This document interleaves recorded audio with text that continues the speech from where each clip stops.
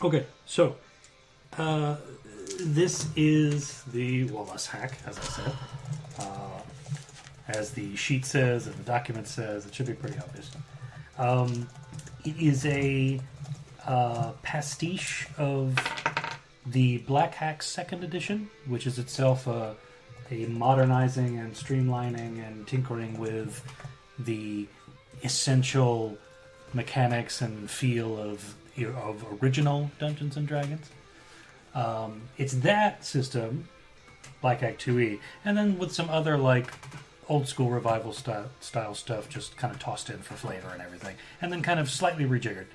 So it's not so much designed as it is kit bashed in that sense. Nice.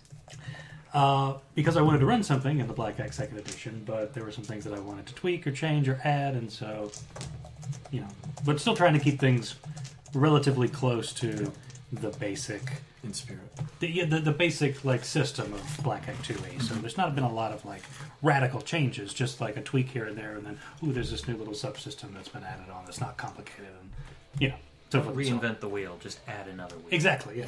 Put on 2 tiny trike-like wheels on the one wheel that's already there. Just to cover the basic rules, I don't know if you may or may not have seen the document, the Google Doc that I posted in the event page.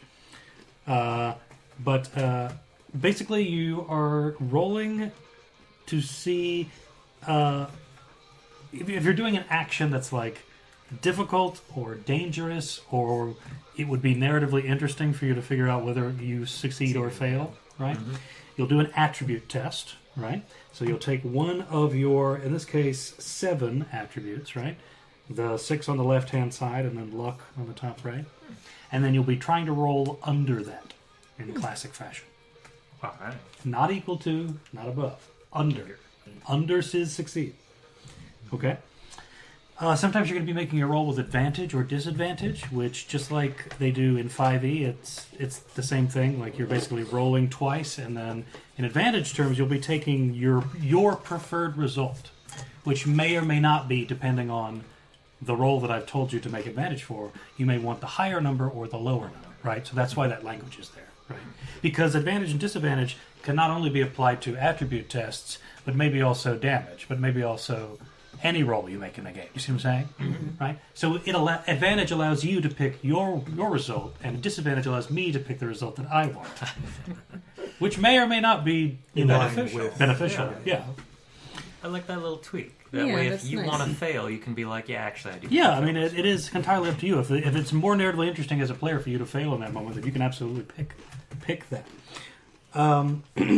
Once per session, right, you can use your character's background, which is a short little, basically a little phrase, like born of the king's bastard or whatever, like something that gives a little bit of like world building fiction and a little bit of like what's the word for it, and like or a narrow field of skill or knowledge, you know what I mean? Mm-hmm.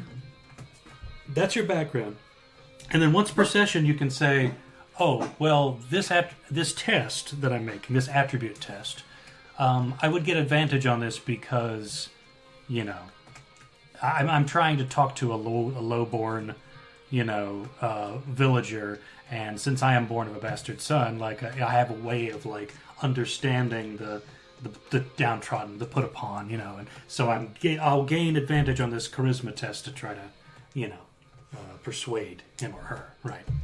And so as long as you can provide a convincing little narrative reason as to why your background is relevant, you can gain advantage. But that's once per session. So kind of like fate a little bit.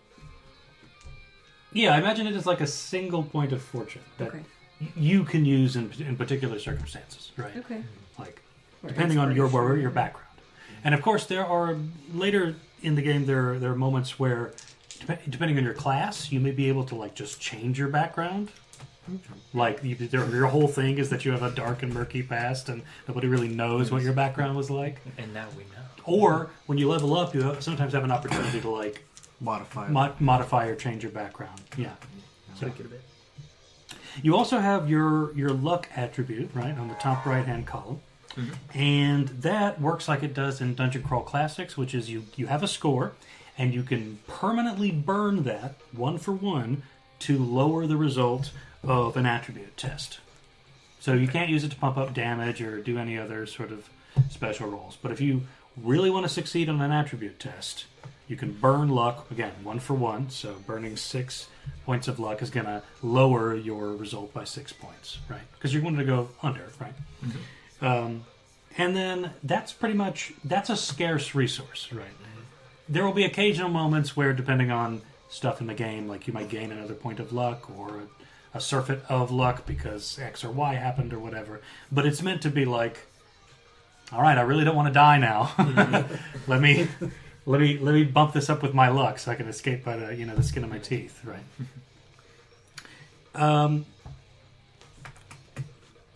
During in-game, during whatever time unit it is, it could be moments, which are combat time, or minutes, which is exploration time, or like general sort of play time.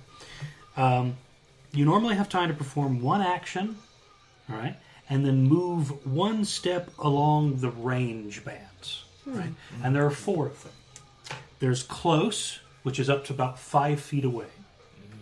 There's nearby, which is up to about 30 feet away. Far away is up to 60 feet away. And then distant is beyond that, beyond 60 feet. And so distances between your character and other characters and other objects and monsters and so on are measured relative to each other, right? So your character, Stephen, might be close to the hobgoblin, but nearby the chain for the chandelier, right? You know what I mean? Like, so if you are already, like, if you want to move to the chain of the chandelier, you can absolutely do that because that's 1 band up, right? So you couldn't go farther than that because that would require 2 movements. So you'd have to move once and then your turn to come around again and move again. You see how that works? Mm-hmm. So you'd always jump 1 down the range band. And of course, those they scale up and down just like the measurements of time too, depending on the context. Like in some situations, nearby may be 60 feet away or like 120 feet away. If you're dealing with like some kind of macro scale, like here's your battalion, nearby is that battalion. You see what I'm saying? Mm-hmm. Like they're designed, a vehicle scale. Yeah, they're designed to be flexible in that way so that if we do sort of zoom out, so to speak, we're still using the range bands, but the actual physical measurements are tweaked to better fit. Yes, to better fit that. Right. You have a number of hit dice, right? A lot of this is going to sound the same, right? Similar to you, or familiar, I should say. You have a number of hit dice that represents your level, and your level is the number of hit dice you have. So vice versa, right?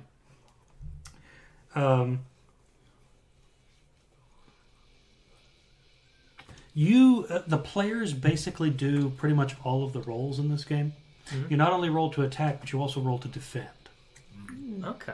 So it keeps you engaged in that way, so that you're not like waiting. You're always like, what's happening to me? Yeah, you're always trying to do something about what's happening to you. Mm-hmm. Right. And so you can see there on the left-hand column, strength is for melee combat and defense, and dexterity is for ranged combat and defense. So if you're trying to avoid a melee strike, you would try to roll under your strength. And for an arrow or a bolt or something like that, you'd roll under your dex. Does that make sense? Mm-hmm. And then, of course, there are other, you can see along there, resisting poison, disease, and death for constitution. You have to roll under the constitution to try to resist poison or whatever. Intelligence to resist magical effects. Wisdom to resist deceptions. And charisma to resist being charmed or dominated by, so the willpower of somebody else, right?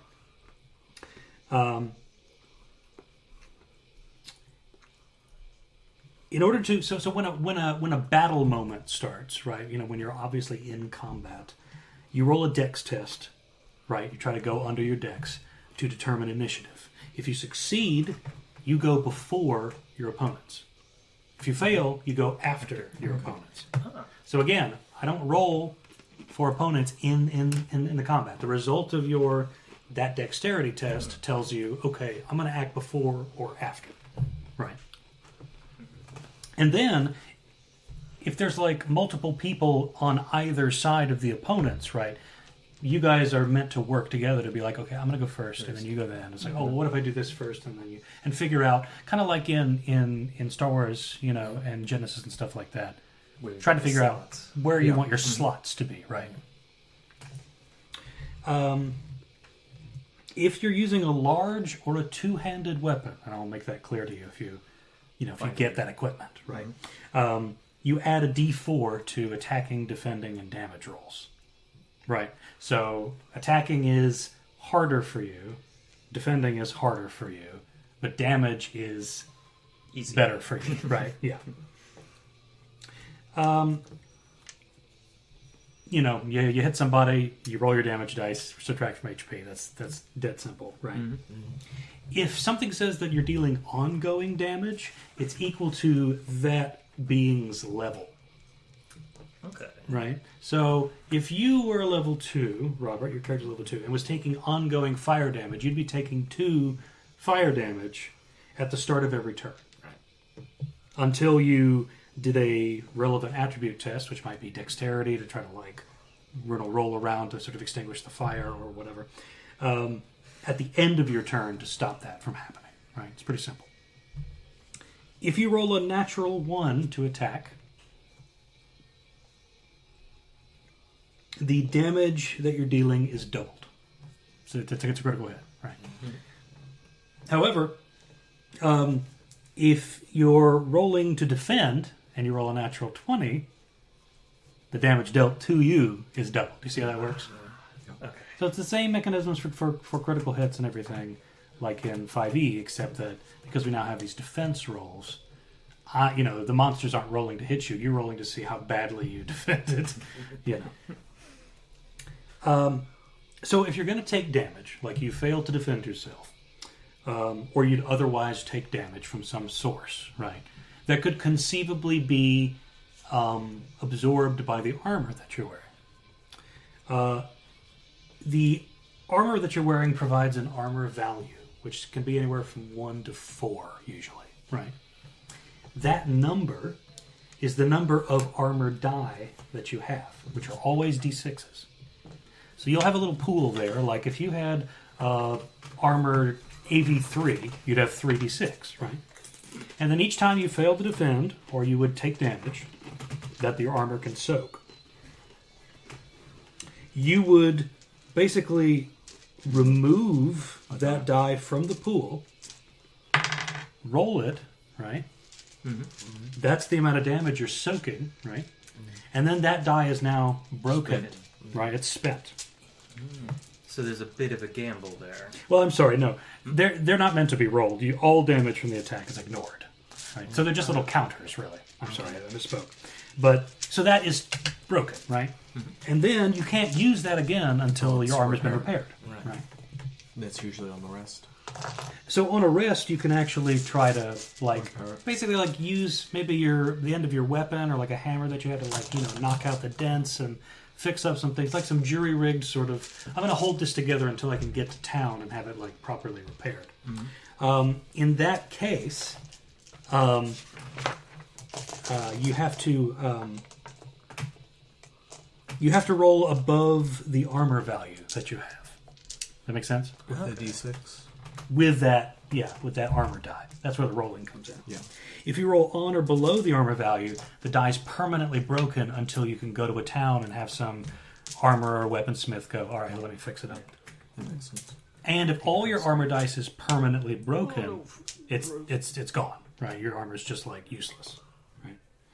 It's destroyed. What are you doing?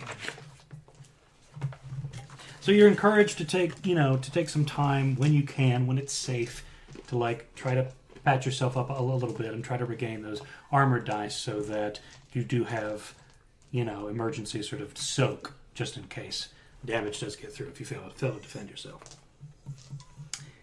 Sometimes you can have hindrances, which are like status conditions, right? Distracted, paralyzed, stuck, and weakened, and when you are affected by those, I'll let you know. Usually it's you can either move and not act, or act and not move, or maybe not both, or you roll stuff with disadvantage now, whatever. If you get dropped to 0 HP, you're unconscious and you're taken out of action. Now, this is a part where I tweaked from the Black Hack, because in the Black Hack 2nd Edition, it takes along from OD&D's, like, you know, and earlier, like the OSR style, the old school style of, like, if you hit to 0 points, you're probably dead. Congratulations, roll a new character. Right. And now you are dead. This is a little softer than that. It's still concerning to get into battle and take damage because you have relatively little health, right? But if you reduce to 0, you go unconscious and you're taken out of action, which means you can't do anything, right? You're out of the combat.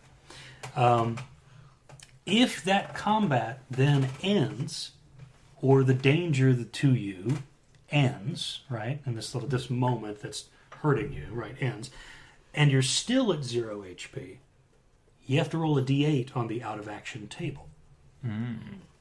See what happens to you. 1 through 7, you survive. 8, you're flat out dead. So it is still dangerous. It is still lethal. In the Black Hack 2nd Edition, it's a d6, by the way. So yeah, you're welcome. Bit of a bump. But you know, depending on what you roll, certain things can happen to you. You might just have merely been knocked out. You might be concussed, in which case you have disadvantage on all tests for the next half hour of play. Right. Okay. You might be scrambled, disadvantage on all int, whiz, and so mental tests for the remainder of the session. Crippled, your strength or your dex, or your choice, depending on how you rationalize the injury, is permanently reduced by 2. If you roll a 7, a random body part is damaged beyond repair. Oh, good. Like your arm or your nose. I will never smell again. So those are things that happen if the combat or the danger ends and you're still at 0, which means that if you're in combat and you have a means of healing yourself or healing someone else, and they are maybe at 1 HP or like they're just barely hanging on, they don't have to roll on the out of action table. They're not just going to take that wild chance and see if they die, because they're going to make it. They may not continue to make it, but in that moment they don't have to roll on that table. Does that make sense? If the character does survive after rolling on that table, right, then they roll a d4, they get that much hit points, and they're not out of action anymore. Right. Back in the fight. Back in the fight. So that comes to resting, right? If you rest for at least an hour, you can roll a hit die and gain that much HP. If you rest for at least 8 hours, you can roll all of your hit die and regain that much HP. Does that make sense? So that's natural healing. Right. Do you regain your hit die after you're done with the long rest? Your hit die don't really get expended. Okay, cool. In that sense. Just the natural healing tells you one of your hit die or all of your hit die. Does that make sense? Okay, yeah. So natural, if you're a higher level, if you're like level 5, and you decide to rest for 8 hours, you're going to get a lot out of that. Yeah. But 1 hour, you're not going to get a lot of that, but you're still going to get more out of it than a level 2 character, because their hit dice, well, depending on what your class and stuff like that is, your hit dice might be lower or bigger or whatever. The equipment information, other than how the armor works, is not really that important. Sometimes the equipment will be consumable, right? Which means it has a usage die, and we've already done this kind of thing. Yeah. Where it starts with a certain die. If you roll a result of 1 or 2, you downgrade to the next one. And of course on a d4, if you roll a 1 or a 2, it's gone. Yeah. Ammunition you roll after combat resolves. Okay. Which would be really fucking tedious if you had to do it every time you shot. Yeah, it would be. Yeah. Try not to wear armor that's not listed with your class, because then you have to add your armor value to all your attribute tests. Because you're not proficient with it, right? Yeah. Sometimes you may be using multiple pieces of armor, or like you'll say, okay, like I want to just slap some stuff on or whatever. And those pieces of armor may have differing armor values. They don't add together. The highest armor value is your armor value. Does that make sense? Now, there are instances like helmets and shields, which don't increase your armor value, because sometimes an effect might target like your armor value, that specific number, right? But it instead gives you another armor die. Does that make sense? So your pool gets added to. right? Stack those helmets. Unfortunately, you cannot stack Wolfenstein The helmets on Wolfenstein top of helmets. each other. You got one space on your head, you can hold a shield, and that's it, right? And of course, some classes, they can't do that. They're not meant to wear helmets or to use shields. So, like, if you do, that's another thing where you have to add the bonus, which would be 1, right, to your attribute tests, right? Mm-hmm. Which to you may be worth it. I don't know, but you'll have to keep track of it. Blah, blah, blah. Obviously, because if you wear a helmet, you can't think as well. Exactly. I'm blocking the brainwaves. Yeah, man. So you can carry up to your strength in items without issue, whatever your strength score is. Any more than that, you're encumbered. You got to roll attribute tests with disadvantage, right? And you can't go above double your strength. Like, you simply can't carry that much.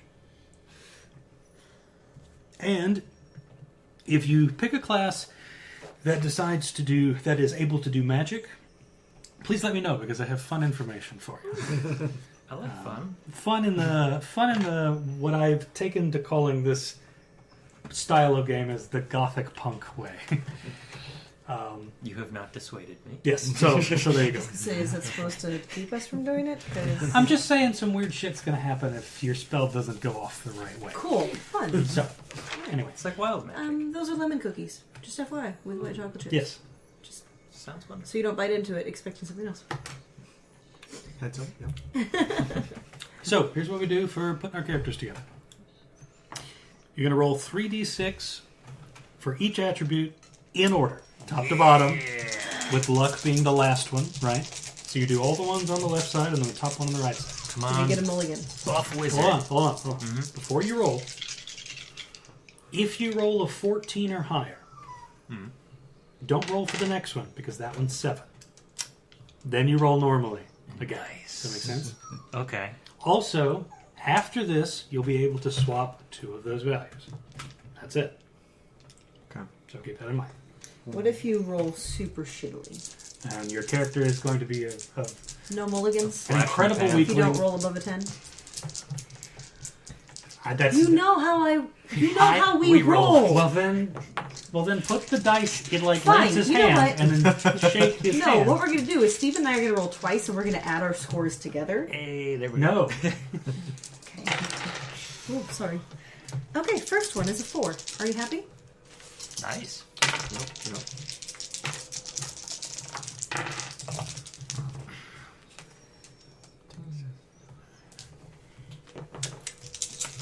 Number 9.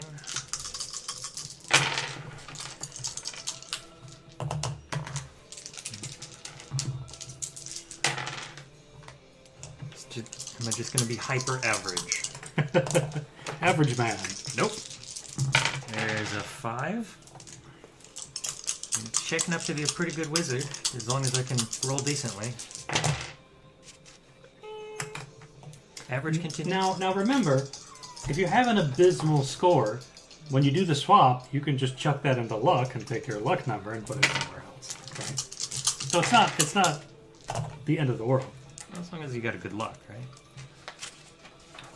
So how do we use luck into play? You burn it like 1 for 1.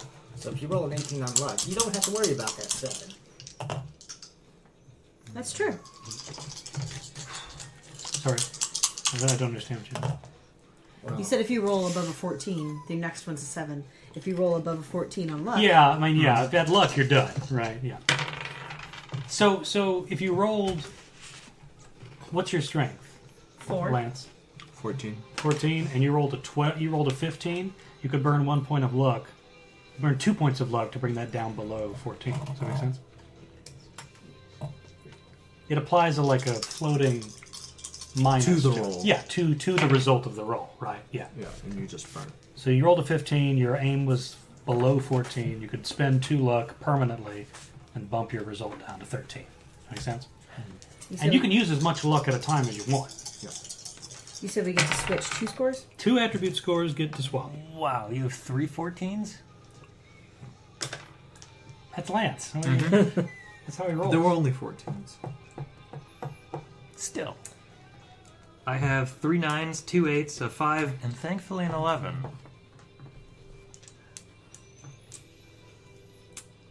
I got a I got 2 12s, an Take 11, one, give it to that 10, fan, and since 3 I'm gonna 8s. mulligan. I would have liked Well, just. these are the rules. I would have liked more 13s. Just like get 13s, Yeah. and then I wouldn't have to have a 7, Mhm. a few 7s. I like how he's changed the game on you. It's not about getting the highest. Now it's about getting the lowest without going over. Or the highest without going over. Let's just say Or getting, luck being your 18. getting a and 14 then- wasn't a problem for me. Okay. I have no 7s because I didn't roll above Yeah. a 13. That's Nope. That's good. Same here. No, it's Like not. if you just get 13s, then that's probably better than But I getting didn't 14s. just get 13s. How do you have an 11 now? There's the one switch. Because I swapped it with Oh. my luck. Oh, okay.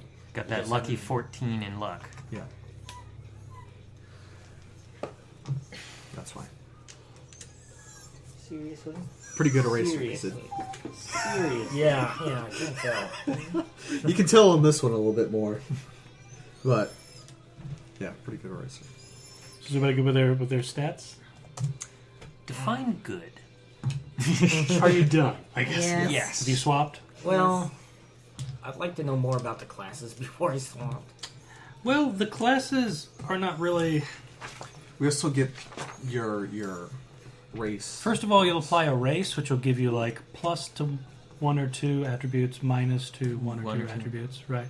And with some like basic like you've got night vision or whatever. You're a gargoyle. You got stone skin. The classes themselves, they don't necessarily tie as strongly to the attributes. Mechanically, it just sort of makes sense what you would want for that class. Like, okay, let me give you a listing of what the classes are, right? And you can ask me if you want more information about this. Okay. Acrobat, Oh, yeah. assassin, barbarian, bard, brawler, cavalier, cleric, crusader, druid, eldritch.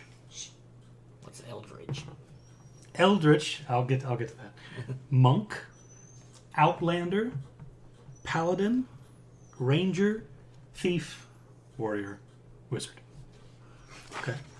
A lot less enthusiastic. Well, those are the basics. Everybody knows. Wizard. And they all have their strengths and weaknesses. They all start with different HP. They all start with different hit dice. They all do different attack damage. Generally speaking, they have different weapons and armor that they can equip, and things that they can do with advantage, and blah blah blah. So, an Eldritch is an interesting class. Eldritch is you have a very limited ability to cast spells. 1d4 starting hit points. You know, like 1 first and 1 second level spell.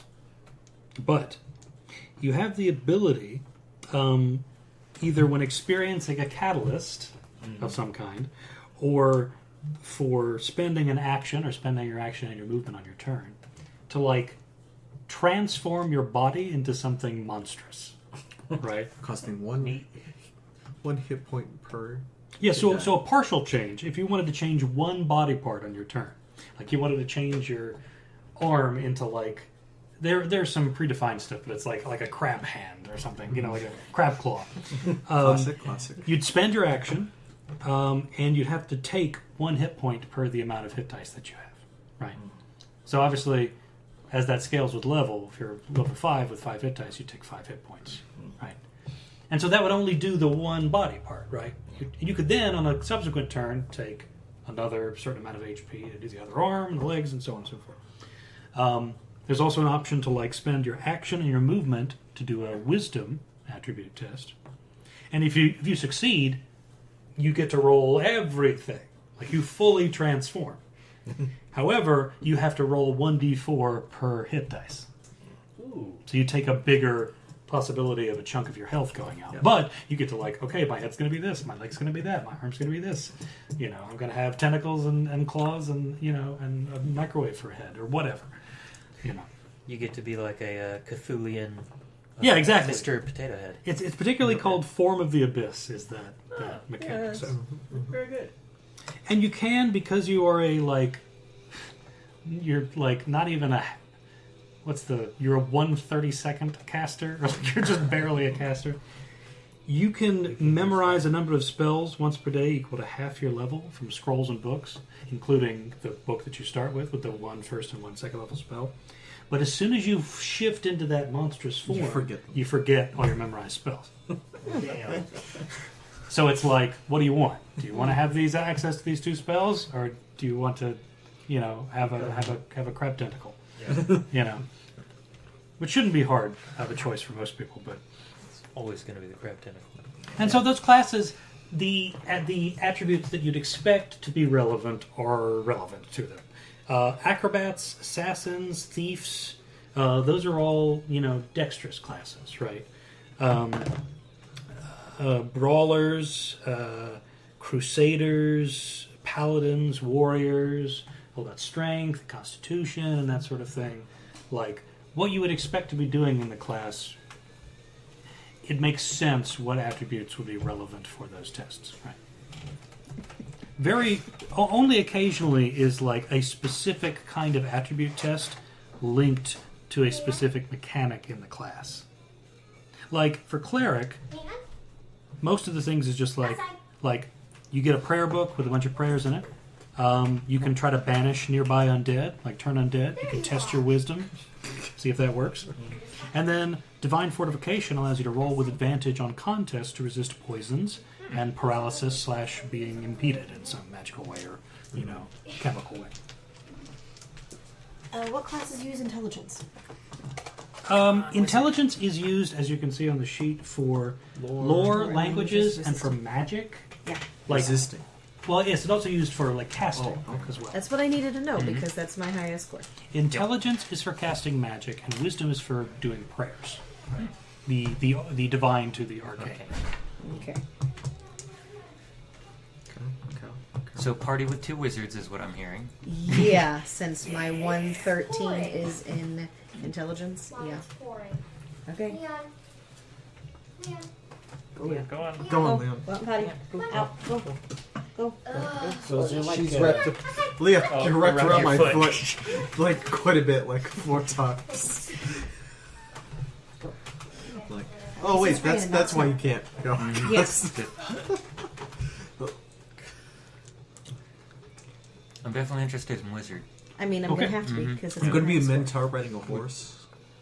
I look forward to seeing this. Crusader, perhaps? Yeah, a cavalier. Nice. Well, I guess let's hear about the races and what those increase first. That's true. That's Yes. fair. I heard racism. Let's hear about the talk about the racism. I want to talk about the racism.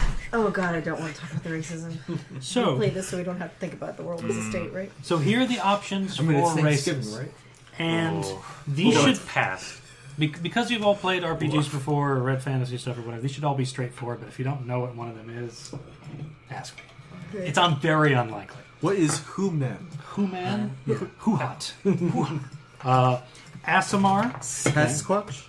ape folk, cat folk, Hey. centaur, Oh, ape folk, not eight folk. I ape was like, folk.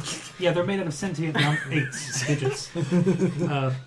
Dragonborn, dwarf, elf, gargoyle. That's an interesting one. That one Gnome, did seem pretty good. half elf, halfling, Get human, advantage with defending. lizard folk, minotaur, orc, rat folk, I don't see one. Sasquatch, tiefling, and wolf folk.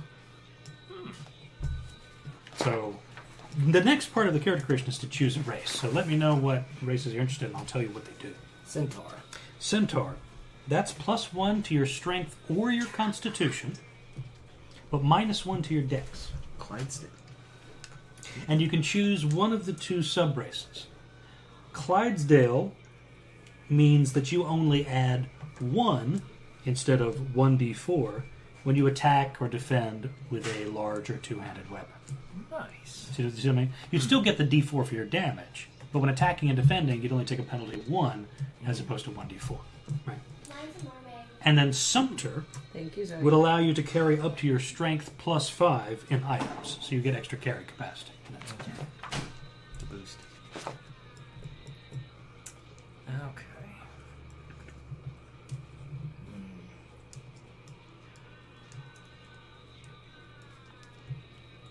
And a lot of the racial benefits are sensible, having come from other editions of D&D and things like that. Dragonborn begin with a breath weapon, right? Elves have Fey heritage and night vision or dark vision, right? Catfolk are interesting. They have 9 lives. We gotta read that. The half-elves can choose between either elven or human heritage, right? Oh, well, shit. You roll that 8 and you're like, not today. Yeah, don't worry.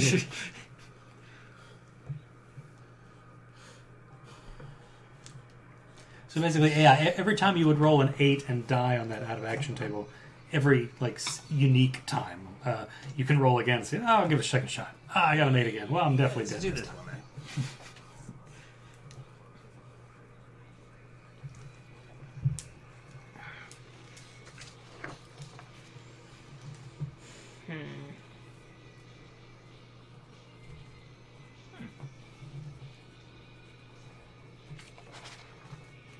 Well, after you've picked a race, the class will give you basically everything else you need to know.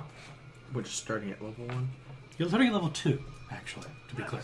Okay, so then do we roll for hit die twice or hit points? Well, the class will tell you what your starting HP is, which includes a roll and then maybe a plus. Plus, yeah. And then your starting hit die will be like 1d6. And so what you're doing is starting HP and then rolling your hit dice. Okay. That make sense?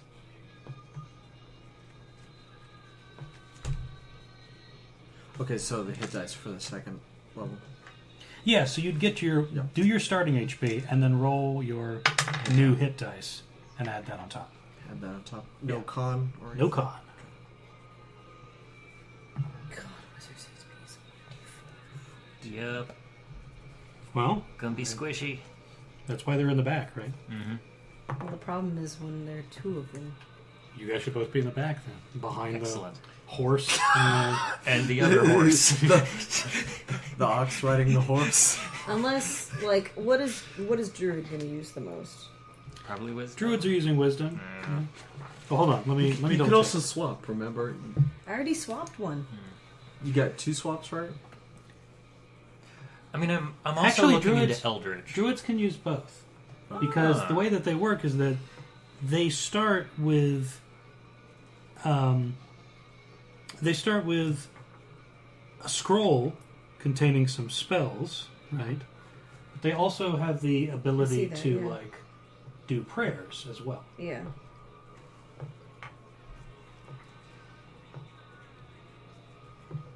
If you want to go wizard, I might go Eldritch, Okay. just to try to do the big one-off spell casting.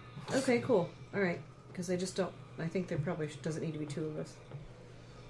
I would be curious to see how it plays. As the first time I played 5th edition was a group of 4 rogues and a cleric. Oh. How did you guys Why? do anything without dying? Cleric died first, and all the rogues are like, "I'm out of here." That makes sense. Yep. It quickly devolved into every man for themselves. Yeah, okay, that makes sense. Yeah. You too can be chaotic neutral. Everyone can be chaotic neutral. Yeah, I'm gonna... Because everything is just so... You just have the cleric get up right next to the person and then all Everything the is rogues. soft. Everything will die in like a single touch. I mean, I got 14 hit points. Nice. Okay. Yeah, I'm gonna go Yeah, because Wolfman. Right? I was To thinking get that about little bit of strength. There we go. Yeah, despite the knock to intelligence, I like the idea of not being afeared of the dark.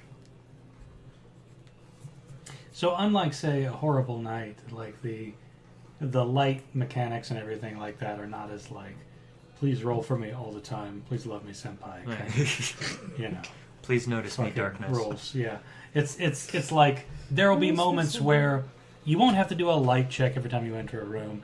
Like if you wanted to ignite your torch, you'll do so, and then you'll roll your usage die, right? And then that'll be on until something unfortunate happens, like a large gust of wind, or it starts raining, or you trip and it falls into the dirt and gets extinguished, or whatever. In which case, if you're in a place where it's like advanced darkness, Mm. then you have to try to resist panic, right? Ah, yes, Darkness 201. Advanced Darkness. Yes. I think I'll just start I'll do tiefling then. So it encourages you to keep a source of light with you at all times, and to ask, generally speaking, when you come into a new area, is there light? Can I see? Because otherwise you have to start making whiz tests to see if you, in some cases, whiz yourself. Ha, that's funny. Bottom. You're welcome. That was for you. Thank you. Armor value 4. Will Armor dice is 5. charisma help me as a wizard at all? Is there any mechanical use for that? Mechanically connected to the actual class, no. what? Okay. What is it? But you could be it connects to the mechanics in situations where charisma is important, right? Sure. Yeah. Diplomacy. No, I mean, I just need, because if I'm a tiefling, it bumps my intelligence and charisma, but it knocks my wisdom down by 1. So I don't know if that wisdom is going to be more important to me than my charisma as a wizard. As a wizard, Because I have I have a decent intelligence. your intelligence is going to be the most important thing. Okay, cool. Because you're going to be casting. And casting spells is all about succeeding on intelligence tests. Okay. Okay. So your wisdom's not going to be as good, so you're not going to be as, perceptive or whatever, Yeah. but that's just the name of the game. So walk me through hit points again. I'll roll starting hit points. Yes. And then since we're second level, I will also roll starting hit die and add them together. Mm-hmm. Cool. The winner is one's on. So starting HP and starting hit dice are different for a reason, right? Mm-hmm. Starting HP is the amount of HP you start the game with, and then the starting hit dice is the die you will use when recovering hit points. And that's the hit die you have, period, right? So if I were a druid, my starting HP would be 1d6 plus 4. So I roll there, 6, Hey, good, plus 10. 4 is 10. So I'd start with 10 hit points. And at level 1, I'd have 1d8. So I have the opportunity when spending a hit die to recover 8 hit points. Since we're level 2, my new hit dice is 2d8. And since you have just gained a level, artificially speaking, you would roll one of those hit dice, Okay. the d8, right? So make sure that you're rolling one of the hit dice and not starting starting HP hit points again, again. because you're going to do yourself a disservice.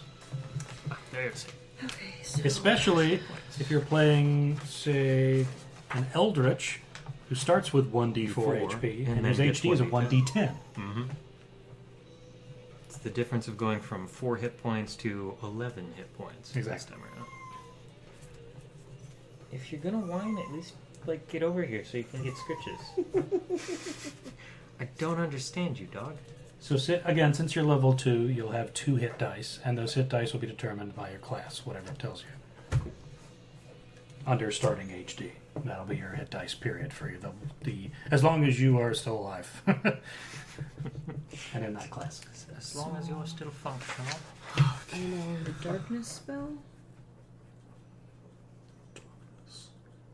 And I know Hellish Rebuke. Neat. Right? Okay. Stuck in Manta. Got it. Thank you. Wolf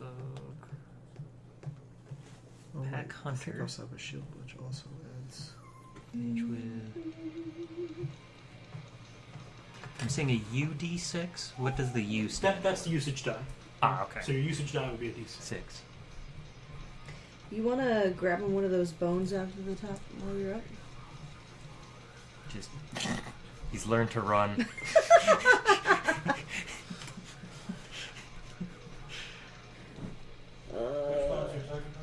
The teeth cleaning ones that are supposed to make his breath smell better. They don't work. Theoretically. Theoretically. Woo! I got 4 HP to start with, you guys. Not bad. That's my max. God damn it. And then you'll roll another to see if level 2's any better? For wizard, I think? Oh, son of a bitch. I got another 4. Hey, 8. Did you get What are 2 you doing ones? for Yes. wizard? Oh my Oh, yeah, god. 'cause it's. Yeah, die is a. Have good armor. Have really good armor. That's your answer. You need really good. He's got 2 hit points. I got 8. Or she's got 2 hit Oh, points. 8. Okay. Okay. You've got the plus. Thank I God. have 8 Yeah. too at level 2. Well, just don't get hit. Yeah. Get a good armor, don't get hit. Yeah. With my stats, I'm gonna get hit. So do we roll for a new hit die every time we hit a level 2? What do you mean? Like, so starting HD is 1d4. Yes. So since you're level 2, you would roll an additional d4 and add that to your starting HP. Does that make sense? Yeah, but I'm talking about HD. Hit Hit die. die. Yeah, what about it? It You would says have starting total 2d4 2d4. I see. because you're Okay, level 2. Cool. So for like me, my starting hit die was 1d4 plus 6, but my hit die is 1d8. Okay. Yeah. So then I roll 1d4 plus 6. And then add 1d8 because 1d8. you're on a new level. Yeah. But your total hit die are 2d8. But Yeah. my total hit die is 2d8. I don't know, man. I kind of want to mulligan on my familiar. Mm. That's okay. What did you That's get? fine. Cool. Those are just Familiar Thematic seems things? like those are just examples, right? If you have a better idea of what to use as X or Y, then No, like I your just, war trophy or your connection to nature or your kung fu style, whatever it is, then just do it. I just wanted to pick one because I really like one of pick them. one. Then pick one. Is one of them a ferret? No. But for some reason, I really enjoy the idea of a 6-inch tall moon-faced man. I don't know. That just like is. One of them is a luminescent crab. I know that's what I rolled the first time, Those but are fun. You didn't want the luminescent crab? kind of. But I kind of want that, like the tiny little What man about that what about follows the me toad around. with human legs? No, that reminds me of that other game we played, and it was gross. Mm. I don't care for that. The one that Steven didn't even want to look at. Yeah, hard pass. I don't remember that. It was the last game we played. Not the last one. The we frog played. spiders. The frog spiders, yeah. The toad spiders. Mhm. Yeah, okay, yeah. Yeah, no. Hard pass on looking at that image. So what is a curse catalyst for the Eldritch? I'm assuming it's what causes you to like involuntarily turn? Mm-hmm. So, like- yeah, when you experience that curse catalyst, whatever that may be, you have to test your wisdom, and if you fail, you immediately That's fair, I rolled a transform. one. That's fine. And it's like the full-fledged and not like a single body It's part like kind of thing? full-fledged. Cool. But you don't take HP because it's involuntary. You didn't. However, What's the however? triggers panic in nearby creatures, Awesome. including your fellow adventurers, because it's like, whoa, shit! Why did this happen? You know? Yeah. If you do it in the middle of town, it's like, oh god, it could cause a riot or a panic. Like, I am so tempted to pick like lying to someone because that's something where it's really easy to just be like, hey, sometimes you need to lie, right? Whoops. because it's supposed to be like the thing of like, oh, it's the full moon. Yeah, exactly. But Yeah. I'm also thinking it's something like pocket size that you can carry on you, so you can voluntarily transform. Well, I mean, it's more like it's things like number 1 is light of the full moon. Number 2 is smell of innocent blood. 3 is being immersed in water. 4 in self-inflicted pain. So that's kind of an easy way in. 5 lying to someone, tempting. 6 sleeping under a roof, as you do. So generally, those are things that are not things that you can carry around in your pocket and game the system, Lance. Lance rules as written, Schenkel. They are things that happen to you because of the context, right? I mean, the self-inflicted, that's pretty easy. But you're taking damage, I would assume. Exactly. Yeah. Mhm. And that's part of the reason why I'm tempted to go that way, because it's got that, like, it is just steeped in style, where you can do the, like, flashy, and I cut myself to transform into a horrible monster. Yes. Because I'm also thinking like Maximum edge. Yeah, some exactly. like Hyper perfume edge. of roses. You know, it's like you just carry it. It's like, oh, Yeah. It's Hold on. So never go to a noble ball. and you're just like, oh crap, it's happened. I've turned into a crab man yet again. So can you Look go like over crab, the difference speak between like armor people, value and crab armor pool? people. So armor value is the number, right? Like depending on this, the highest number of your armor value, right? Which determines your starting number of your pool, your starting pool. Okay, so that's the same, and lower number is easier to repair. Yes. Yes. Mhm. Okay. Why do all of the spells start with A? They're not done yet. Oh, I see. If you want spells, let me know because I'll have to. I'm taking all the spells from the AD&D like big like Wizards Compendium Volume 1, Wizards Compendium Volume 2, And so, like, you tell me what kind of spell that you want, and I will literally go through the document and say, here's the one that you want. Because I haven't had time to take all the first and second level spells from A, D, and fucking D and, like, put them in a, you know, a document or something like Neatly that. formatted. Yeah, so that part's not done. Okay, so I have a dumb question that will result from being dumb, usually. Does self-inflicted pain include things like, I'm going to try to jump this, and then failing? Because I attempted that, and it's kind of my fault the pain's there. No, Okay. because there's a possibility that you could not get hurt. Mm-hmm. I think self-inflicted pain there meaning that, like, Purposely causing causing you Okay. pain. Like, doing some action or some course of action that will definitely cause you pain. Like the Not the possibility. flogging yourselves. Yeah, Yeah, exactly. self-flagellation. But by that same token, willingly throwing oneself off a cliff or Yes. something of that degree is a way to trigger. That would count. Okay. I cannot roll anything above a 1. Trying to jump a ravine and being like, Feels bad. "Oh, I'm okay," that doesn't work. Because you're not intent. Intent is important. Yes. I mean, Okay. unless if you're a werewolf who's immune to bludgeoning damage. As we know. That's what. Orbital drop weapons. Part of me really wishes that was a thing. Another part of me will make that a thing. Zoe says something seriously wrong with your game because there are no mermaid options. That's, She's probably going to tell you. tell her that Looks there's like something a- seriously wrong with their logic because the game where we're playing in is like 98% land. What about the eventual pirate campaign that always Then happens in fine, every then setting? great, super. Then that absolutely, you can have merfolk out the ass. Then you're more of a siren, not a mermaid. You could still be siren only if you're luring people to their doom. Specifically men. Specifically men. Die Lorelei by Heinrich Heine.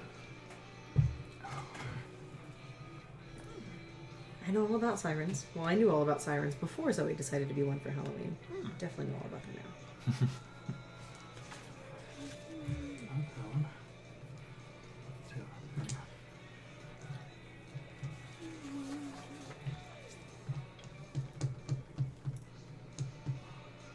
Don't show me Cyber Monday ads. I don't have any money. It's not Monday yet. Also, It's close. Soon. I don't get paid till Friday, so don't show me that shit. Feels bad. Thankfully, they paid us before the Thanksgiving instead of the week after. So. Nice. Oh, that's nice. Yeah, no, didn't. I get paid every other Friday, so. Yeah, it's the same bike weekly, but for some Yours reason the lined bike, up. yep, lined up. Mine does not. So, Stephen, I've printing got out 10 coin. is your Probably more of like form the of the luck where abyss Thanksgiving was. sheet. It'll tell you what your options are for arms, legs, head, all that stuff. Okay, I need some spells. Okay, so what kind of spells do you want? Well, I have Darkness and Hellish Rebuke already. Okay, how many spells are you getting total? 3. I get 3 level 1 or 3 level 2 spells. So 3 to distribute between level 1 and level 2 spells. Yes. Okay. So what are the kinds of things that you want to do? I usually just look at all of them and then decide from the list. There isn't. That's what I'm saying. I know. That's what I'm just trying to think Yeah. of. Like, what would be the most helpful? So like light. standards in D&D are all there, right? Yeah. Burning hands, light, mending, you know, Well, can I start? shocking grasp, all that stuff. Can I start with knowing what darkness does particularly? Sure, please. I think it might be in this. Because I get it for free. I just don't know. I don't know the specifics of it. Like, I get it. It's called darkness, but No, it's darkness. my old friend. You have to say hello first. Yeah, it's kind of rude if you don't. So, hello, darkness.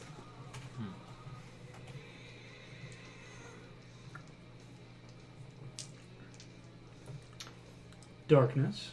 Okay. It is so it's 15 feet radius.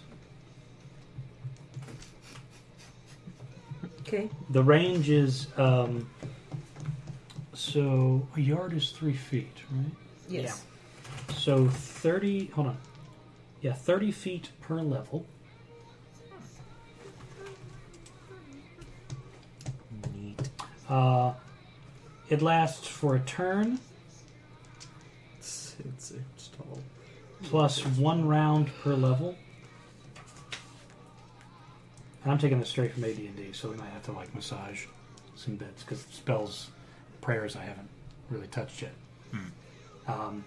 This causes total impenetrable darkness in the area of effect. Night vision, dark vision, all that stuff is useless. Neither normal nor magical light works unless a light or continual light spell is used. In the former event, the darkness spell is negated by the light spell, and vice versa. Makes sense? That's it. That is technically a level 2 spell, according to AD&D. But of course, that's a free one for you.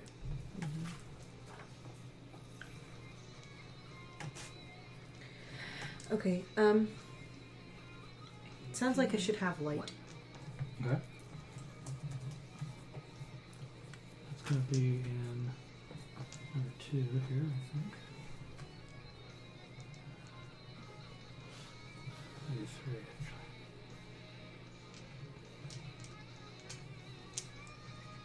Nope. I was right the first time. Number 2. So these are like... Back in the day, they did this, like... TSR did this whole thing of... For both clerics and wizards, they made these spell compendiums, which are these, like, chapbooks, and they released several volumes. It's basically like, okay, every spell across every supplement that we've done, every setting, and everything, like we're trying to condense Crammed it into into one, into a few volumes of things that you can put in your bookshelf. So that's what I'm pulling from. That's why it's... They literally made like encyclopedias for spells. That's exactly what it is, Uh-huh. yeah. Wow. That's why I'm trying my best to write it down. So light- Spellcanica. Light's a level 1 spell. I like It, spell canica. its range is... Spend an hour memorizing a number of spells equal to half your level, minimum 1 from Scroll Redux. Cool. Puts a whole new I'm going to taste change to these yards into memorizing feet, spells. You actually, go to, so like, the a darkness whole, is like, actually encyclopedia book. Okay, let's look at S. 10 S1. feet. What do we got? SA through SL. No, the radius is still 15 feet. The range of it is Yikes. 10 feet per level. Is that 10 right? feet per level. Per your class level. Lasting amnesia. So you can up to 20 feet away. So Okay. my goal is So to light get a spell I is can 60 use feet. and then transform. It lights up for Use it. 60 feet. No, the range. Like Range. what you can cast it at is 60 Use it feet. and then immediately lose It does a 20-foot radius globe.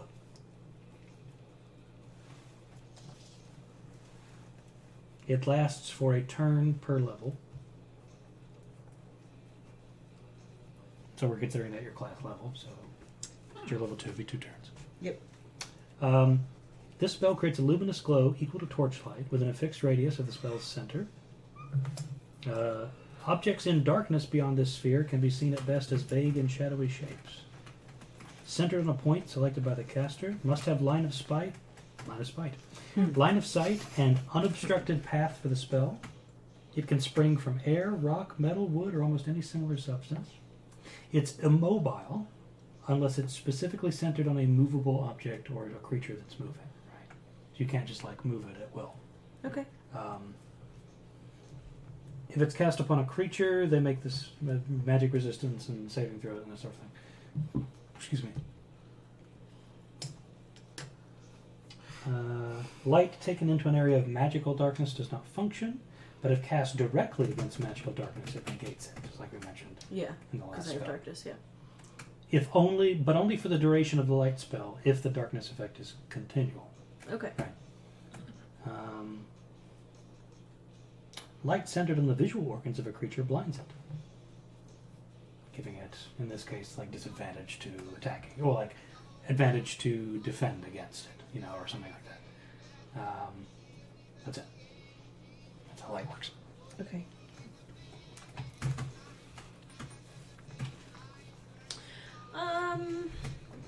I'd like something that allows me to light things on fire, please.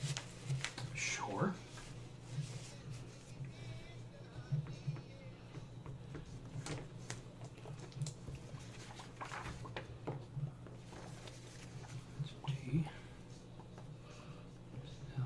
Or, light someone on fire. Not like start a campfire. I got what you're putting. Okay. I understood what you're putting down. Okay, you're picking up what I was putting down? Yeah. Cool. Just figure if light's going to be a precious commodity in this game, why don't I just be able It to... may or may focus not, on depending on where you are. Make more light. and some smoldering flesh.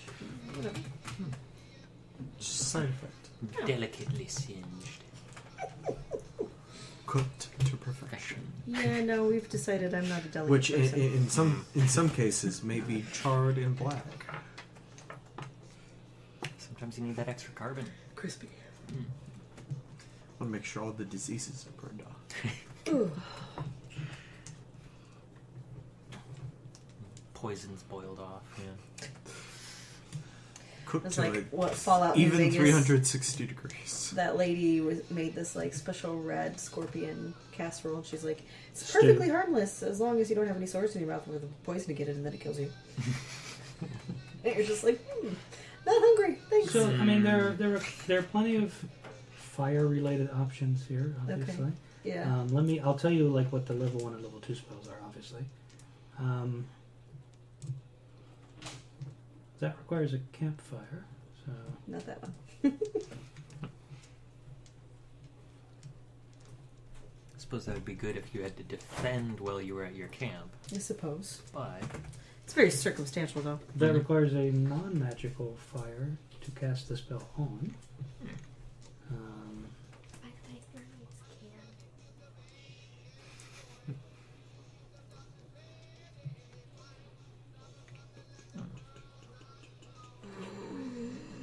Bye. Go get ready for bed. Still mermaids. Go get ready for bed. Fire shuriken. Fire shuriken. what? Please tell me. Or let's it's see. like one of those really big ones, just like The impractically large shuriken. Fire staff. Ooh. What's your fire? It requires a It was a non-magical weapon staff, that was pole, designed log, to club, or annoy, retriever. I happen to distract, have and on a occasion, bent oak poison. staff. Okay, that's And fire very staff. rarely injure. There's They were not designed to do that. just throw them, just like Flame dagger, discus. Just flame ray, which is like I throw my souped up shuriken burning in the hands. dark. or Where it like lands. scorching. Okay, let me see fire. Let me read, or I can read fire staff and flame ray. Fire staff. It's a level 2. Okay. I'll just read this for you. Write this down. Object must be of wood and have 2 discernible ends. Wizard cannot choose to light only one end of the staff, nor can the staff be extinguished at will. Balls of blue flame appear on each end. It's a melee weapon that inflicts 1d6 points of damage, plus 2d4 points of flame damage per successful attack. It's not a magical weapon. It can be wielded by someone other than the caster, and ignite flammable materials as well as being used as a weapon. Very nice. But ideally, no one should be that close to me. Ideally. 'Cause I'm However, very squishy. we likely do not live in this ideal world. That's true. Okay, maybe I. That was fire staff. Okay, yeah. Tell me about flame ray, please. Flame ray. This spell is a stronger variation of the burning hand spell. The cone of searing flame is projected from the caster's forefinger. It inflicts 1d3 points of damage plus 2 points of damage per caster level in the first round, to a maximum of 1d3 plus 20 points of fire damage. In the second round, the ray inflicts half damage, rounded up. Successful saving throw versus spell halves the damage in either round. The flame ray cone extends 20 feet to a 5-foot diameter at its widest end.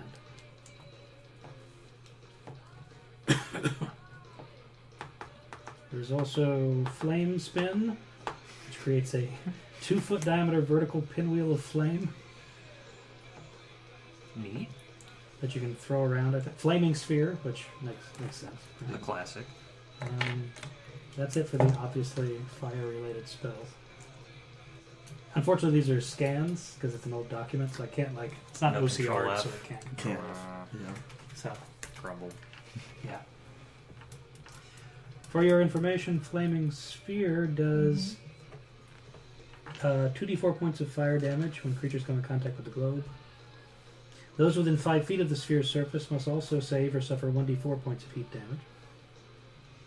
Sphere moves as long as the spellcaster actively directs it, so it's like, you know, Go that way. it's like the 5e spells that you make a little sphere move around. Yeah. Forget about it. Light something on fire. What, Burn a house. what was that? What was the shuriken one that's going on? Fire shuriken Yeah. Just, I mean, if I'm only going to have 3 of them, I'd like to make sure I can actually do some. makes a flicking gesture with your hand, firing out 1 or more shuriken-shaped wheels of magical fire. Attack rolls got to be made. A successful hit causes 2d8 points of damage from the flames and the sharp edges. Creatures resistant to fire suffer only 1d4. Upon striking the target, the fire shuriken disappears in a burst of multicolored smoke, temporarily obscuring the vision of the target. Yeah, okay. Neat. And since you're level 2, you can only cast 1 shuriken at a time. That's fine. That's a level 2 spell. That's fine. I'll take that, though. It's Fire still- shuriken, level 2, range 60 feet. Okay. Said, how many d8? 2d8 points of damage from, flames and slashing or piercing or whatever. And if they're resistant to fire, they only take 1d4. And then, after it strikes the target or any other solid object on a missed throw, the multicolored smoke happens. Neat.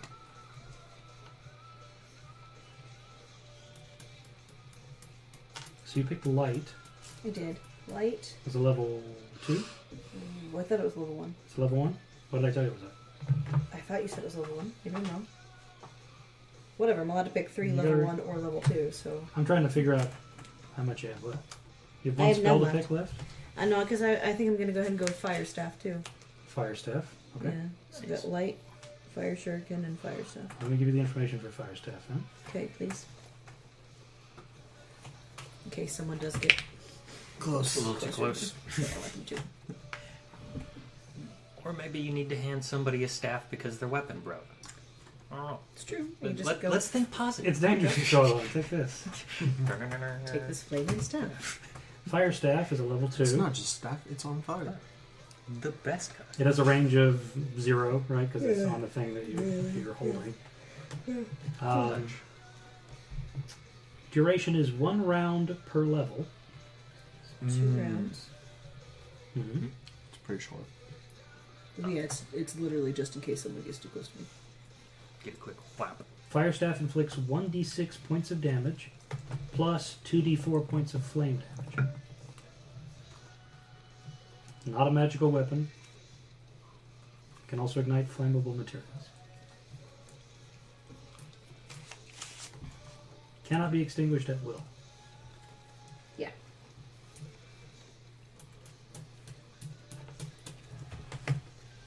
There's your spells. Point of order. Yes. So for arms and head, there's the option where it says roll twice for head 2 more times. What happens if you roll yet again? Do you just continually get more and more arms for like multi-armed? So it's got, Let me look at the table real quick. yeah, roll for your arms 2 times. What an interesting Gain question. an extra action per turn involving them. No, my understanding is that any future rolls of that would be ignored. Okay. Right. I was worried there would be this like weird fractal being you turn into with just No, arms because that would be and heads ridiculous, right? Yeah. splitting every No, basically you're getting at maximum like an additional 2 rounds. extra set. Okay. I was worried about how you'd try to resolve that mechanically. Okay, so I get to pick a first and a second level? Mm-hmm. If I'm remembering correctly. Yeah. I'm looking for things since Eldritch seems to have this feel around the class that it's like, you were a wizard and then you did something bad. Or you could have been cursed touched by a something. god or something like that. So I'd like to look for anything that's kind of like divination or enchantment. Are kind of the 2 things I'm leaning towards. Okay. If there is anything of that sort in first and second level. Hmm. 'Cause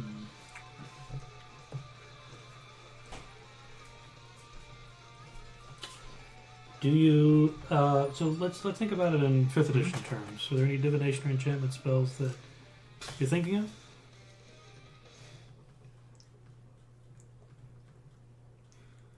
Like off the top of my head, I cannot think of any of the divination. Any of those like quick peeks into the future, boost to next attack roll, those kind of things. Enchantment, I wouldn't mind like a charm person style thing. Or Okay, a yeah, we sleep. can do that. Yeah. I know what that is in here. First volume.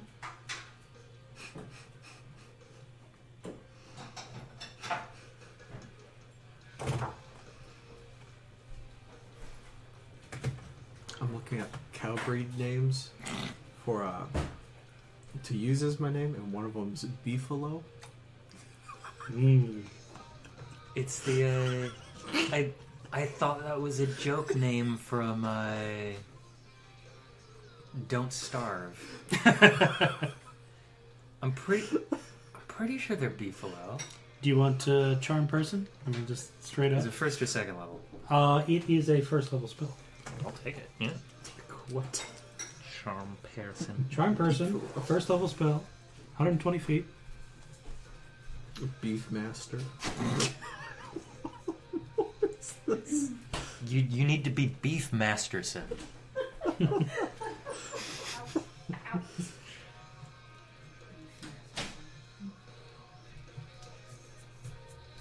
So, this spell affects any single person it's cast upon. Okay. Term Okay. person includes any bipedal human, demi-human, or humanoid of man size or smaller. Okay. So, for instance, it wouldn't work on an ogre or a giant. But humans, kobolds, lizardmen, half-orcs, half-elves, goblins, gnomes, gnolls, dwarves, elves, dryads, brownies, sprites, troglodytes, orcs. That sort of thing. Cool. Person targeted has to do a saving, an attribute test to try to resist. Okay. Um, So does that mean I'm rolling for them? no. They Okay. Yeah. So you will actually roll in that case, I will Okay. roll. Yeah.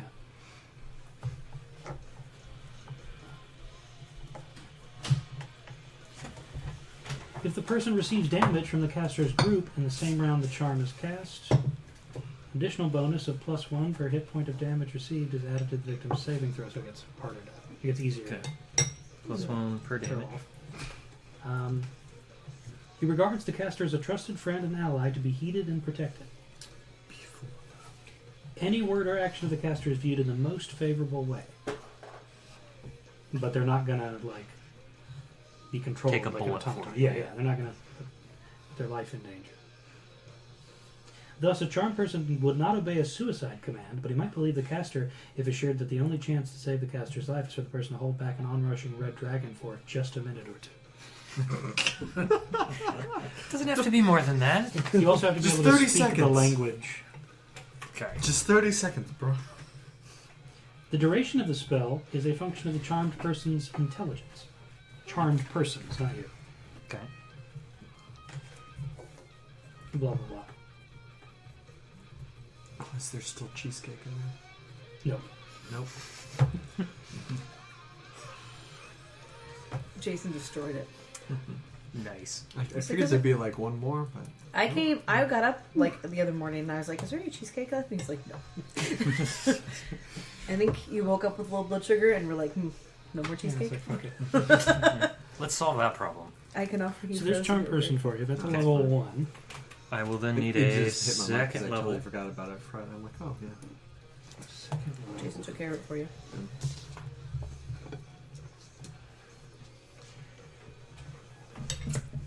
Lots of alteration, necromancy. I'm trying to see if there's something I can style along the lines of I looked into the abyss with some sort of spell, or Necromancy something or close. Potentially, yeah. When you die, you go to the abyss. Or like Oh, no. what? Abjuration? Abjuration is more like shield and Oh, yeah. protection. Usually, Conjuration. That might. Because then you accidentally tap into some other dimension. You're like, oh, Whoops. whoops.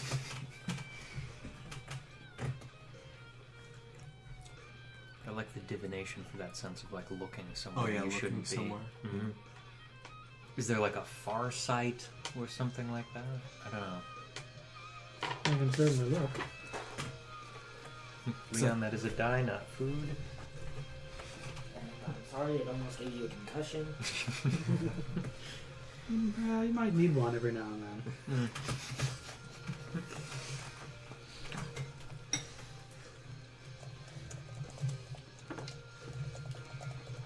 Well, there's Foresight, but that's a level 9 spell. Oh. Is this AD&D? This is that you're pulling AD&D. from? Okay. I'm gonna see if I can find like a wiki-friendly version to pull. Yeah, I found that there were a couple of pages that have Lesser like divination. I have the player's handbook for AD&D 2e that you could just crack open that book and look into it, but that's not going to give you all of your options. And all the stuff online is like, oh, this is from Bits the and first pieces edition of copy of all the book, this is from over. the second edition copy of the book. Here's the stuff from Dark Sun and Blood. That's why I was reading through these, because these contain, from what I understand, everything. How about Detect Thought? Okay, It's a Detect classic. Thought. That or ESP? ESP is a classic one. Yeah. Okay, Detect Thought. Let me look at that. Scroll. I wish I could just control F, and I can't. Detect Thought. Page down. What about Delayed Magic Missile? I mean, that's always fun. You like, 5 seconds later. Detect Temporal Anomaly. That sounds fun. Is that second level? That's a level 1 Chronomancy spell. Chronomancy. That's it does about turbulences in the time stream. It Okay, says that's probably not going to get not used. really is it? relevant for you. Sad. Detect Thought is a level 2. Mm-hmm. 10 feet per level. Making a collect call on the wrong super being. Maximum of 1 turn. Prank call. This spell This allows is Dave. for Who is the this? detecting the presence and precise location of intelligent thoughts. Mental activity of creatures with intelligence 5 or greater, except those thoughts are shielded by psionic stuff. As you do. Solid barriers do not affect this detection, Yep. Nice. and its probing allows detection of all the separate sources of thought in a group of beings, and hints as to each thinker's general inclination and mental strength. General inclination being angry, bent on killing, sad, confused, searching for something. Exact thoughts cannot be read by means of this spell. That sounds fun. Spell So you lasts get the up to gist. 1 turn unless ended earlier by the unleashing of another spell from the caster.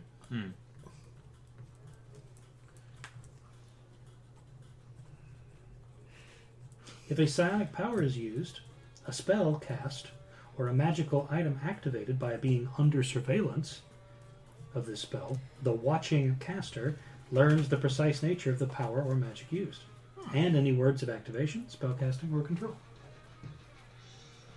Nice. So you can learn like magic item activation stuff by Yeah. going, hey, what are you doing? Yeah. Okay. It's handy. So it's 10 feet per level. Yes.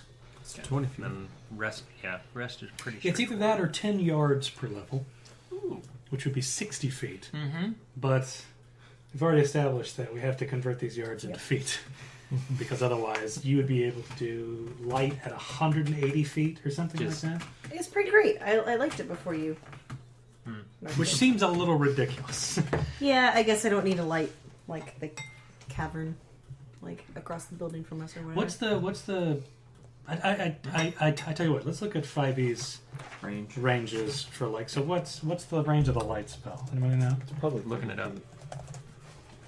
This is the part that takes the most, like this, because you have to do The some crunch.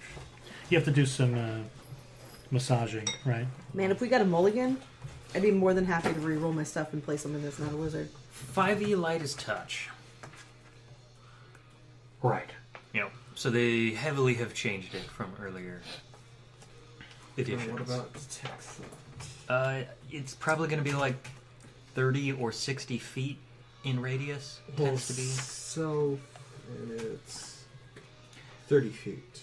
I don't know. So let's call detect thought 30 feet. We'll call light 30 feet as well. That seems reasonable. Okay, well you said it was 20, so Yeah, let's just call it Little 30. boost. Okay.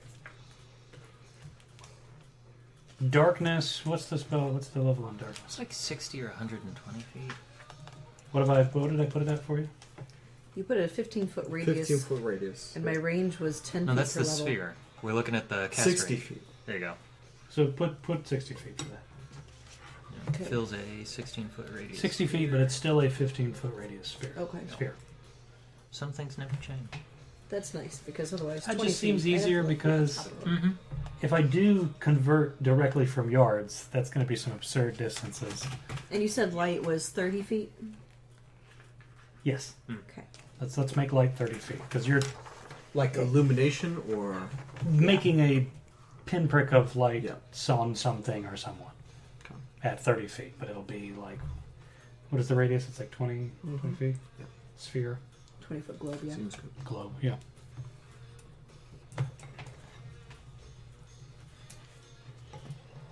Okay.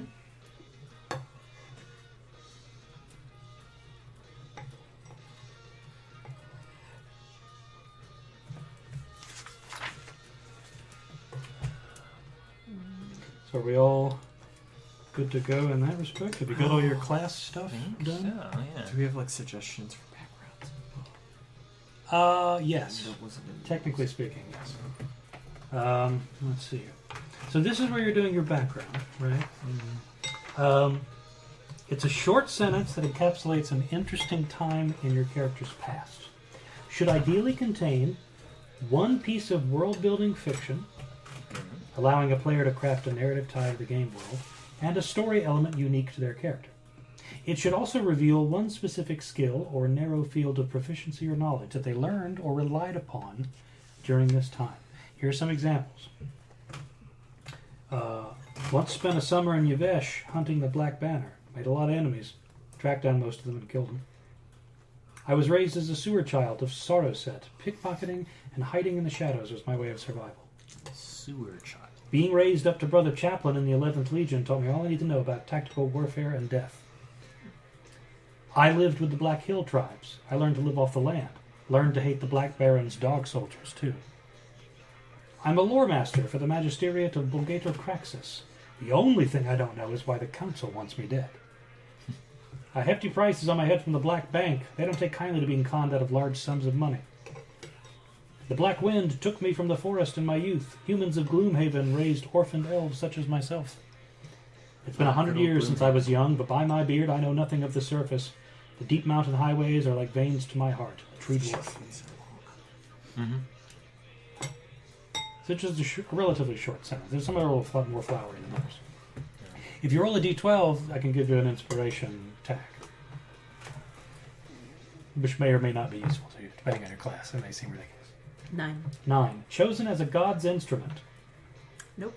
Tiefling, so no. Well, Could be a dark god. No. let's not. Or just a regular ass god that's is true, like, yeah. man, I don't care what you look like. That's true. There are tiefling clerics, man. Yeah. Racist. It's just not along the line of what I was thinking. Thank you. Well, yeah, racist thoughts. The tiefling's now part of the I don't understand why both you and Leon are racist. Like, why is I don't that? understand why you insist on this joke when, like, it's being recorded. It's not a joke. and It's like people actual listen to fact. it. Does anybody else need an inspiration? No, I'm good. No? Anyone else want an opportunity for Jason to call you racist? I'll call anyone. No, I'm good. I'll call anyone. I'll Call him out. I'll use my scant skills that I learned in like a couple months of mock trial to pick apart everything you've ever said. Just immediately slam everyone with the racist card. Mm-hmm. So ideally, it should say like, here's a thing that I'm connected to in the world, and here's a thing that I'm good at or that I know a lot about. Right? Pretty straightforward.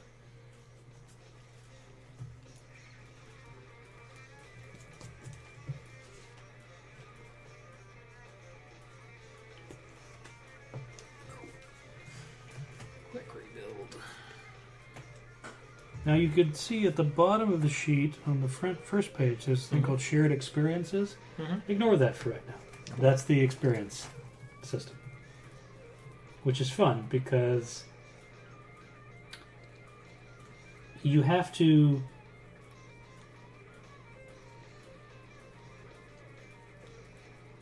In the course of play, you will have experiences, like defeating a powerful named enemy, completing a quest for an NPC, overcoming a deadly and powerful threat, discovering the entrance or the newer, deeper level of a dungeon and starting to explore it.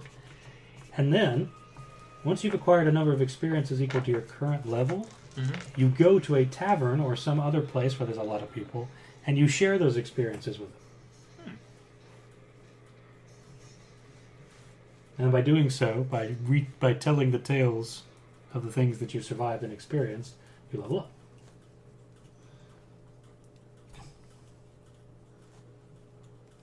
But that will not be important tonight. Because you may or may not live. No, I'm not gonna live. That's the spirit. I mean, the 2 hit points, it's hard to argue with you. I mean, 8 hit points and Oh, right. strength of 13 and Oh, you'll be dexterity fine. 10. You actually have scores. Yeah, you'll be fine. I have a 9 in strength and dexterity. I have to give up hit points to be able to get scores. I mean, they're pretty good boosts, but...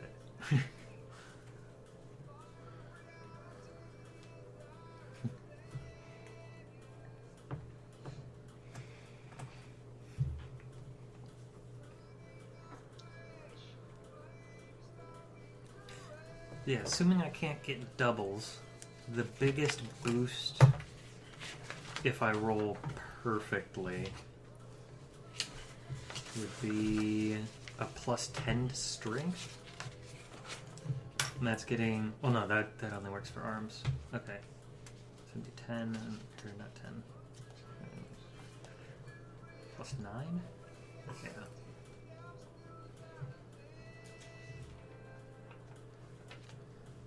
But what are the odds? Okay. So, for the spellcasters, unless it says otherwise, once per day you can spend an hour memorizing a number of spells or prayers equal to your level. Cool. You can only memorize and use spells or prayers of a level equal to or below your caster's level, which makes sense. So you've got 1 and 2 spells, you're level 2, blah, blah, blah.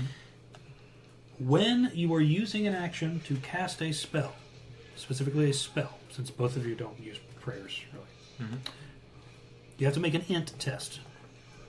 Okay. Adding the spell's level to the roll. Adding.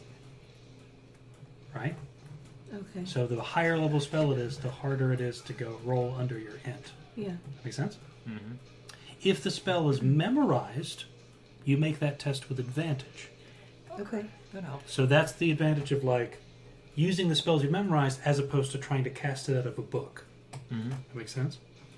Or a scroll or what have you. Yeah. If you succeed, the spell happens. Good for you. High five. If you fail, the spell, if it was memorized, isn't memorized any longer. Okay. And you have to roll 2d6 on a fun table that I won't tell you very much details about. Is it actually called a fun table? It says mishaps of magic and faith. Okay. I can tell Try you, not to fall. on a result of 12 to 10, chaos reigns for the arcane. There's a whole one for... There's like a separate labeling. Chaos reigns. 9 to 5, spell collapse. Which is, you know, like... That's...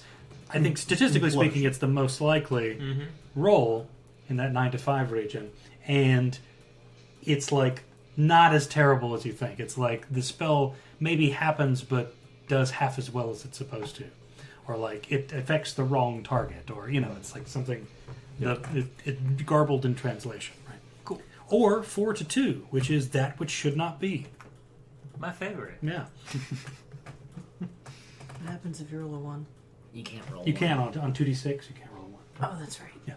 Well, what happens if you roll a 1? Then will find a way. You've really messed something up.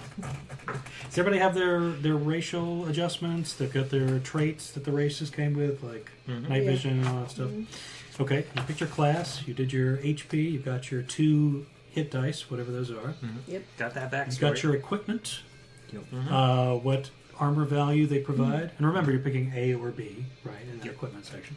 I just have robes. I don't think that gives me any armor. If it doesn't say So- AV something, then you That's don't it. have. I think it's an AV1. If it's Actually. AV1, then you have 1d6 in your armor pool. Okay, well, let me double check that because that's going to be important. Any suggestions Got for a, a strapped leather specific jacket. skill or narrow field of proficiency and knowledge for a For a charger? cavalier? Cavalier? Right, to keep my my So, middle school did you was the pick a chargers. centaur? Mentor. Okay, good. I was like, No, I want that. That, you start with a horse, but you already Alright, are at alright, least horse. partially a horse. I've always thought of that, and it's like they're basically they're just slaves. That's why they changed the Unearthed Arcana about centaurs before they published it, because people were like, well, you can just, according to rules as written, you can just stack centaurs. Centaurs. Like, endlessly. But put a centaur on that centaur. It's fine.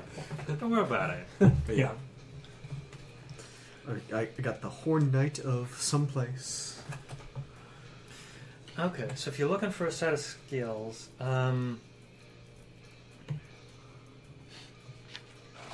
do you want them to be useful skills? Maybe they don't have to. Okay.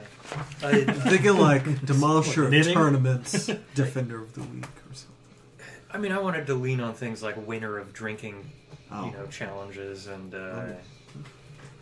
Demolisher of Flagons and Mhm. It's something like, I won the drinking contest and jousting competition at the last year's, King's Challenge or whatever. You know what I mean? So that At the automatically same tells you. time. Yeah. Yeah, you were jousting while drinking. Now that's a good one, right? And that tells Yeah, a lot. It's a lot of character, right? Just immediately. Plus, it tells you that that during your background, if you're going to take advantage of it, it'd be like, okay, if I'm doing a jousting type thing, I can roll with advantage, or if I'm drinking, I can do it with advantage. you know. There you go. that sucks. But of course, these are supposed to be short sentences, so you can't burden your Well, background with short. here's a list of everything that I'm good at, so Here's that I can my- use a my list of background in my every accomplishments. possible situation. Mhm.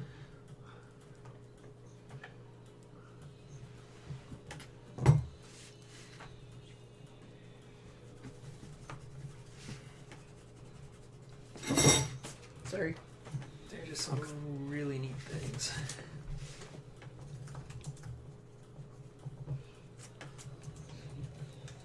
Oh, sorry. It's okay. I'm trying to flip the wrist. So do you start with the number of armor dice equal to your armor value? Yes. Yeah. Okay. mhm. Your armor value determines normally your number of armor dice, which are always d6s, right? Mm-hmm. And then if you're wearing a shield or a helmet, it adds an additional die on top of that. But it doesn't change the armor value. Okay. Because sometimes the armor value needs to be known, Mhm. right? Like, if you're wearing chainmail, your AV is 3, right? So, with a shield, you have 3d6 plus another d6. You don't have 4 AV. So what's the benefit of having, say, 3 AV plus 2 bonus dice versus 4 plus 1? It's easier to repair. Yeah, but Easy to repair the so pieces are as the opposed plus to the whole. ones like permanently destroyed if they're damaged? No. So they're just repaired just as easy. They're damaged, and then you have to repair it, and there'd only be the -1 against your roll, or +1 against your roll, because it's the amount of damages put up against your field repairs, right? If I'm remembering right. No, it's Not at all. you just have to roll above your AV, whatever it is. Okay, Right. just total AV. Oh, okay, yeah, that makes sense. So that way, putting on shields and helmets doesn't make it harder for you to repair your The total individual armor pieces. situation. Right. Hmm. Now, that instance where all the armor die is broken and your piece is destroyed, that usually applies to the stuff that you're wearing on your body, right? A shield and a helmet. There may be instances where those things are sundered or shattered or broken beyond repair, but those would have to be particular circumstances, right? Otherwise, you just consider them as passive bonuses to your armor pool, right?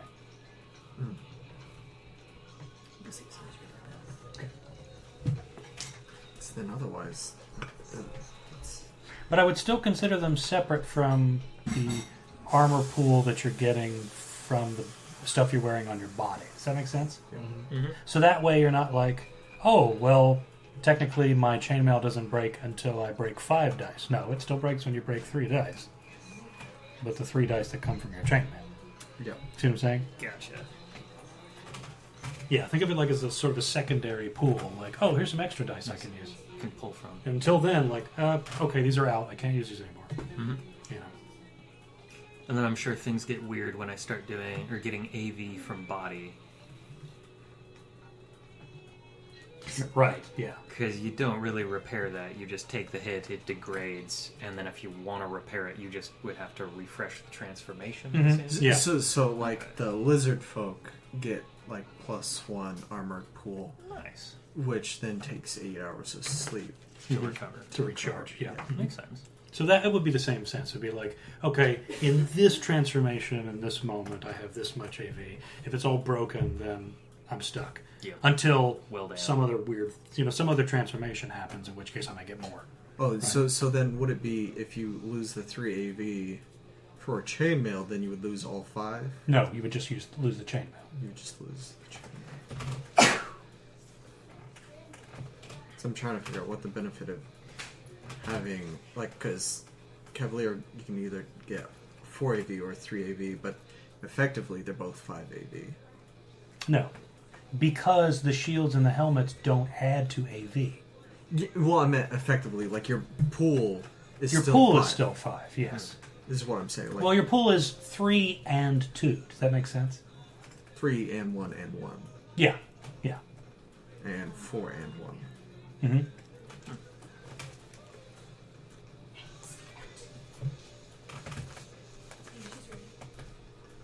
So, like, statistically speaking, I guess, and I don't know the exact math behind this, but, like, if you did chainmail, which is 3, and then you were wearing a helmet and a shield, which add 1d6 respectively, right?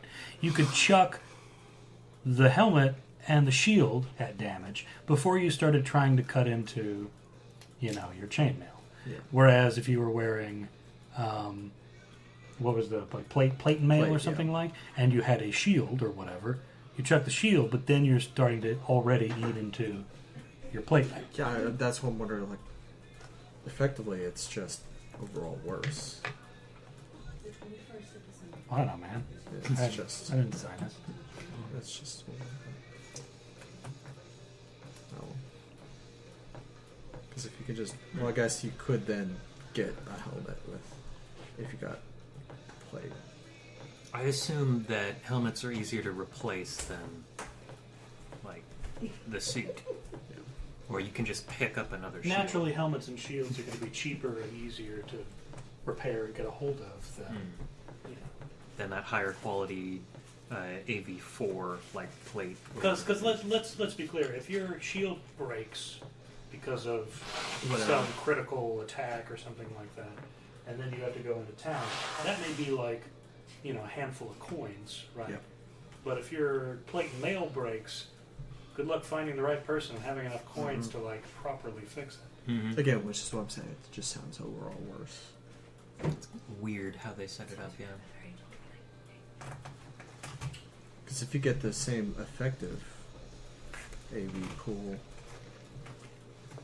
the only other thing is that you could then put a helmet on. Because since you don't have a helmet with the plate mail, you could have 6 if you get.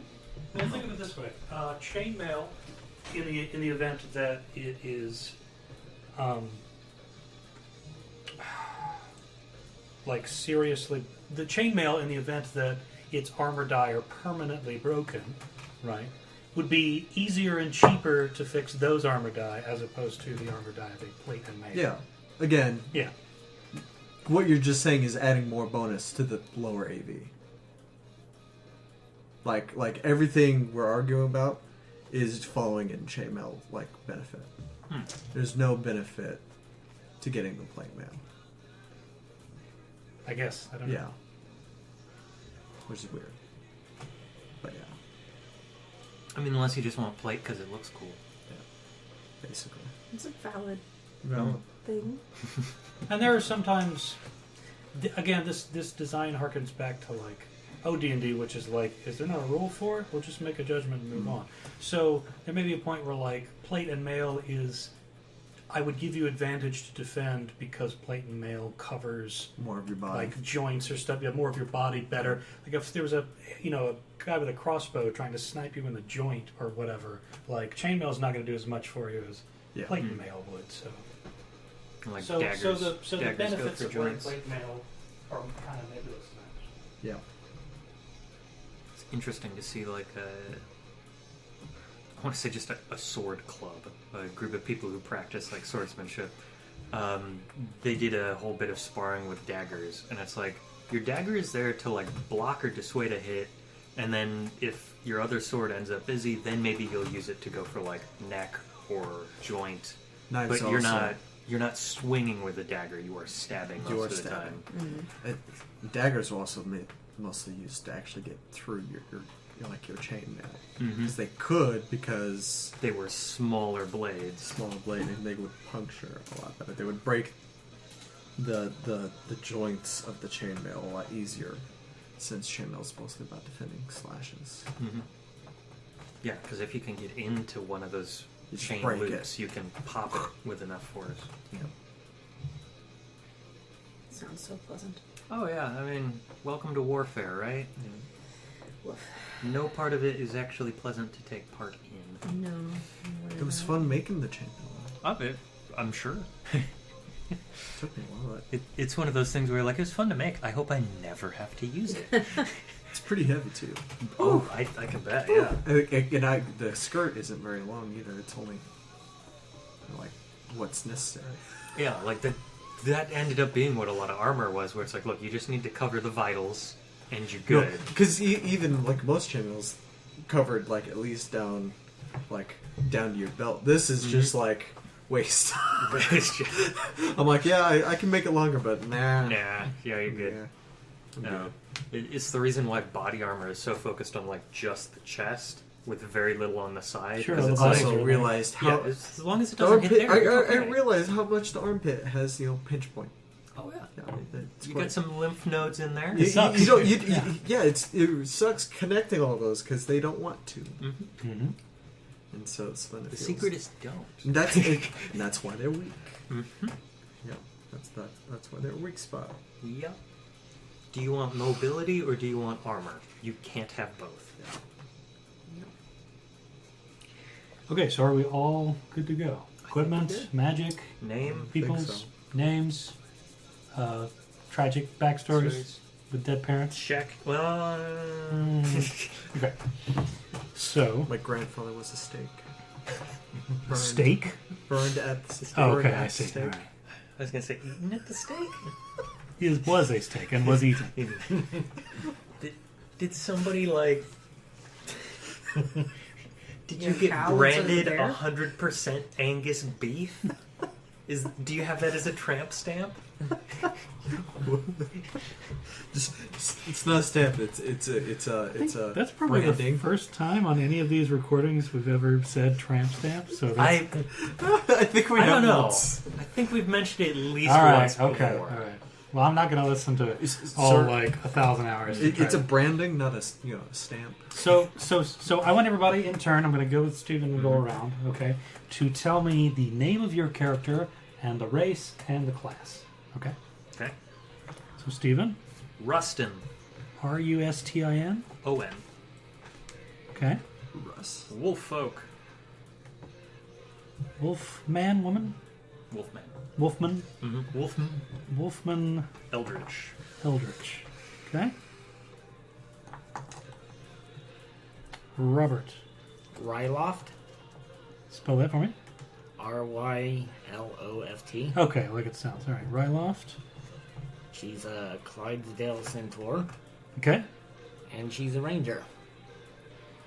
Budweiser will approach you. Centaur Ranger. Got it. Lance. Brangus Beefmasterson. Yeah. BRGIS. G-U-S. Brangus Masterson. Beefmasterson. So beef is your nickname. Got it. Or it's part of your last name? It's part of my last name. Oh, okay. Beefmasterson. So I see. it's a long So word. Brangus Beefmasterson. It's like a German last name where they're like, just throw more in. I'm going to it'll spell be fine. that BIEFMASTUURSON. Nice. Brangus Beefmasterson. Okay. And you are a Minotaur Minotaur, yep. and a Cavalier. Cavalier. So you start with Image alone. So you start with a horse, Yes. and you literally are partially a horse. So, like, I imagine that when the two of you first met, you were like, "What the fuck are you doing, man? This is like, you know what year this is, and you're still riding on my kind? Fuck you." Rachel, Her name is Neza. I think Niza, it was the magicians that N-E-Z-A. had N-E. centaurs just basically having horses as Okay. sex slaves. She's a tiefling wizard. Because, they're just Tiefling. horses, and so that Wizard. As the stereotype goes. Okay. they just feel like, we're half human, so So it's okay? we're one step above you. I think it was the magicians, which it's a weird Narnia, basically. An adult Narnia. I mean, with some Harry Narnia Potter. was pretty weird as is. It gets even weirder. It's still really great, though. Alright then. Lev grows up. Okay. So, the four of you It is weird. You're right. are in... The four of you are in the town of Portnell. Portnelle. Wait, did we get your name? Yeah, Neza. Neza. Neza. Portnell is a... you can think of it as your average Gothic medieval village, right? With the notable feature that there is a massive estate on the edge of the land proper, right? That has been owned for many years by the Weisskras family, who has provided vassalage to 2/3 of the village, right? In the last several decades, right? Right now, a lot of you are inside the village church, as one of the town leaders, specifically a local father, the sort of town patriarch, has gathered everyone inside the church, and you've got approximately 30 or 40 people, including you, to hear this announcement, this proclamation that the father is going to make.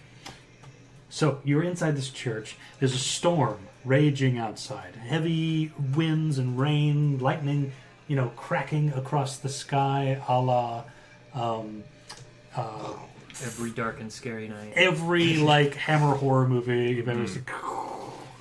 The storm is battering the shutters of the windows in this small church you find yourself in. And before you, you see Father Geralt, who is pale as milk and older than sin. He stands before you. He's the town patriarch, if you will, and the rest of the town leaders. And Father Geralt is dressed in his familiar robe, which makes, for some of you, your stomach immediately turn upon noticing this. Made of human hair. He has a human hair robe, which is very comfortable, and he enjoys it. He says in a croaked, age-withered voice, "Now that you've all gathered here, I need to convey some rather distressing news. Artemis has granted me a vision. She has shown me a vision of who is responsible for the recent abductions and mutilations of our neighbors and family members." He pauses for dramatic effect. "Aristemis has shown me the way, and it is Dr. Lotrin von Geisterblut. And around you, everyone in those sort of impromptu congregation groans in unison. So Dr. von Geisterblut, you're familiar with him at least a little bit from having been in Portnell, longer than, a couple of days. He was an ancient elf. He is an ancient elf. He still is. Whose family went back as far as history was recorded, basically. Was remembered, rather. He was considered an eccentric in the town. He was the current resident of that, manor up on the end of the land proper. But he was certainly not ever considered a murderer. He was disowned by his wealthy family and become a recluse. And every year, the rumors in town of his exploits up there in his tower, his estate, became more outlandish. And accordingly, the townspeople around you, a couple of them are muttering like, he may have well blamed the solstice dryad or whatever. It could be, that it's basically said nothing. It's like, we got dragged in here for this. It's storming outside. My crops are getting, my stuff's getting wet. And so there's this groaning. There's this sense of dissatisfaction. There's even some snickering in the crowd at this old gentleman decrying this other old elf living in a tower somewhere, that he's causing these, and to be fair, a rash of concerning disappearances and active mutilations, finding bodies and stuff like that. He's undaunted by it, so he continues. This is no jest. Aristomus has provided a warning and guidance. Cover yourselves with the blood of your ancestors for protection this night.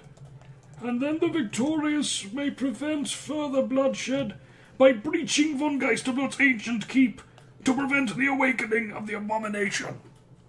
And with that, you see that Father Geralt takes out this vial of what looks like, to you, this kind of red, powdery substance. He uncorks it. You actually know this. He's mentioned it before. It's actually a relic that he's kept in his tabernacle the whole time. This is this macabre vial that supposedly contains the congealed remains of some long-forgotten paladin. Ugh. And your stomach begins to turn as he dumps it out and begins smearing the stuff across his cheeks. In battle stand, like war paint. So as you're seeing this old man, rub this congealed paladin blood on his mottled skin, and your stomach is turning and the rain is thrashing, you are quickly surprised by a crash. You see that behind you, the church door has been smashed open, wind is pouring in, rain, you can see the flash of lightning, and that illuminates a 7-foot-tall, faceless creature, like a clay statue, who is in the splintered doorway, now lumbering towards you. And you see some others of that same type, that same being, following behind it. It's too late! Father Geralt screams. His face is now basically russet with this blood powder he's placed on himself. Von Geisterblut's wretched demons have arrived to claim us all! Now, I believe that you'll probably want to defend yourselves. So we should probably roll initiative. Okay. Is that Geisterblut as in B-L-U umlaut D or T? No, it's Geisterblut. I guess it would be Blut. Okay. Right? Geisterblut. I've been saying Blut, so I don't. I assume he's supposed to be like Dr. Von Ghost Blood. Yeah, I think that's yeah. So do we add? No, you gotta either roll under it or above it. Oh, For for Dex. Dex. Yeah. Right. Roll under your decks. I rolled way above it. Then you Okay, then you're going after. I'm going your after. partner. Come on, I roll nat input 20'd now. I'm going after. Going after. Okay. So we've got our Hopefully they wanna claymen. Hopefully. So they're going first. This is a good start. Yeah. Party wiped out by monsters on first round. Now, Hey, it's gonna be the shortest Didn't session even ever. get to Since go. my horse is probably outside, I just need to get on you and then. No, you're not getting on me. Let me mount it. Don't use that word. Fastball special. It's right up there with penetrate. Just don't. Do Yeah. Okay, just so don't know. so you're all going after. That makes sense. That Yeah. seems Cool. to be the case. All right. I'm let's- guessing we're probably in the back because we can't like sit on the pews without all- breaking them, and We're, we we're all can't. weird, like mostly non-humans here. So yeah, we're probably closer to the back. I mean, no one's inviting me to their fucking picnics in a tiefling. You can come to mine, but I don't think I host Horse. many picnics. Yeah. I think most of them are like dark rituals or something. I'd probably come to those. Okay. So this foremost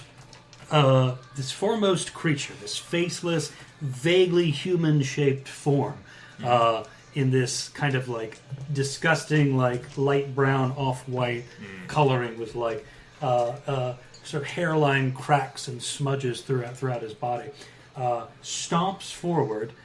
Who is closest to the door? It probably would be me.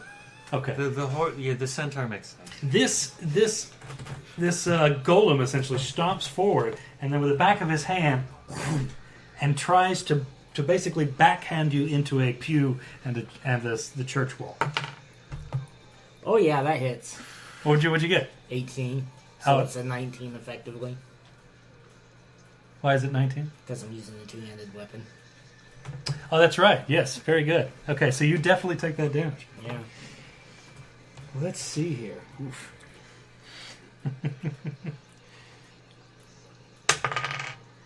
So you take 5 points of damage. As this thing like So how reels does armor back. work? Now remember, if you fail to defend, you can take an armor die and expend it, and you ignore the damage.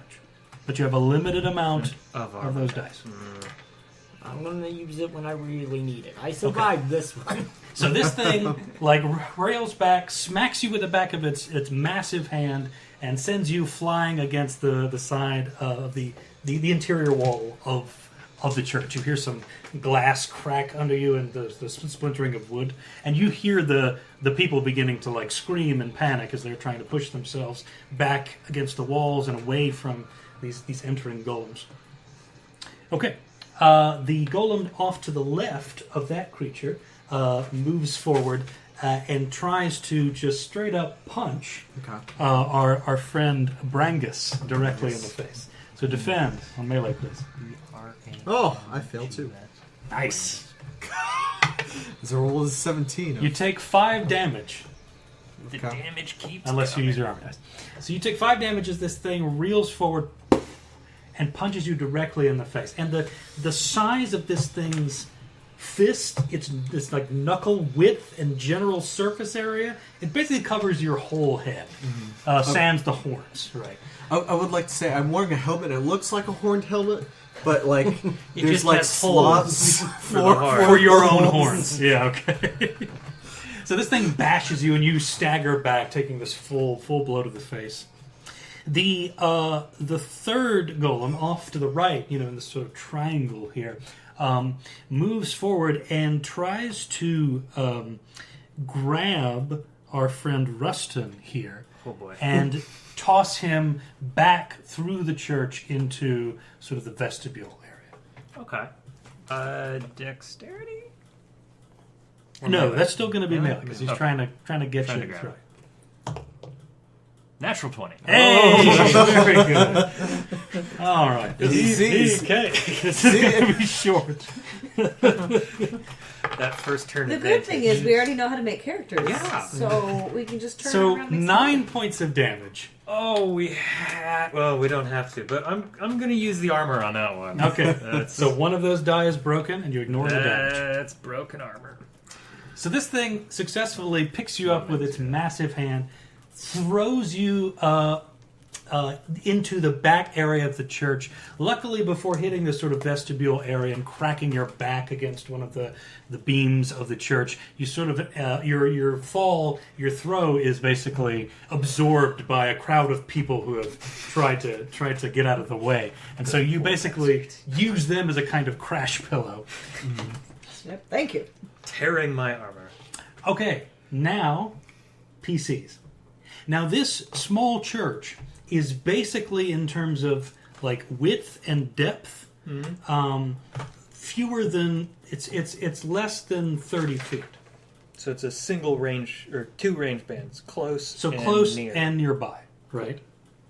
That's just to keep you in mind. So you have the picture of this cramped little church that their door was essentially like burst open and the doorway cracked open for these golems to come in. Okay, so now it's PCs. So who wants to go first? I'm gonna go last because I was thrown farthest back. Oh, I'll go. What could be the harm in that? Sure, why You not? want to get a turn in before you die. Yeah. So, are they like grouped together? They're generally in the same sort of area. Yeah. Okay. So, I'm gonna close distance. Okay. I'm gonna swing my partisan over my head and slash at two of them. Okay. Now, Robert's class has an ability where they have certain classes like fighter, like warrior, and things like that, have a pool of damage dice that they can then assign to multiple targets. Now, they still have to make multiple attack rolls per target. Yep. But that allows them to either go full hog on one or just like attack multiple targets. Okay. So, I hit one. Very good. The other one I missed. So let's roll that damage for the one that you hit. 3 damage. 3 damage. Okay. So, you... your partisan, is that what you said? Yeah. So you whip that around your head and slash, and you see one of the golems kind of, for a moment, bat it out of the way with his hand, and it ends up driving it into the neck of his comrade right next to him. And you see this burst of like dry dust and what looks like probably dried clay. And this thing's whole neck and head just pops directly off, falls to the floor of the church, and then like dropping an hourglass. There's a sea of sand along the ground, and it sort of topples and falls to the ground. Great. Are you going next? I'll go next. Okay. So it looks like I'm like just charging straight at him, like horns first, and I just Sure. do like this slide, and then I slash at the two of them, Bait and switch. Nice. and they both hit. Very good. Hey. So this will be to the one that our centaur missed, Okay. and that's 9 points of damage. 9 points of damage. Very good. And then the other one, 4 points of damage. So a total of, you're hitting one with both your dice? Yeah, I'm hitting one with 9, and then hitting the other with 4. Because I I have see, two okay. hit All dice. right, yeah. And as a Minotaur, I just get want to make a sure you're D4. hitting both of them as opposed Yep. to one. Cool. So 9, and then what was the other one? 4? 4. yeah. Okay. So I get a D4 for an attack, but I have to specify which one it is. So you rush forward, slice, cut the golem that is nearest you's knees open. There's again this spray of dust. It like collapses and then cascades into a mountain of sandy clay residue as it pours onto the ground. You also manage to strike the remaining golem across the arm, and there's a spray of clay dust as well. It is still up. Okay. Okay, so that leaves our Ruston and Neza. Oh, I guess I'll go. I'm concerned about missing with my shuriken. That's okay. I mean, if the church catches fire, we get a great story, right? To be fair, it is updated raining the heavily, background. so maybe it'll cancel out. That's a fair point, yeah. It's moist All right, on the I'll try. outside. So I I would go need to with roll. wet. What do I need to roll? Not So much. for spellcasting, you're rolling under your intelligence. drenched even. Soaked. Soaked, yeah. Yes, To the barely. bone. As long as it's under, you did. Yes. Well, on the Very good. inside, it's Okay. still pleasant. So the fire shuriken mostly happens. dry. Great. So it's Maybe. 2d8. Probably. This is like medieval Leaky. construction. Yeah, it's That's That is just 8 thatched. fire damage. 8 fire damage. Woo! Is there anything else on top of that? Or no, that's the one that's like fire and that's all Piercing. damage Fire and together. piercing, yeah. Unless they're resistant to fire.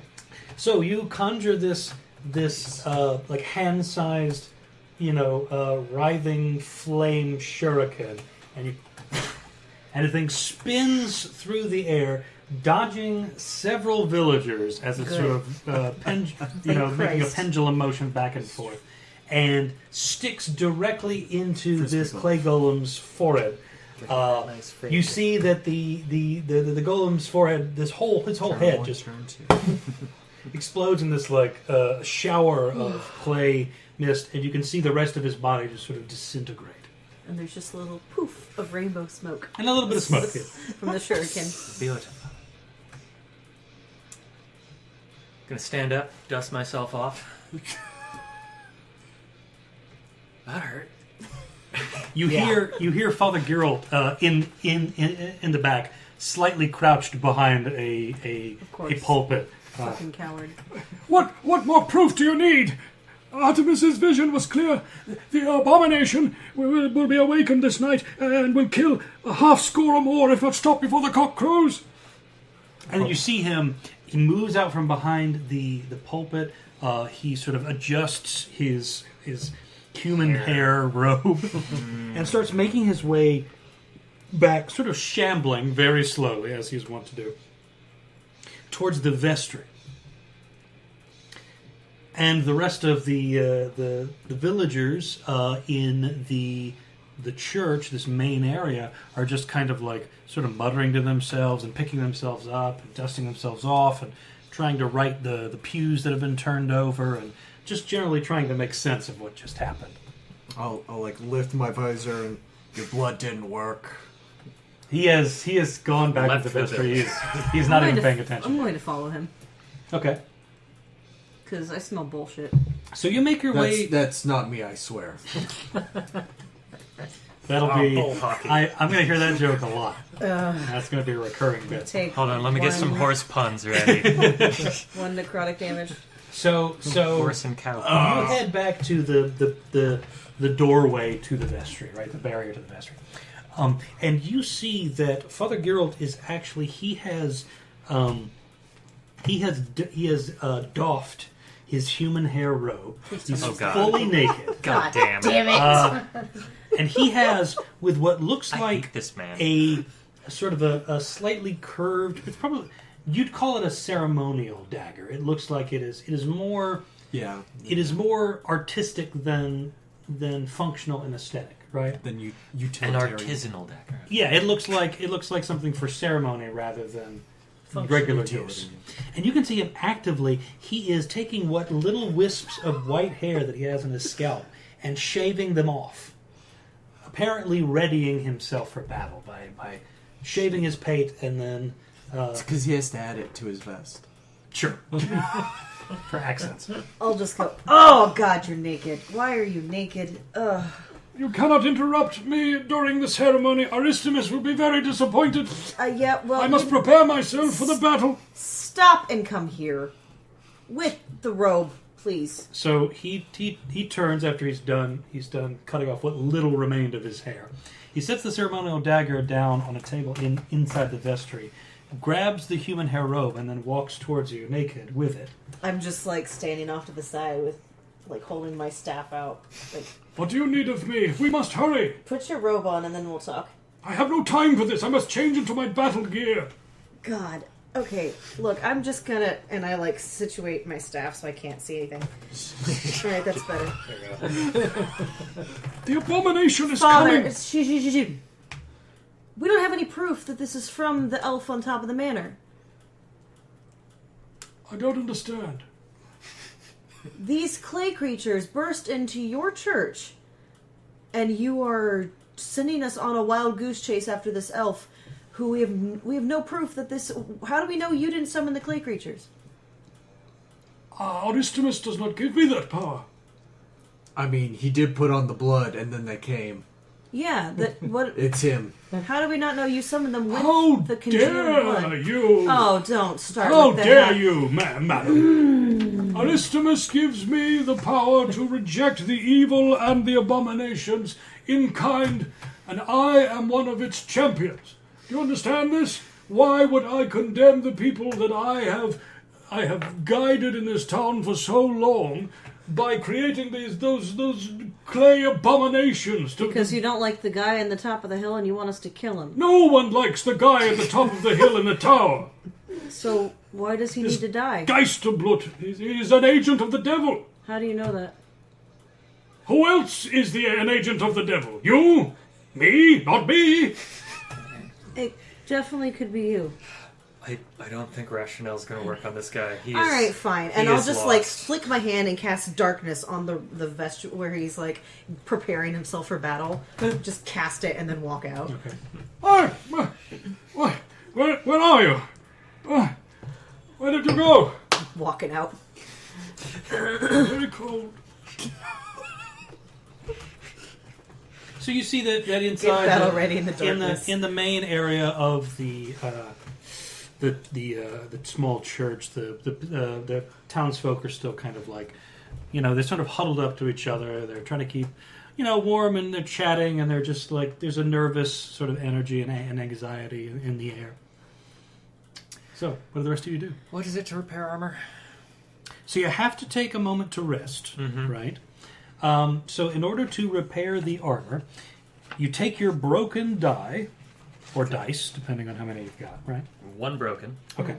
Now, once you do that, you have to roll that dice So it's a d6.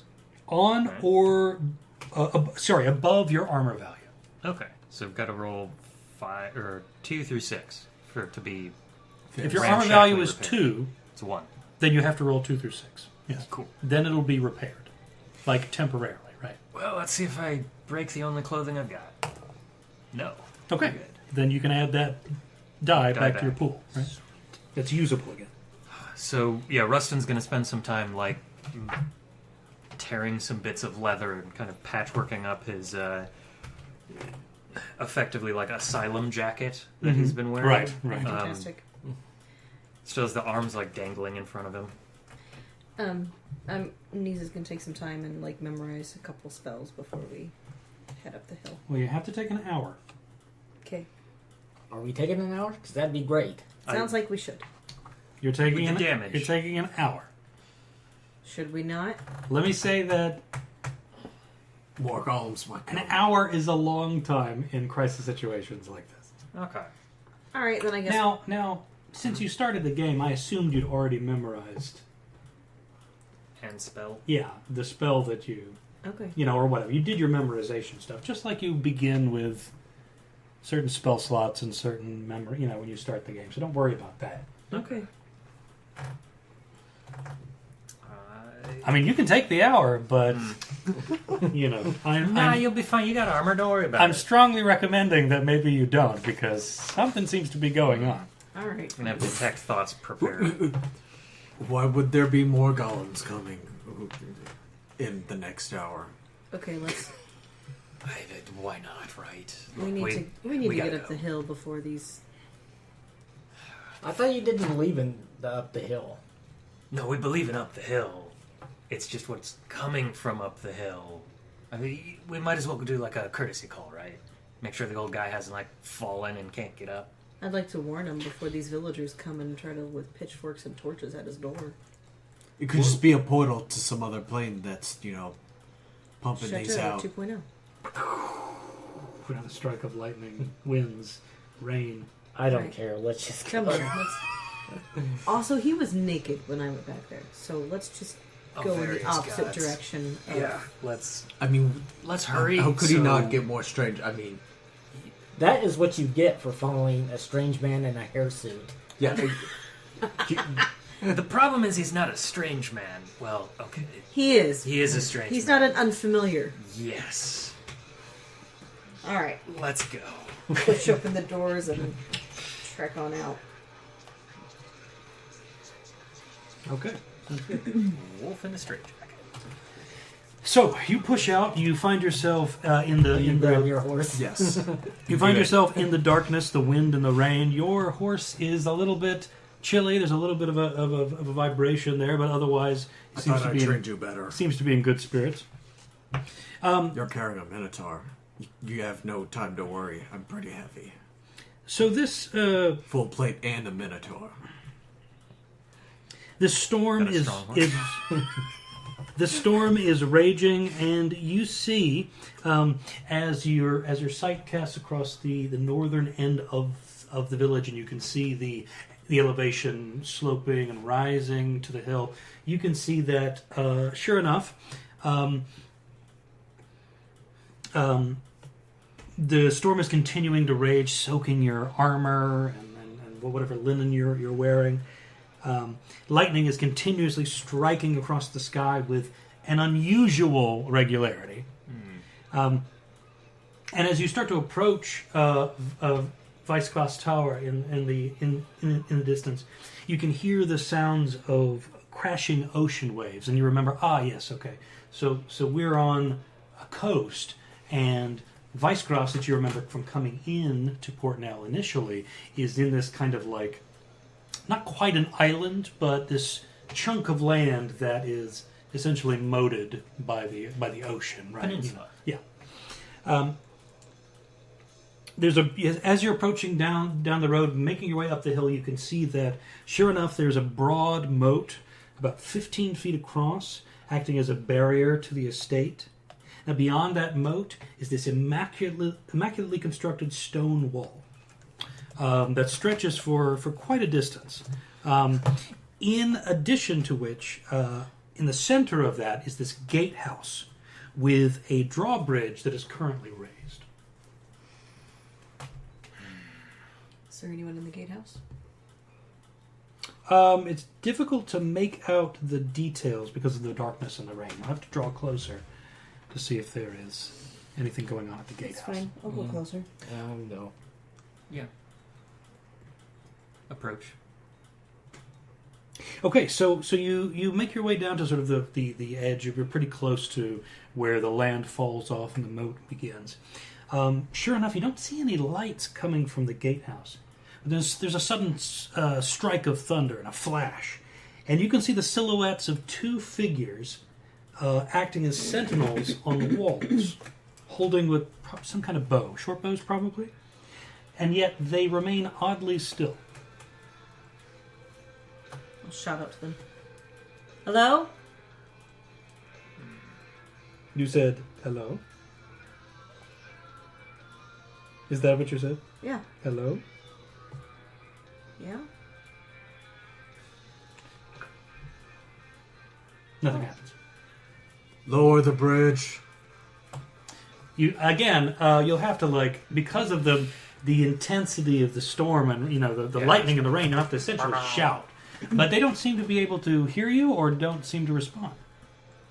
As you have approached the moat now, you notice that floating in the water periodically are what look like limbs, human limbs. Checks out. You've got a bit of a pole arm, right? See if you can drag one of those to shore.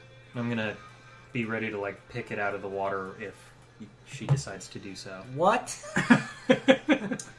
Well, Why do you want the human limb? I'll if go it's down there with my staff and see if I can if it's a real arm, get one out. then there's nothing in there that would eat flesh. If it's like a fake arm, then hey, Fine. there could be We man can eaters tell if in it's there. been nibbled on. So to give you some idea of Try to what you're get- looking at, here you are, and then here's the gatehouse. Okay. So- Okay, I attempt to drag an arm in. Okay, give me a dexterity check. Oh god, no, you're not bad. That's it. Better than me. I failed. No. Okay, so you put out your oh God, what is it? Not a falchion. I'm sorry, partisan. You put out your partisan and try to essentially lightly thwap one of the limbs towards the closest shore. And you find that it doesn't seem to be moving very much towards you, but it is bobbing a lot. You can't seem to quite get a good handle on it. It seems to be... in fact, you've made it worse now as it's starting to drift slightly back towards the castle wall. Any movement from the sentry on top of the wall? None whatsoever. And, I mean, there... even if we cross the moat, like, getting in there would be pretty tough, right? We've got to, like, climb up a little bit, Yeah. by the look of it. Well, are you talking about... Like, if we were to swim across, we would have to then probably climb a little ways. By the Yeah, look of it. you'd at least have to, like, try to get into the sort of the small angle that is created by the wall and the drawbridge, which is not, like, flat, it's just raised. So you could, like, try to squeeze yourself into there, or you could climb up, you know, the actual wall of the gatehouse itself, which I remind you is in an incredible storm and slick with rain, so it's probably not the Not best great idea in choice. the world. Well, Did anybody bring a ranged weapon? a what? Don't Made use of that money? attorneys. I mean, I could set There are something on archery tables. fire a long way away. I will... Probably wouldn't work in the rain. I will, Not doubting your magical abilities. But shout at the sentries, you know, things like, we're here to see your master, and, like, rattle off his name. See if I can get some sort of magical code that will allow them, that will make them, like, lower the bridge. Exactly how far away are they? Within maybe 30 feet? No, they're beyond that. Yeah, and in terms of both horizontal and vertical And vertical. distance, looking at it, they're sentineling on the top of this gatehouse here. Alright, well, we're not really getting anywhere. Let's try find another way in. You think he's gonna have a back door? Well, do you have a secret better entrance. idea? Yeah. Tunnels. I'm gonna go hop in and try to swim across and climb up the other side. So you're getting in the moat and trying to swim across. Yep. Okay. Bad idea number one. We're gonna wait here, and for you to lower the bridge down. Yeah. You get like a bit of a nod as it's hard to talk when you swim. Okay, so give me a strength check. Actually, Here comes the because you're luck. fighting against the It's athletics. storm and the current of the moat. Yeah, we're gonna burn some luck to make that a success. Okay, Only need it's meat or below, or does it have to it be has to be below. Okay, Has to be so below. that's gonna be what, 5 points? I don't need luck. Despite Do we not having have just fortune used for it, this game? No, luck is our fortune. luck is your fortune. I have a 4 in luck. Okay, then you have 4 points. Use them wisely. I have a 4 as well now. Okay, there you go. Now. Okay, so the storm is kind of battering you. The pull of the moat, it's actually, because of the storm, is rushing faster than you would like. It's not really standing as it should. It's sort of drifting off in a kind of a Weird. counterclockwise direction. But you're able to sort of push your way as you're batting limbs off the foot there, He's not very good the at leg swimming. there. I'm much better than that. I mean, I'd do it, but then I'd be leaving my horse. I don't want to do that. I don't have to worry about that. So you find that you're swimming and you're about halfway through the moat, and you can see that close to just under the drawbridge is like a narrow ledge that the drawbridge is attached to. So you think like, okay, if I can swim the rest of the way of the moat, climb onto that narrow thing, I can sort of fit myself in. Hopefully inside. Yeah. Mhm. Hopefully inside. Cool. Who else is? Anything else you guys are doing at the same time? We're waiting He's for... just sitting at the drawbridge. Just kind of watching what's going We're on. waiting Pull to out see if some he can lower popcorn. it. Okay. If he needs help, then I guess I'll jump in. But Okay. So let's roll another strength check as you're continuing to make your way across the moat. I don't have enough luck for this. Ah, there we go. 4 of 9. So we're good. All right. Very good. Not 7 of 9? No, 4. So you Already taken. continue to swim, and you make your way about 3/4 of the way across the moat. You're continuing to make pretty good time despite the current and the rain. There's a flash of lightning, and then you hear what sounds like there's as you're the rush of the water, and then you hear what sounds like. Doing the doggy paddle. And then you realize that noise you just heard, there wasn't a flash of light. And behind you, you can hear the sound of water being sort of rapidly displaced.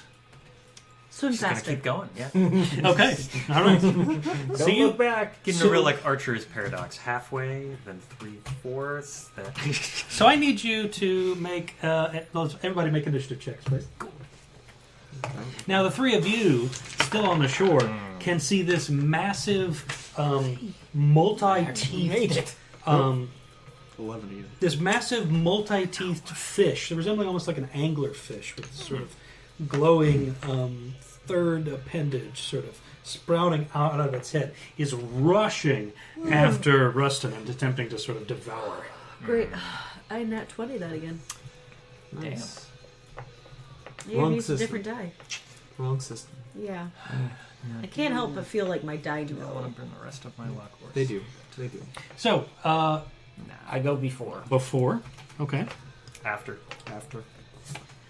After? Definitely after. Okay, so I've we got a know nat you're 20. going to go.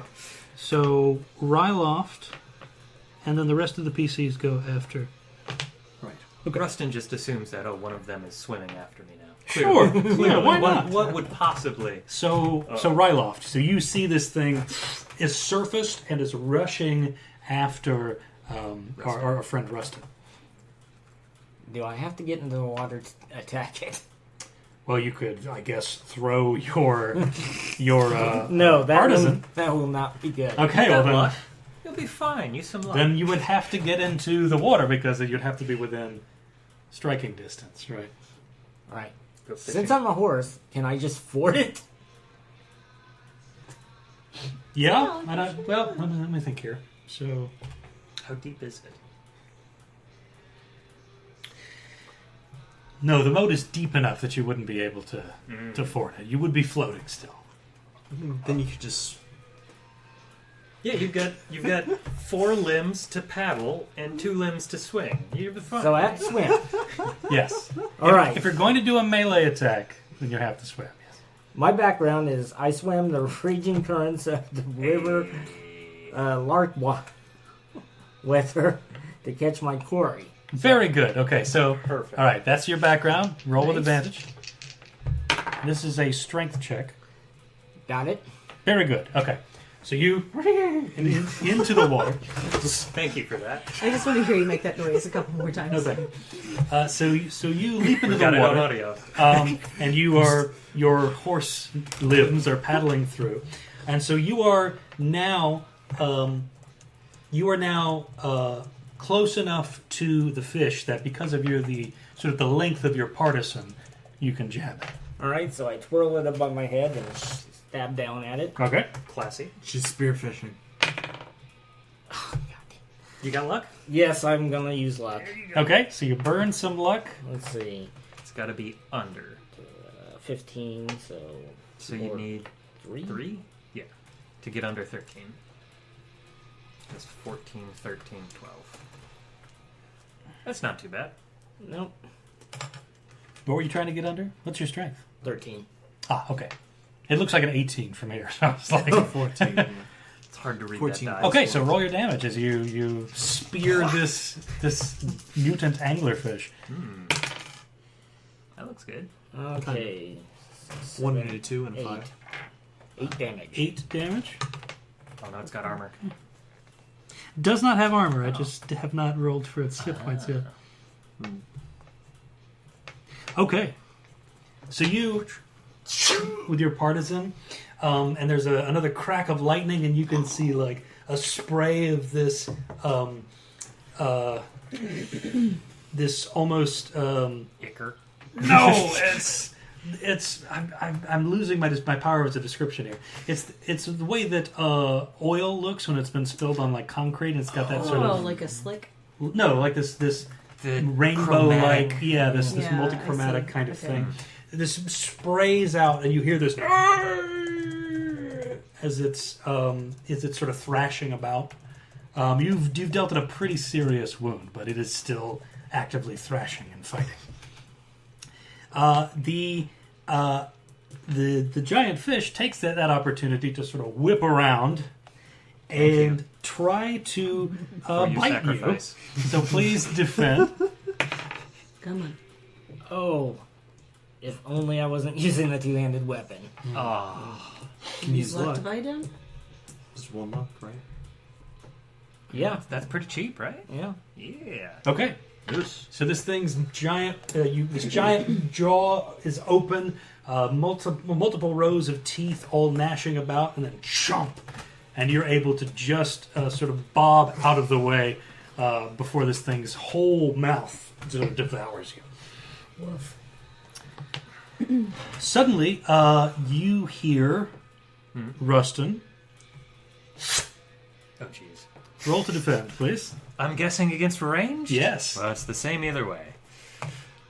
Those of you who are not that's in the a hit. boat, the two of you are now actively seeing those figures who are sentineling on top of the gatehouse are now firing those bows. So what you get? Hit. That was a hit for you? Mm-hmm. Okay. Big time. Oof. 2 points of damage Take it. as an arrow grazes the shoulder that is exposed as you are swimming.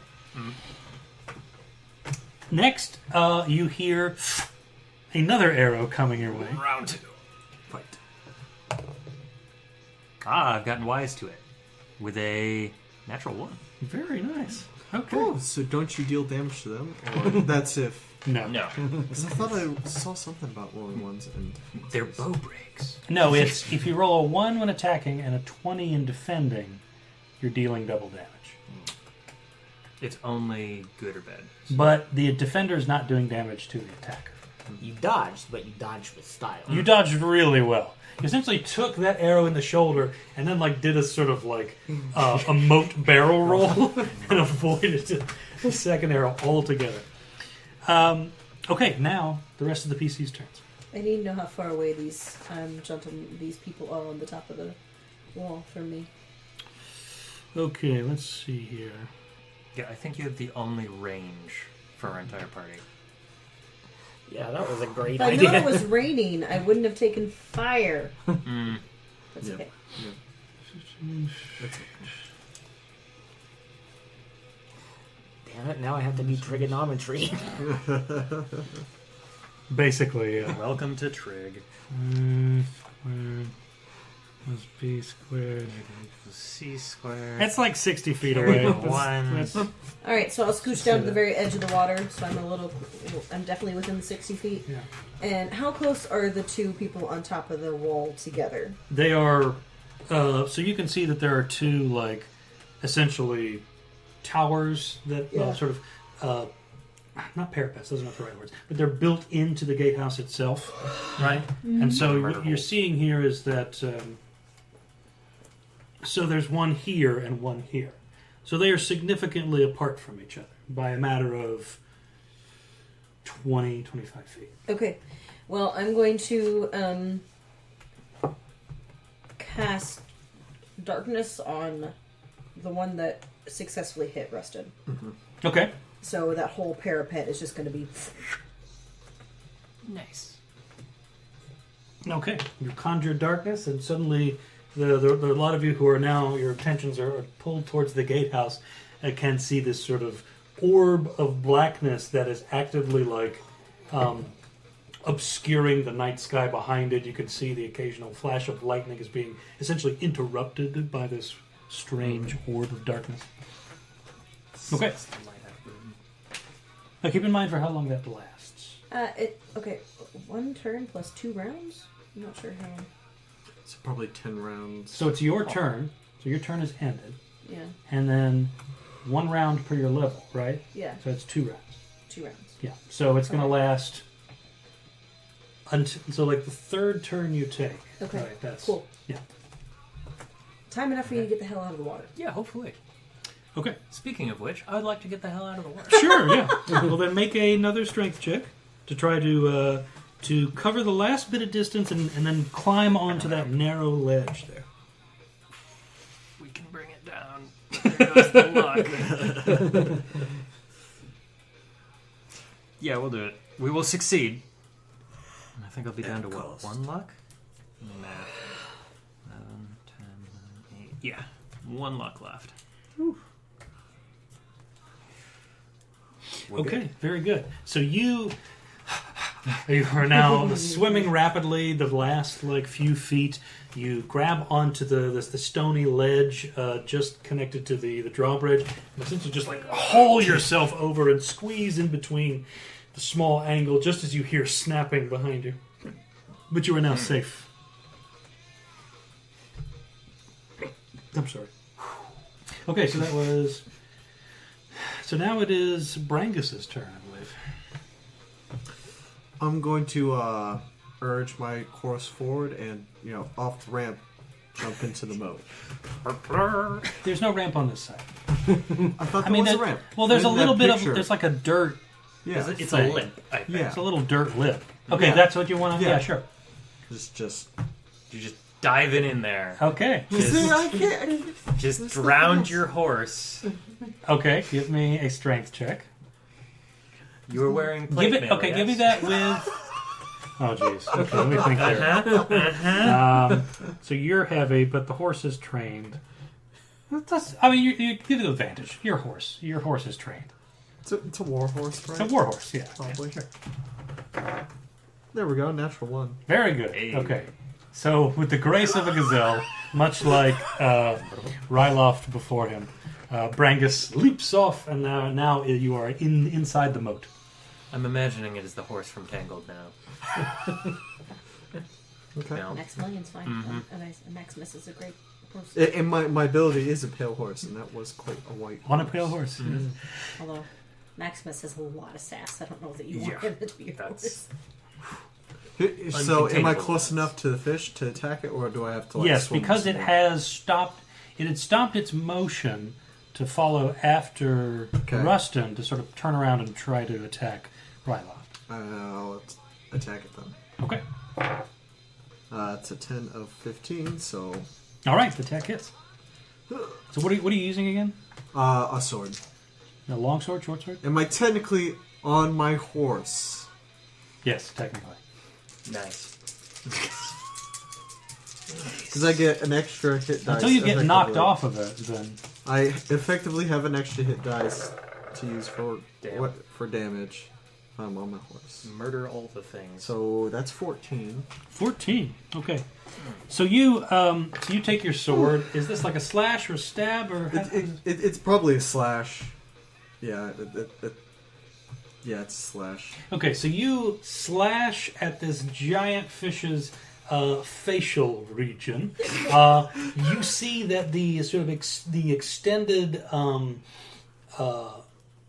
appendage that's growing out of his head, like cutting like a tree stalk in half, falls off. There's another spray of this multichromatic fluid, and it releases this one final shriek, and then just sort of slowly sinks into the moat, bubbling. It's just listing. Okay, so that was everybody's turn. Right? Okay, now we're back up at the top. Landed Ryloft. All right.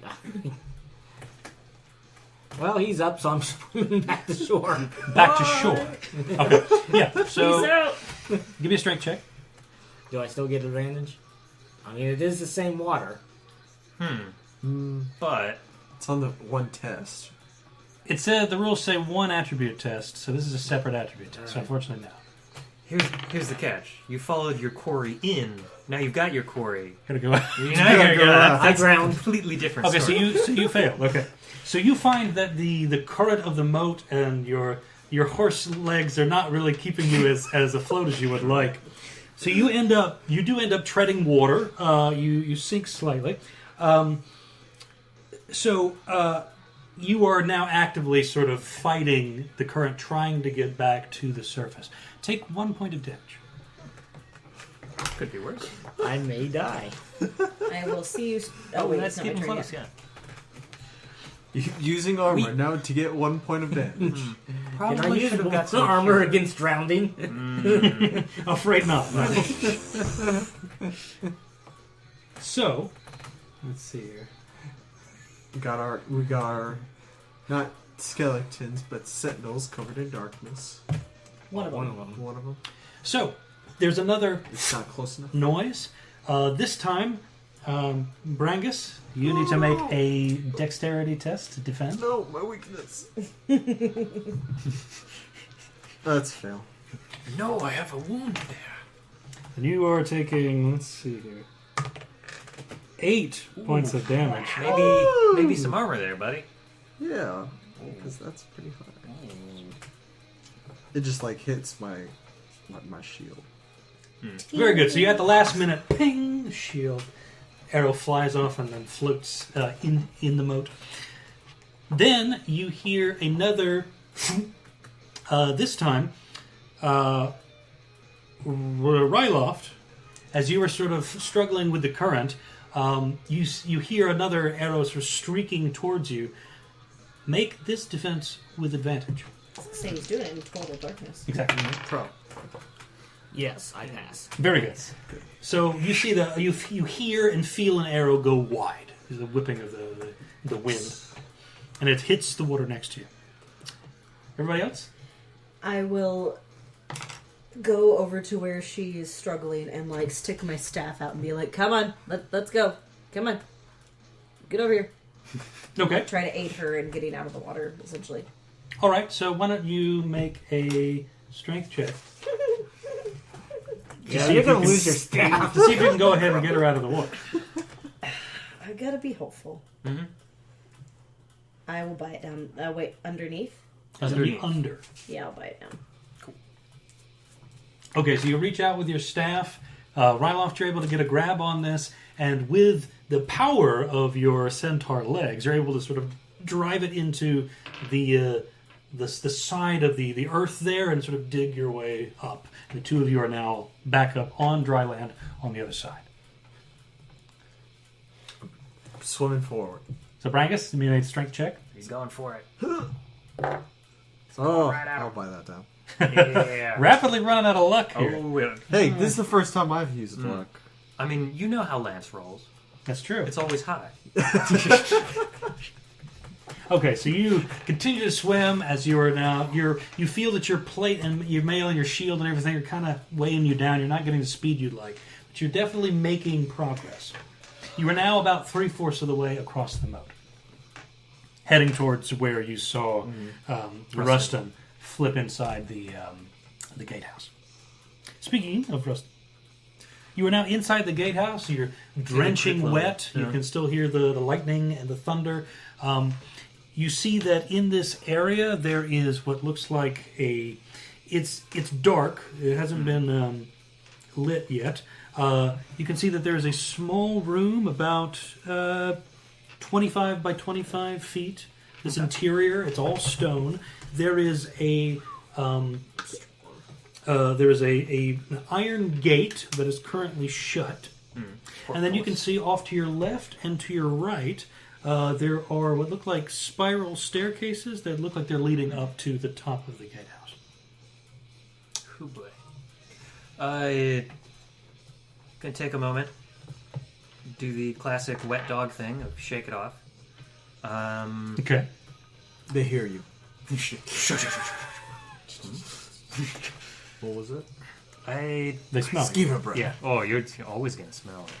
I think I'm gonna try for like a full transformation since I'm one thing. All right, so whole that'll thing be your on the action. side. So it's what, a wisdom to attempt it. Whiz. Yep. If I'm doing it without the injury. Yeah, the catalyst, right? Yeah. Mm-hmm. Mm-hmm. Nope. So you did not No. succeed. Mm-hmm. So that means you feel your skin and your muscles begin to pulse and jitter, and then nothing happens. You just had a very mild seizure. Oh, hand cramp. Oh. Oh. But you still got your movement. No, I think the full it includes movement as well. I believe it's both. Forced shift. Yes, it does. The Action full and shift movement. is Yep. action and movement, Yeah. and then the partial is It's just action. just action. Yep. Okay, so you're having to shake off. In addition, this failed transformation. Okay, so that is everyone's gone. Right? Ryloft, you're back on the other side. You see that Brangus is making his way to where you saw Ruston disappear. Good luck.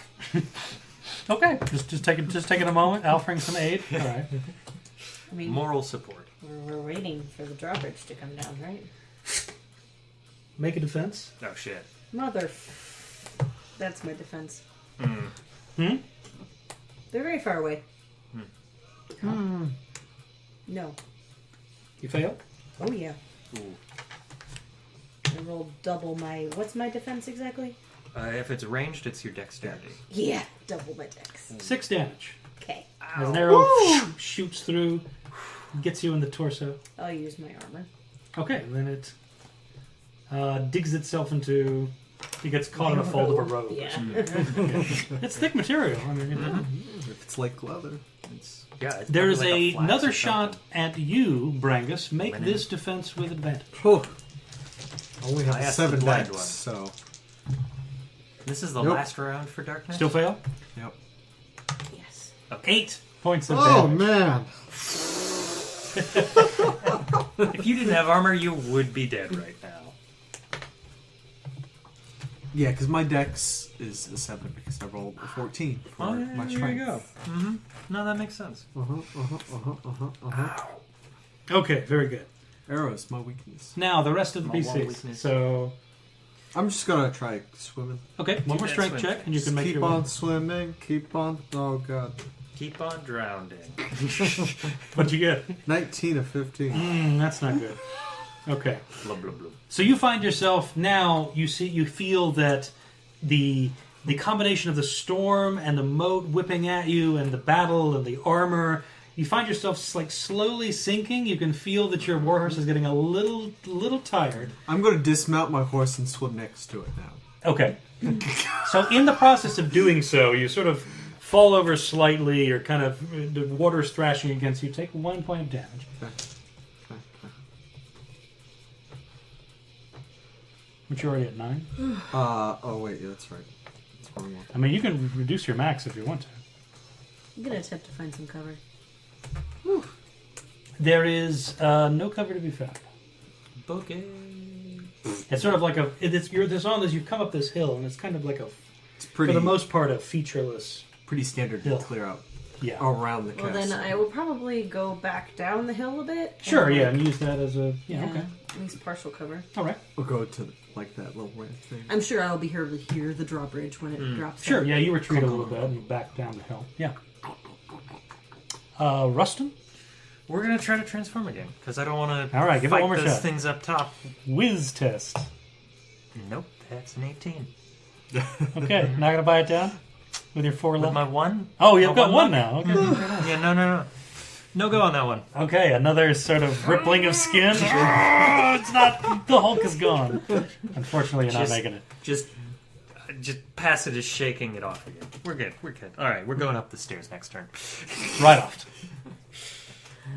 I mutter something about, I knew we should look for a fucking back door. Now you have a chance. And I go down the hill. Okay, so you go back towards You where appear these next is. to me. Yeah. Okay. Hi. Yeah. See? Back door. This is why we look for a back door. Do you want to do it now? It's too late now. Brangus. 2 arrows come your way. Oh man. It was nice knowing you, Sir So, Beefton. make one of those defense rolls with advantage. Darkness is worn off, remember? It's my third turn. Make none of those defense rolls I'm with sorry, I advantage. shouldn't have said anything. I was just being honest. Yep. Thank you. You gotta be. Yep. Nope, they both hit. Okay, so 2 hits. Total of 8 points of damage. Wait, what are they individually? 2 and 6. 2 and 6. Go down the 6. Just take the 2. So you're going to take 2? Yeah. Oh yeah, I'll take 2 damage. Yep. No, I'll take 6. I mean, hey, it's It's your choice, yeah. your party, man. Your lifestyle, man. Yeah. Lifestyle determines your death style. As I'm just like getting riddled with arrows. Look, let's be real. You're trying to keep him from hitting your horse. Gotta save that thing. That thing's it's a beast. Can carry a minotaur. Okay, so you've been... Okay, so you're going to make your strength check? Yep, 3 of 15. Very good. Okay, so you're able to, after having taken some arrows, are now, with your horse guiding, you are able to sort of... You find that... Okay, hold on. You could probably get in there. Your horse is not going to make that.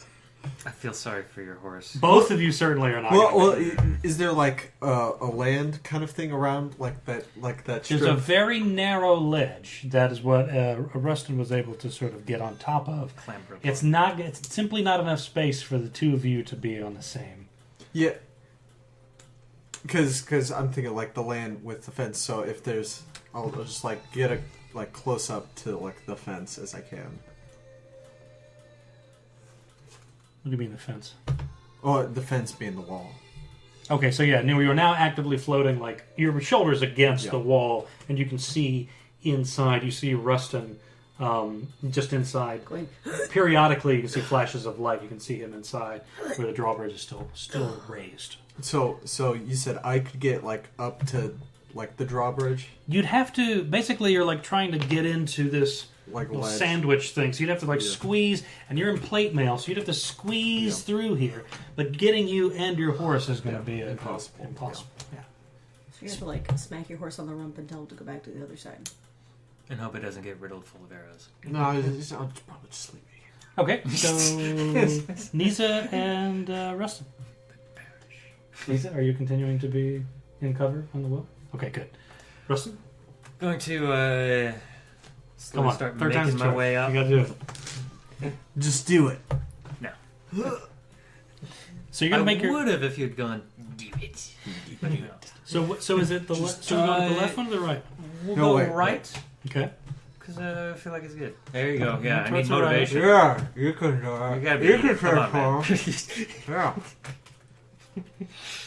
So you make your way up the Oh, yeah, it's a right full staircase, There you go. and you see that standing on this. Why whip yourself? Believe. You see that standing up in these two sections, one very close to you, and the other one sort of about 20 or 25 feet away on the other tower, are these what you took to be humanoid guards from a distance. But now that you're up close, you see, especially on the one that's closest to you, it looks like this weird mechanical contraption, kind of looking like a I think they call it a dress form that they use to put things in a tailoring shop, right?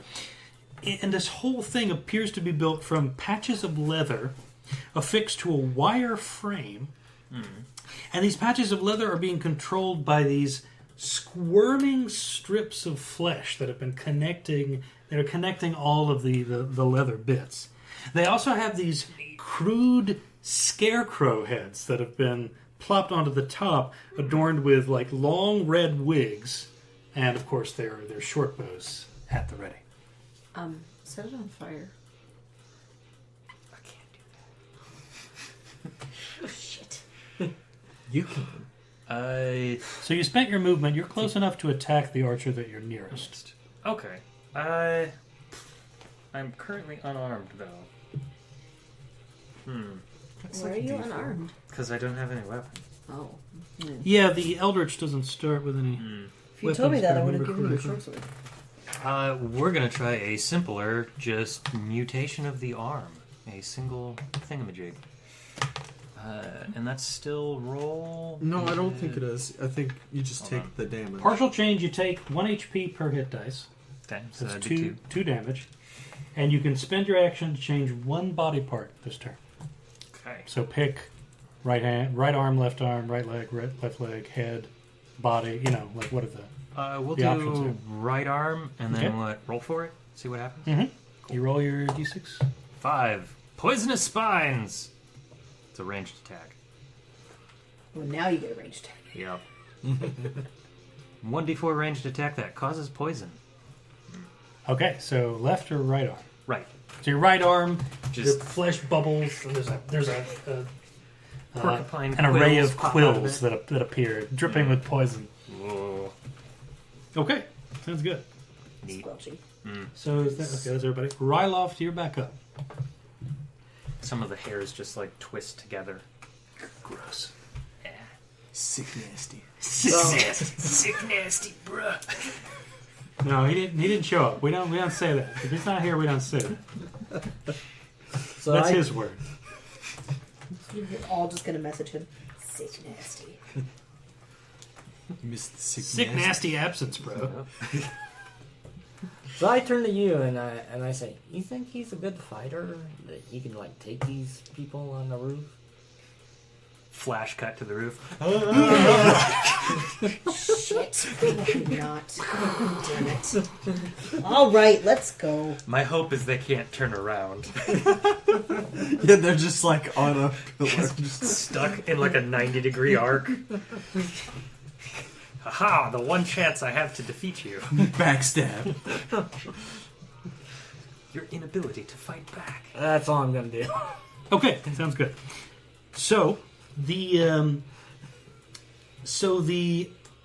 archer closest to you, you can hear this sort of squishy, stretching noise as this thing turns around. I don't like this squishy. This thing turns around and tries to fire its short bow directly at you as it sort of notices your presence. Defend with advantage. Nice. Because he's like, you guys are really close together. We're both trying to range attack each other at close range. This will end poorly for all of us. It won't end poorly for him. He hits. Very good. 16 and an 18. Woof. Out of 9. 1 damage only.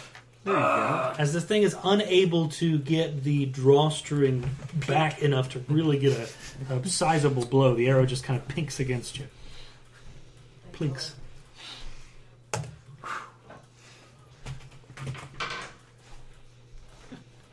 The other archer, having heard this commotion, turns, fires. Shit. Defend. Once. 4. We're good. Okay, very good. Goes flying and soars over the gatehouse, and you hear it sort of in the distance splash into the moat. Okay, now it's PC's turn. So, Ruston, if you'd like to go. Sure. So if I make any attack ranged-wise because I'm adjacent to somebody, disadvantage? Only if your target is close to you. Okay, we will attempt to target the one who is farther away Okay, yeah. and see if that works out.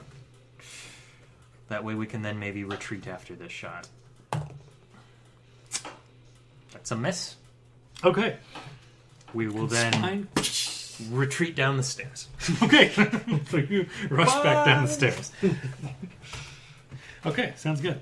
So now we've got, who's left? Brangus? Yep. So you are still floating with your horse just next to the castle wall. This was such a bad plan. And I'll try to I'm king of get bad plans. in through that gap. Okay, so give me a dexterity check with disadvantage. Happens to the best of us. So which one you choose? I see. So we have a 9 and a 7. Both are failures, but I like the 7. No, I like the 9 because it is German for no. No. Beautiful. So you are like, you're clanking and trying to get in here, and you find that like your armor, as strong as it is, just does not have the flexibility to compress enough to get you in there. I look back at my horse. I know you keep on telling me to lose weight. Neza, are you still having a chat with Ryloft on the hill? No, I guess I better go help. I need to know how wide across this moat is. 15 feet. So if I 15 were feet to of depth. say, take a running fucking leap, how hard would that be? To just clear the moat and slam into that little wooden plane that Ruston climbed on top of. The little stone ledge? Yeah. Well, I imagine it would be hard to jump and fuck at the same time. Yes. Jumping what? Nothing. So talk about the Mile High Club. So you're gonna That's get a pretty high jump. so you get on the side. You're gonna run, jump, had a and show try to that's like- catch the It stone might be a lip. mile long Yeah. clip. That's next to the know, just like- next to and Sense, attached yeah. to Do it the in a mile. drawbridge. It would have to be in that one summary. trench. Figure at least if I fail, 'cause I I fall think that's into the the way edge of actually the moat, goes and I can still that- kind of Yes. scramble my way up. Ocean That would pretty deep in require a places. dexterity check, Not like 5,000. but with feet disadvantage Oh, yeah, no, Why- 5,000. why No, that's because right. the wind Thinking, and the yeah. rain and the darkness. What if I cast light That's a lot of first? pressure. Okay, but that would be your action. Action economy. I guess Son of a bitch. Marina's trench goes up to I tell you what, 2 miles. use your action to cast light, and then you'll be able to make your dexterity check. We'll fold that into movement, and you won't do it with disadvantage because you'll have light. Okay. So where you're casting the light? I think I want to cast light on the ledge. Okay, on the ledge itself. Yeah, and then it's gonna So you like a conjure globe this, out of 20 and there's feet. this big globe just in front of you, Brangus. It kind of blooms in front of you, and suddenly there's this flash of blinding light. As I then probably put on my helmet, I'm like, just. You do it. I live it. Fail forward. That is our party name. Yes! I got a 5! Okay, so you rush forward, leap. You're paddling in the air in slow motion for a split second. I mean, that And sounds you- like it should have been done at disadvantage. But... Well, it was That's why I with the light. cast light. Oh. Yeah. So it wasn't done disadvantage. So you catch the lip of this narrow thing right, and you were now floating in the moat with your hands on this lip next to Brangus and his horse. Can't believe I fucking made that. I'm just like getting ready to like get your feet and just like push you up. Fantastic. Thank you. Okay, so that's everyone, right? Is gone. Ryloft, we're back up. You just saw Neza charge up the hill and then leap the moat and actively, basically, attempt to drown herself from your perspective. Join us in our insanity. I probably yell, "You can do it too," but it's probably like said with the lightnings. How'd I get mixed in with these fucking lunatics? Every D&D game. Every single one. So what will you do? Who are I mean, these people? You can just be like, well, I am an actual horse, so I cannot get into that game. nope. Just sit down on your 4 hooves and take a little. Just sit Take a there little and mutter to yourself. That's basically what you could do. I'm gonna sit here and hope it takes an hour for these guys to do something. Okay, sounds good. You're just gonna hunker down and like, please let this turn out okay. Just gonna take a nap. All right, so Archer number 1, you hear again the sound of 2 arrows being shot.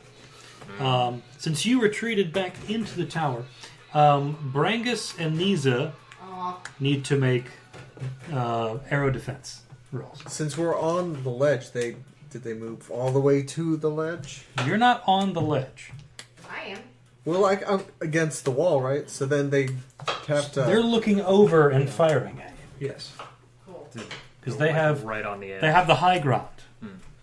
Anakin. Anakin. Even the younglings. So you're gonna buy that down and defend successfully. Okay. Good call. Nope. You've been taking a lot of hits. Nope. Okay. Do you have armor die to spare, or I already spent it. 8 points of damage? And I'm at 0, friends. I'm gonna go make some tacos. Large wolf.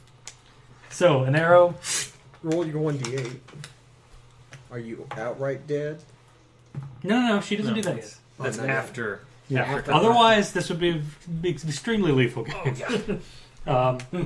So you see, Brangus, Neza gets caught in the chest with an arrow, and you find that she loses her grip on the lip, and she begins to sort of like bob in the rushing moat. Seems like she has lost consciousness. Then we have everyone else. Okay, so I'm going to try the pop back up Okay. get close to one of them, and then effectively shoot at the other one. And Okay, so see if we you can land didn't go that shot. all the way down the stairs? No, like part of the way down just to get Sure, cover, yeah, to get cover, then you pop back up. Okay. to stay close enough to take some shots. Nope. Okay. So another poisonous barb goes sailing away. Okay. Brangus, I believe it I'm is. gonna put her on my horse Okay. and then try to get it. Then try to get in again? Yeah. Okay. Strength with disadvantage. Oh, sorry, dexterity with disadvantage. Strength would be easy. Dexterity, not so. Is my light technically still on after I lose consciousness? Yeah, it's still on. It lasts for a certain set time period. Okay. Nice and bright. That's Nice. new. Oh. Okay, so again, this narrow wedge is denying you, and water's beginning to sort of seep into your plate and mail. try to force the gate down. Dang it. You could. Yeah. Weird. So, Neza, you are currently unconscious. Next, we go back to Ryloft. We're back to the top again. So you hear what sounds like arrows being shot in between the wind and the rain and the lightning. And you hear what sounds like Brangus bitching from across the moat. Mooing loudly. Angry mooing. Angry mooing. Well, that's the name. There's a title. Yep. Nice. Angry mooing. I am going to look for another way in because I've idea. given up on these people. You're gonna handle this castle on your own. Okay, give me a wisdom check. Oh goddamn! Aha! 4 of 8. Nice. Okay. So you take a moment to ride slightly to the left, slightly to the right, to take a look. This moat, so you can see that there's a castle wall that is sort of slightly bending backward and covering the lip of this island, essentially, that's sort of this peninsula, if you want to call it that. And you see that the moat extends all the way around to the edges of those castle walls. Those castle walls then eventually fall off, but the moat then joins the ocean, which then surrounds the rest of the island. So you see that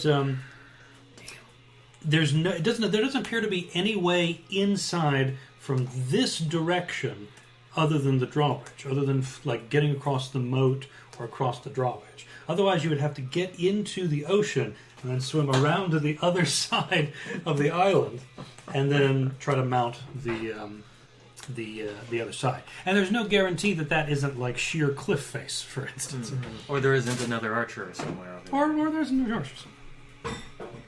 It's a well-built castle. Damn it.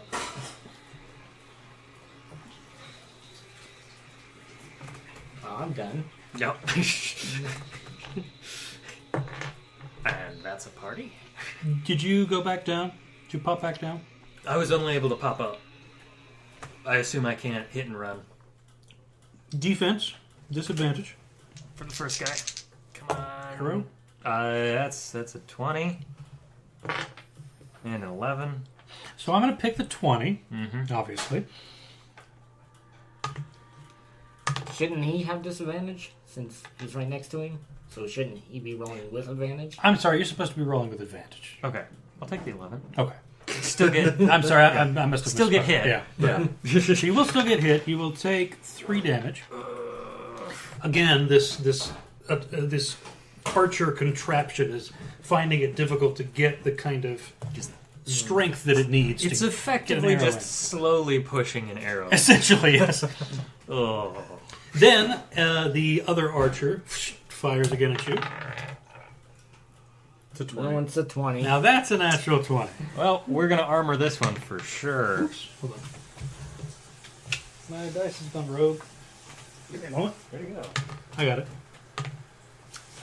15 damage. Yeah, let's use a point of armor to take that. One of your armor dice. Okay. Yeah.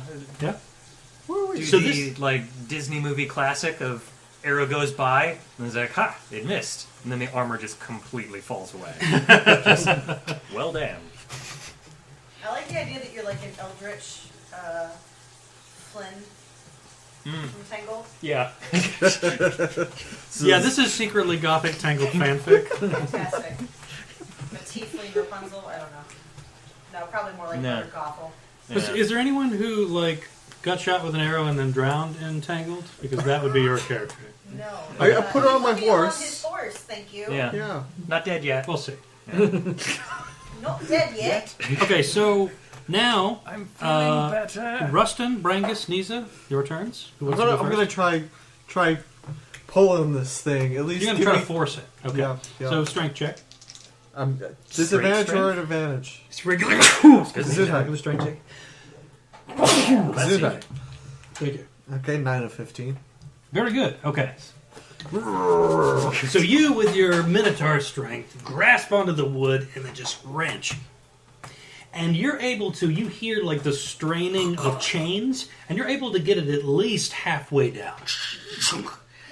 You find that it's not fully down all the way, so you considerably widened the little slip that you can get into, but it's not fully drawn. Okay. We're gonna take a shot at the far one again, and then Okay. disappear down. I guess then can I use my movement to get up? Yes, but you have to make a successful dexterity check. Still with disadvantage. Wait, now still with disadvantage? Yes. With the open gap? Because it's only halfway. And also, you're very large and heavy. Yes. So 4 and 14. I'll give you the 4. Sweet. I want to see what happens. So you're Clamber able in to there. clamber up onto the ledge inside the gatehouse area. You hear what sounds like, noises happening at the top of the gatehouse, presumably from Ruston. You also see that behind you, your horse is still floating there, and Neza's unconscious body is along the saddle. Okay, Ruston. Shooting continues to miss. Okay. And then we'll... Well, to be pop fair, down a this is a new arm. They're all new arms. New arm. Who dis? Who dis? Who dis? Okay, so that's everyone's gone. Ryloft, you're back up. It's halfway down. You can Somebody, make you it. can jump it. You can do it. I believe in you. I made it. And then I promptly died. You get the Chariots of Fire music, And and then you just slam into the drawbridge with your neck. now the drawbridge is now halfway down, so we've got a Now kind of it's like a ramp. It's an on-ramp. Yo, Fitty, hit that ramp. It's unlikely that you'll be able to make the vertical distance necessary to get in on the drawbridge, but it is easier to get in from the sides, right? Still a horse. So I'm going to Unless stay here. you're Okay. So you've gone back down. taking cover again. I just need to find the chains and then just, Okay. get them all the way down. So I am going to make a defense roll for your horse. Oh no! No! It did not successfully defend. Prepare taps. Your horse takes 6 points of damage. Your horse has... Let me see here. Your horse sinks and drowns. Your horse has 2d6. 2d6. Roll them out in the open. Well, hold on. NPCs and creatures usually have d8, so roll 2d8. It's a little bit better. On average. Oh no. Is that 2 1s? That's 2 1s. So it had 2 hit points. It was the runt of the litter. The runt of the litter has somehow carries a minotaur. No, that's why it has 2 Out of hit sheer points. stubbornness. I Yeah. have 2 hit points is because I keep on So wearing this it down. arrow sticks in the horse's neck. You hear this pained whinnying, and then it and Neza's unconscious body starts to sink into the moat. Well, you guys have fun. I'm gonna go to the kitchen. Okay, so now I have to fly into a minotaur rage. Okay. So that was one arrow. Our second arrow is going to fly at. So did you go back to where you were covered? Yeah. Okay. Our second arrow. So you can see that the My poor the horse. actual you hear what sounds like an arrow being fired, Ruston, and you hear it sort of clattering down the stairs of this spiral staircase. it's suddenly obvious to you that these things can't move. So they did this sort of fruitless attempt to try to strike you, even though you're way beyond their range and their visual range. Okay. So next we have Ruston, Brangus. You guys are still up. So Brangus, you're inside the gatehouse. Can I find like a switch or a lever? Yeah. So just inside, on the left-hand wall, you can see this this mechanism. It looks like 3 geared poles that you're able to sort of that you'll be able to manipulate. It looks like that is the way that opens the drawbridge, and you can see that already it's been what looks like sort of artificially moved because of the chain length and everything. Mm-hmm. So I'll So try you to. got in, did not think to look around. I mean, I got a description of the area, so I figured. But I'll try. Okay, so it's no problem for you now that you've got the controls. You spin, and you see Ryloft that the whole drawbridge lowers and crashes against the lip there on the other side of the moat, and now allows you access. So that was Ruston. What are you doing? Just there's a lot of air coming out. It's steaming. what?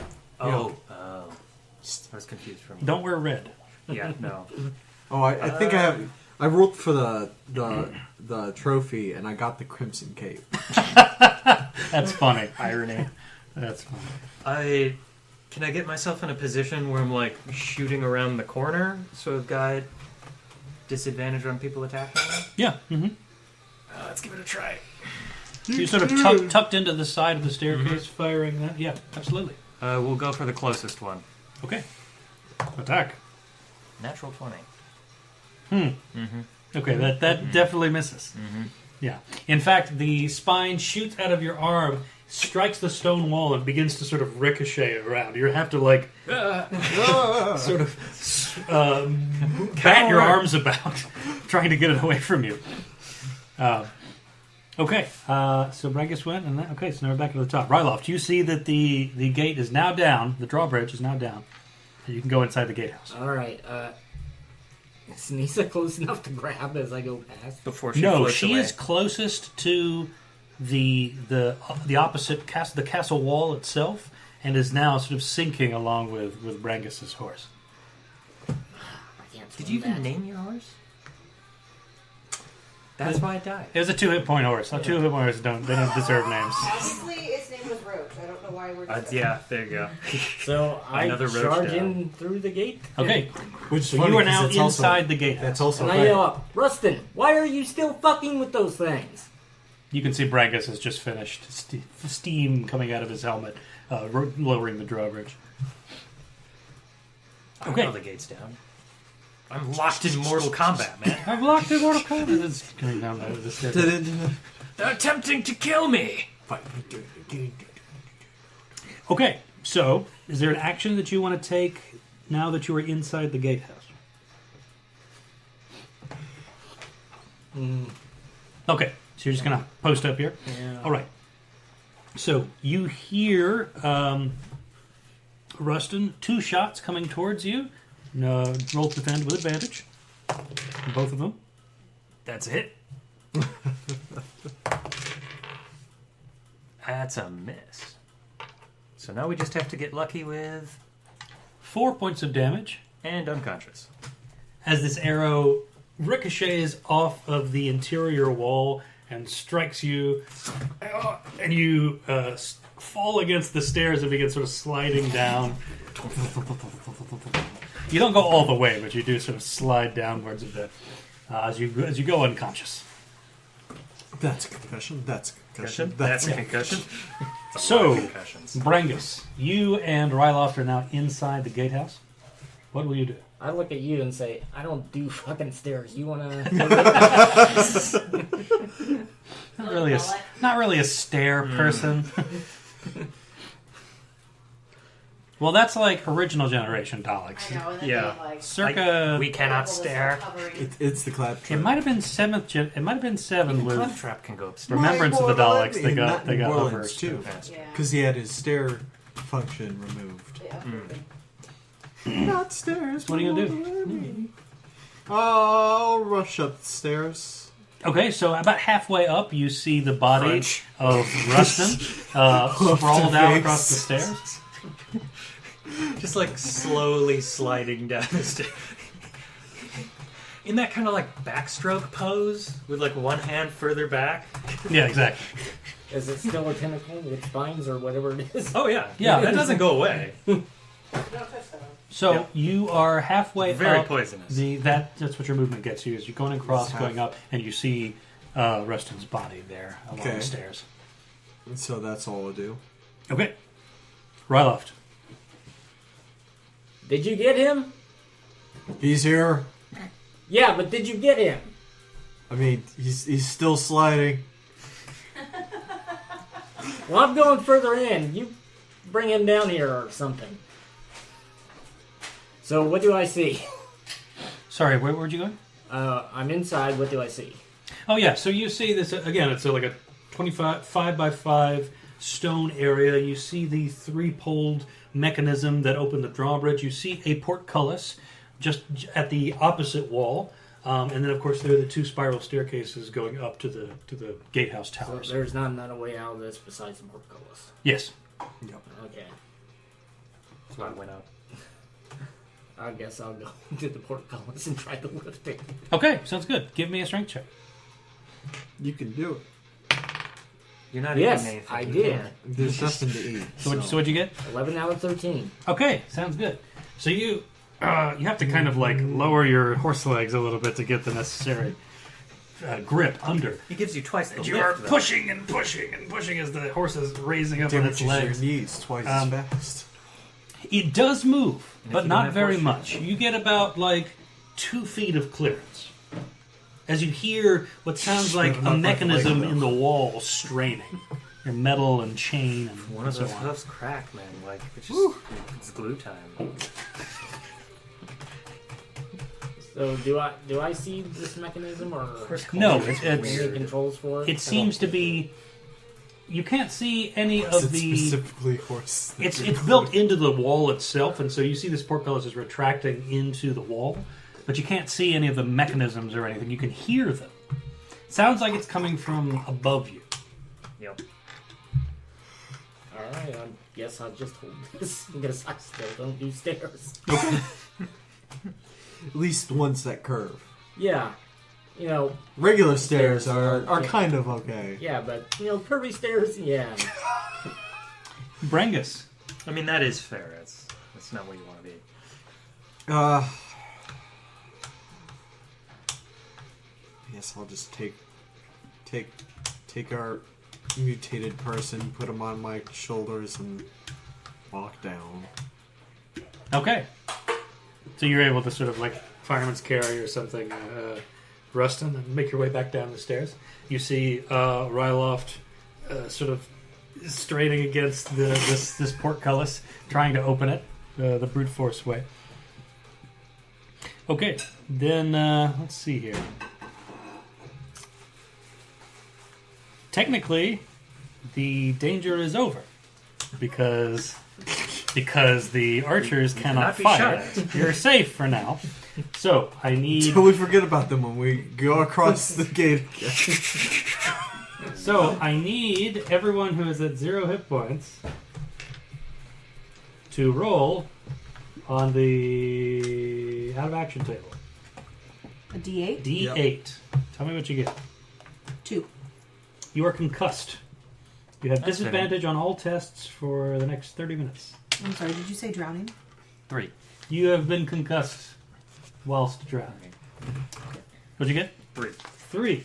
You are battered. You have disadvantage on all physical tests like strength, dex, and con Well, for the remainder of the session. Now, both of you did survive. So you get 1d4 hit. 1d4 hit points. I'm literally in the moat. Yes, you come to. spit you some are- water out. Yeah. Pull I mean, you're yourself still- out of the water. I mean, you You're come right to in in the the water. water. and you Yeah, have to- you're on a floating horse. Oh no, it makes perfect sense. You come to, you breach the water, your head hits the top of the drawbridge, which wasn't there. You get a concussion, and then you swim your way around. Exactly. Sounds great. See, he knows what's up. So can I make a turn now to? Not the drawbridge. Because it's down. No, the drawbridge is all the way down now. So I pop up out of the water, and what happens? So you see that there's this dizziness about you. You find that your vision is blurry, but you see that the drawbridge has been lowered all the way down, and you're floating next to the ledge. Yes, you could conceivably grab the ledge and get off. I'd like to do that. Yeah. Okay. Now, because you are concussed, you got to do that with disadvantage. So that's a dex check. I got an 8 and a 4 under 9. So which one do you want? Damn. Well, either way, you're going to succeed. So I'll go with an 8. Cool. Okay. So you're struggling a little bit because again, your vision is blurry. There's a pounding in your Don't head, fall asleep. but you're able to clamber inside. Now you are just inside the doorway where you can see shapes that look like Brangus and Ryloft, and a lying shape that looks like Ruston, except he's got a weird arm now inside the gatehouse. Did I manage to keep my staff? What's that? Did I manage to keep my staff on me at some point? I mean, I didn't have it out when I Yes, ran into then it, yes. so Yeah. okay. Ruston, so you are now conscious. 2 hit points. Save. You're looking pretty rough. Same. Brangus, you see Ruston's eyes kind of flutter open. You are down. Ow! No, God. I'm good. Damn it, that hurt. Did you leave her in the moat? Yes, that's the answer. Yes, I was definitely in I- the moat. I thought she'd be fine on my horse, and then my Your horse died. is dead.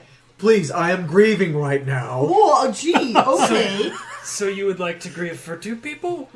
I thought she was safe. Why the hell didn't you lower the drawbridge? The fucking controls are right there. let's just go. Let's go this way. Is this the way? Yeah, this way. I think. I Ow! didn't see anyone I got in here. Must be new. New in the last 5 minutes. As my horse kept on telling me, you're too fat to get in. Well, it's Lose true. some weight. Oh my God! Thinking like old women. Let's go. Some kind of weird Golden Girls, Dungeons and Dragons. You know exactly who I'd be. This is rough. Oh come on! I want to be Blanche. Okay, so You can have Blanche. That's fair. Okay. so you're all in the gatehouse now with a closed portcullis and a lowered drawbridge, A slightly open portcullis. a 2-foot open portcullis. Now what? I think we're gonna raise the drawbridge and maybe take a nap. I see. So you're going to go to pull it out. Yeah. So the drawbridge slowly closes up, and finally the attacking wind and rain is now being blocked by the raised drawbridge, and you feel a little bit more. You feel like you can probably dry Shelter. out maybe a little bit. Yeah, if you feel the warmth and dryness of shelter.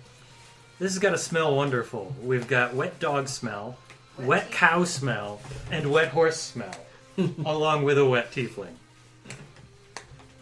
Which is just like a sizzling, like you've just extinguished a barbecue. Yeah, wet brimstone. Yeah. So we should definitely open portcullis immediately.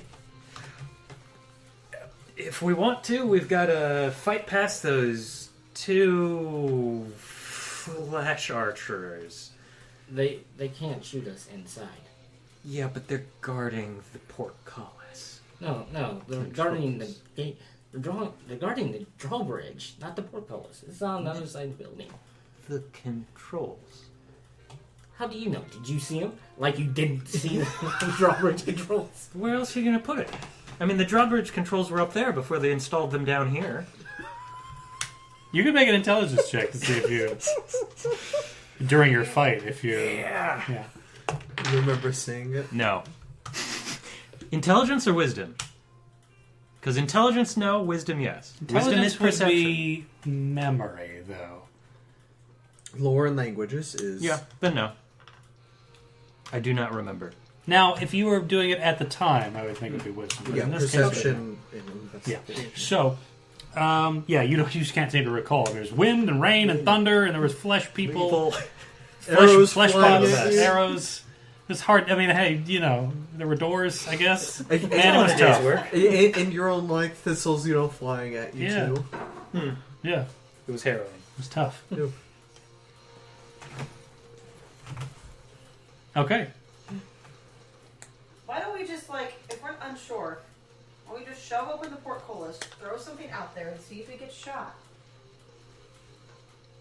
What do you got to throw?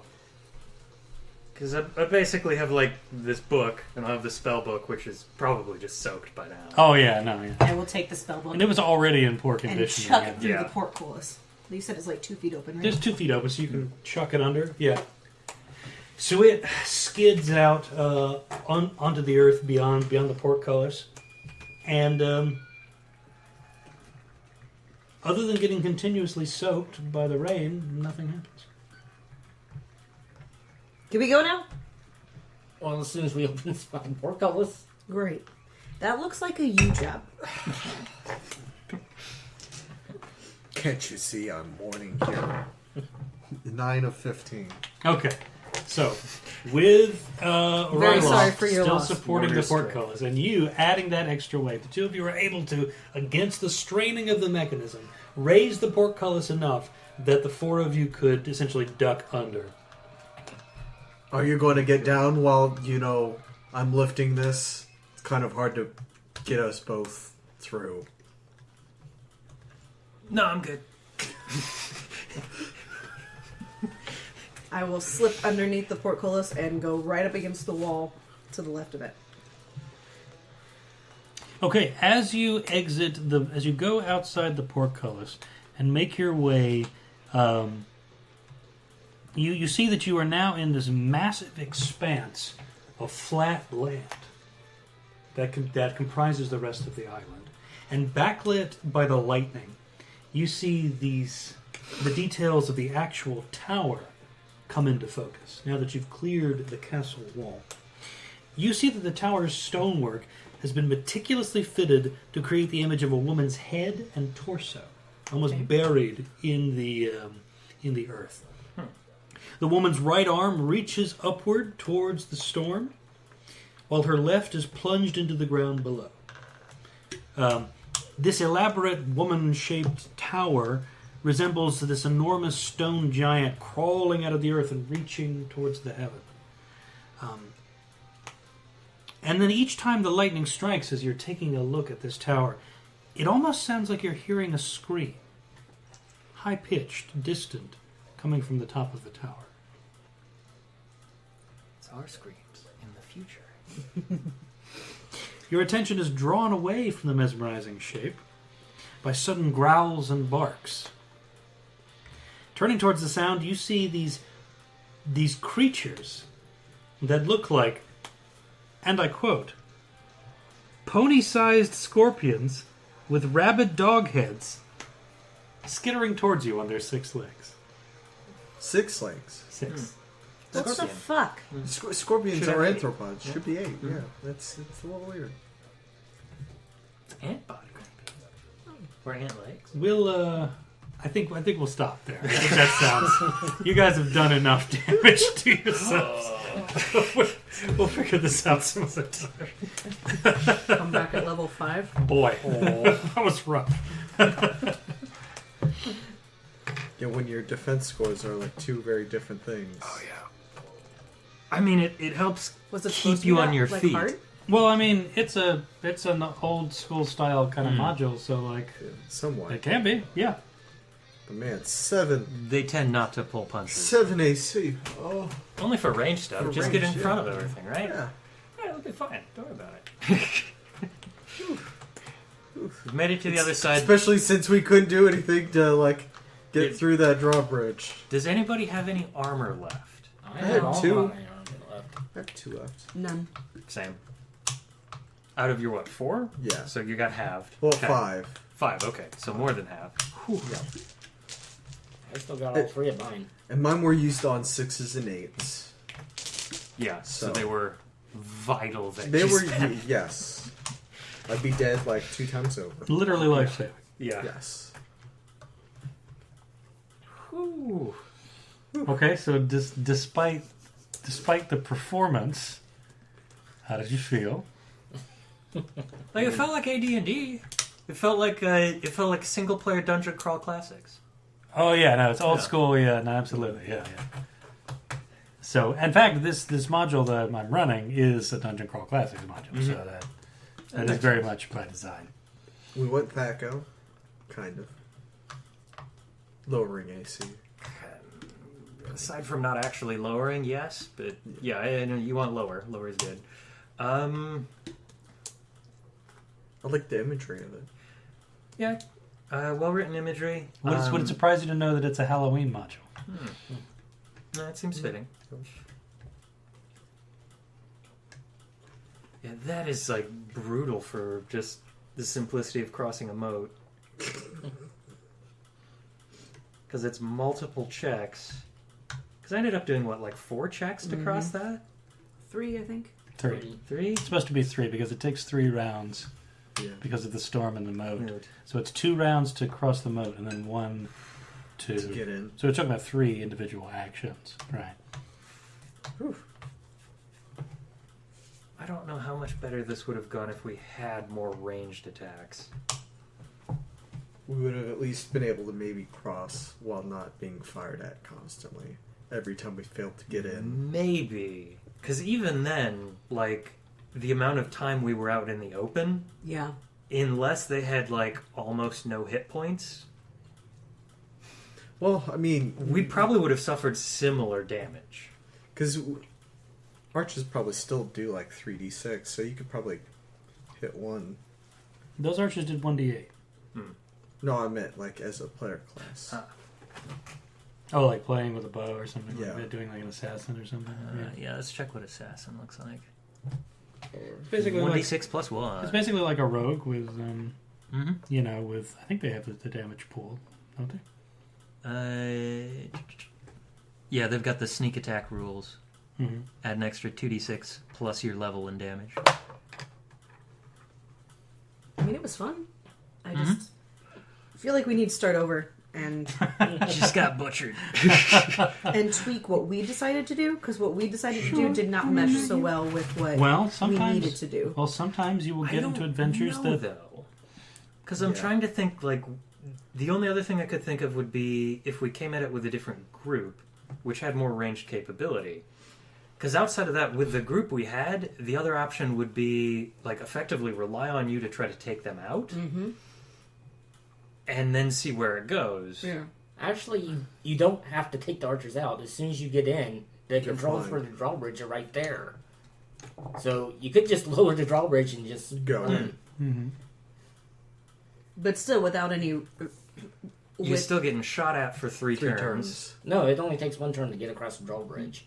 No, yeah, no, but no, you no. have to take No. 3 The turns. swimmer to is get getting across. 3 shots. Yeah. So if you sent one person, they're getting peppered and likely dead unless they are Minotaur Man with the armor. Yeah. Or, you leave everybody else out there so there's multiple targets. They seem to target the person who was closest. Yeah. They were essentially Mildly programmed to defend the castle, and Wait, so anybody wait. trying to get If they in, couldn't move, then how'd they get to the ledge? I think they were always at the ledge. they were always, Always at the at ledge. the It's ledge. just Yeah. until you got like close, they didn't consider you a threat. You were just like a visitor, I would assume. They're supposed to start firing at targets when they enter the moat, Okay, which is exactly what happened. Okay. we may have gotten an extra turn on them. With the fish, yeah. Yeah, with the fish. Now the fish was already there, and just like anything gets in that Swimming. moat, it wants the food. No, no. Yep. It's down there eating the limbs that have been discarded. Yeah. So Makes sense.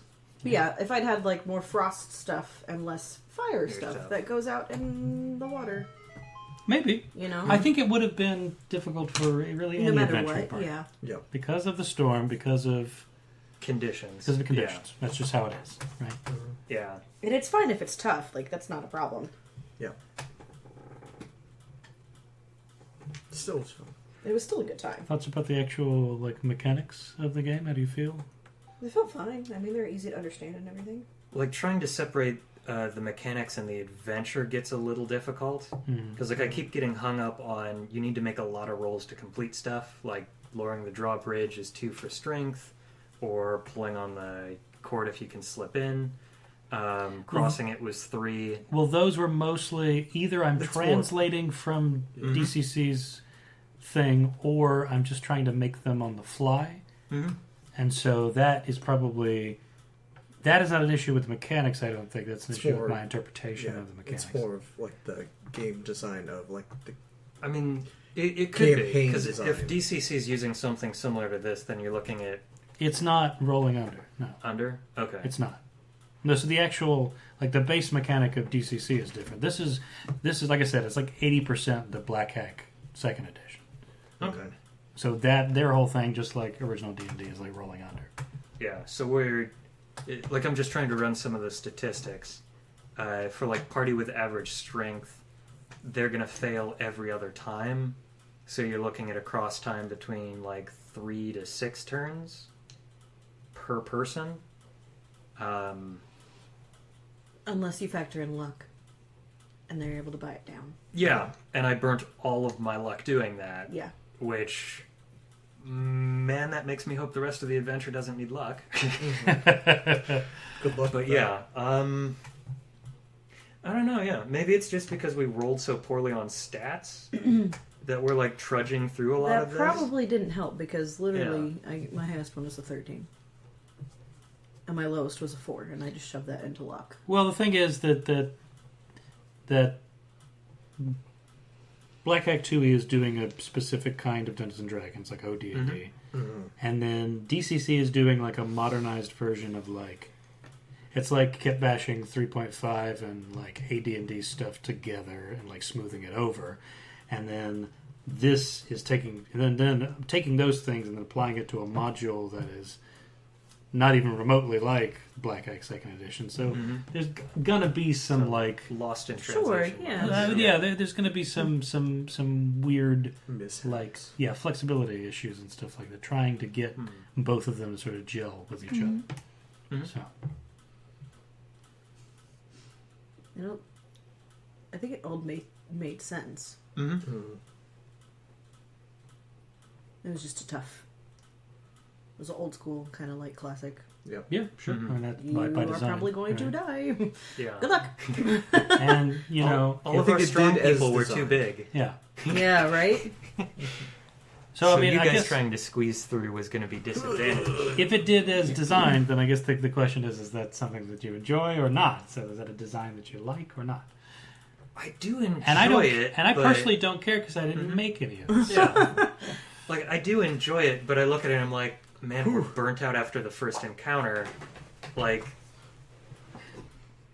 I would have been like, no, let's stop and rest in this safe area, recover some hit points, but we've already been kind of like pushed on, like, hey, don't rest Considering yet. we So- wanted to rest after the first battle. Yeah, I mean, We were like, okay, let's go. The pace of this, we're not accustomed to it. Like, we just have to kind of keep going. Yeah. And hope we don't die. I feel like this kind of game. I mean, I hate comparing it to Dark Souls, but like Dark Souls, you are continuously punished, and then like there's just a segment of the population that's like, no, fuck you, and instead continues to play the game, continues to get good at it, like struggles through it, and like See, with there's that, a reward in that for at them, least right? you can get your souls back every time you die. Sure. yeah. Whereas And this, you kind of have to start over every time you die. Yes. Or even like starting with a new adventuring party, it's still not quite the same comparison. Because with Dark Souls, you're getting that like motor memory. Every time you come back would be the equivalent of like bumping a stat up. Oh, by sure. one. It's not an elegant But- metaphor at all, but it's Yes. Yeah, but it does mean that's- that design, like Dark Souls, applies to a certain Player taste. philosophy of player, right? Yeah. So I think it's fun. I think it's different. And I enjoy doing it every once in a while. Even though if I know my character is probably going to die immediately because I roll badly for stats. That is my number one frustration is the rolling for stats because every time. it doesn't matter how many times I do it. that's why when we do 5e, we just do point by. I know. Then you It don't have to feels worry better. about that. I guess my one input would be if you're doing more conversion for it, I would probably convert a lot more of it since this is a lot kind of harsher system in that regard to a like single success necessary for the majority of actions. or even if it's just broken down like one action to cross the moat, another to climb in.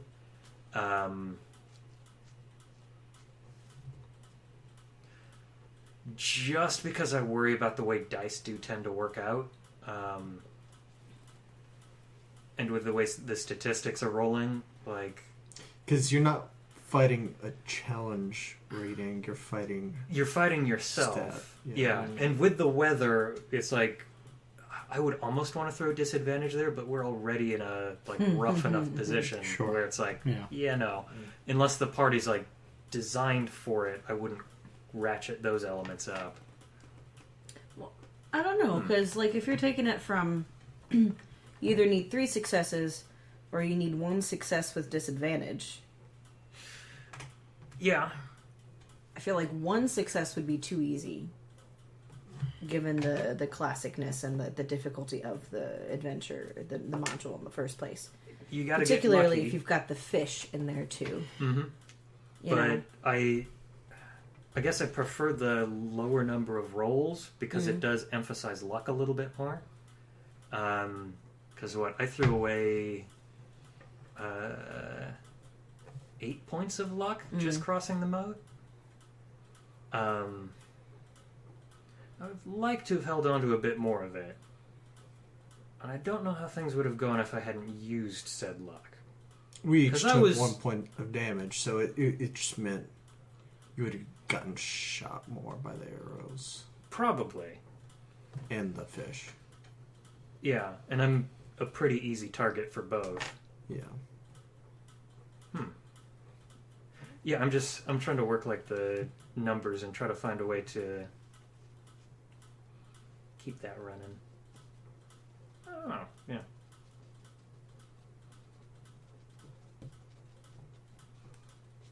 Okay, so divisive. That's okay. I think 1 to cross the moat would be too easy, especially with the fish in there. You're supposed to encounter it even Yeah. if you get a success. And I think Fish shows up in round 2 of being in the moat. Mm-hmm.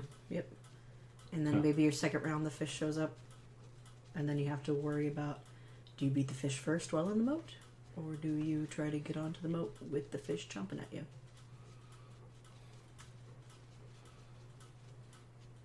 I don't know. And yeah, then you got the arrows to deal with too. Yeah. Mm-hmm. It gets difficult from a balance point because it makes perfect sense if you're defending this castle to set it up that way. Yeah. Where it's like you want whoever's trying to cross to just get killed.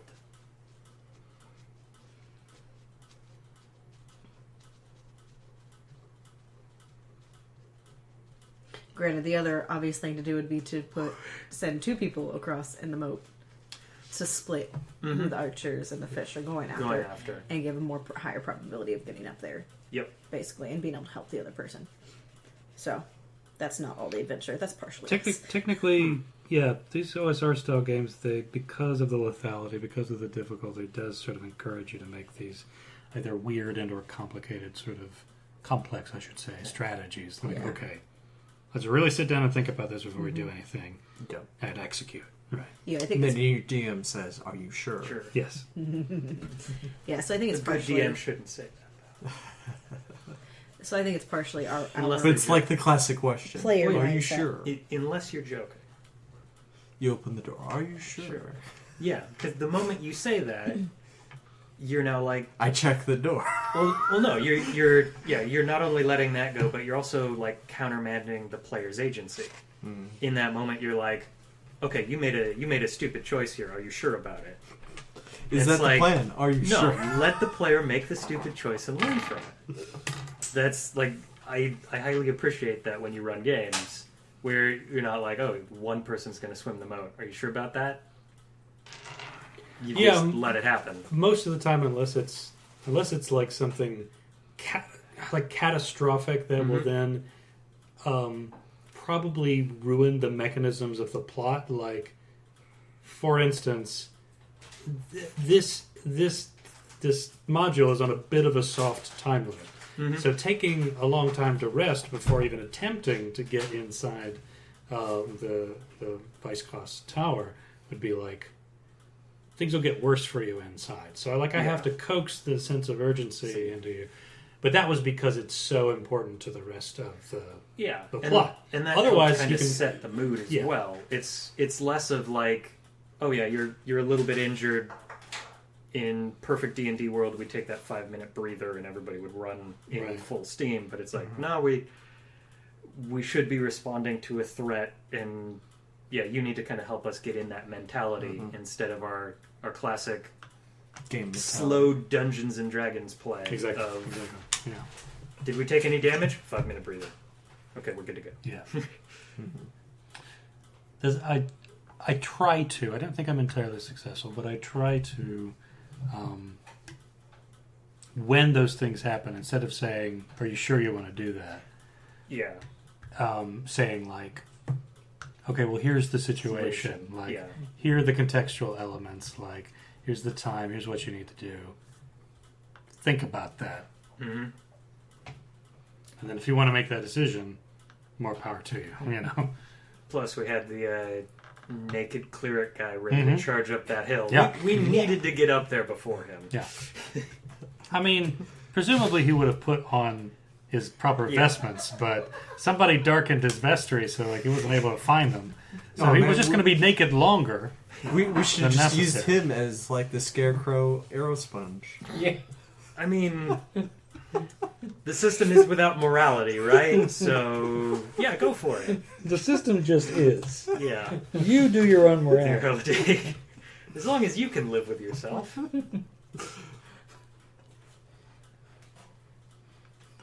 Because I do like the system. Like the idea of rolling under your stat. Yeah. Yeah, I like the idea of we doing all the rolls. No, that's something that I enjoy in systems that do attempt that, is trying to like, not because I feel so like as a DM burdened by doing rolls and stuff like that, but just because it feels like it's more engaging for the player to always be rolling. Fate is in your hands. Yeah, it's even though mechanically it might not necessarily pan out that way, it seems like you have control, right? And that's always good to feel as a player, right?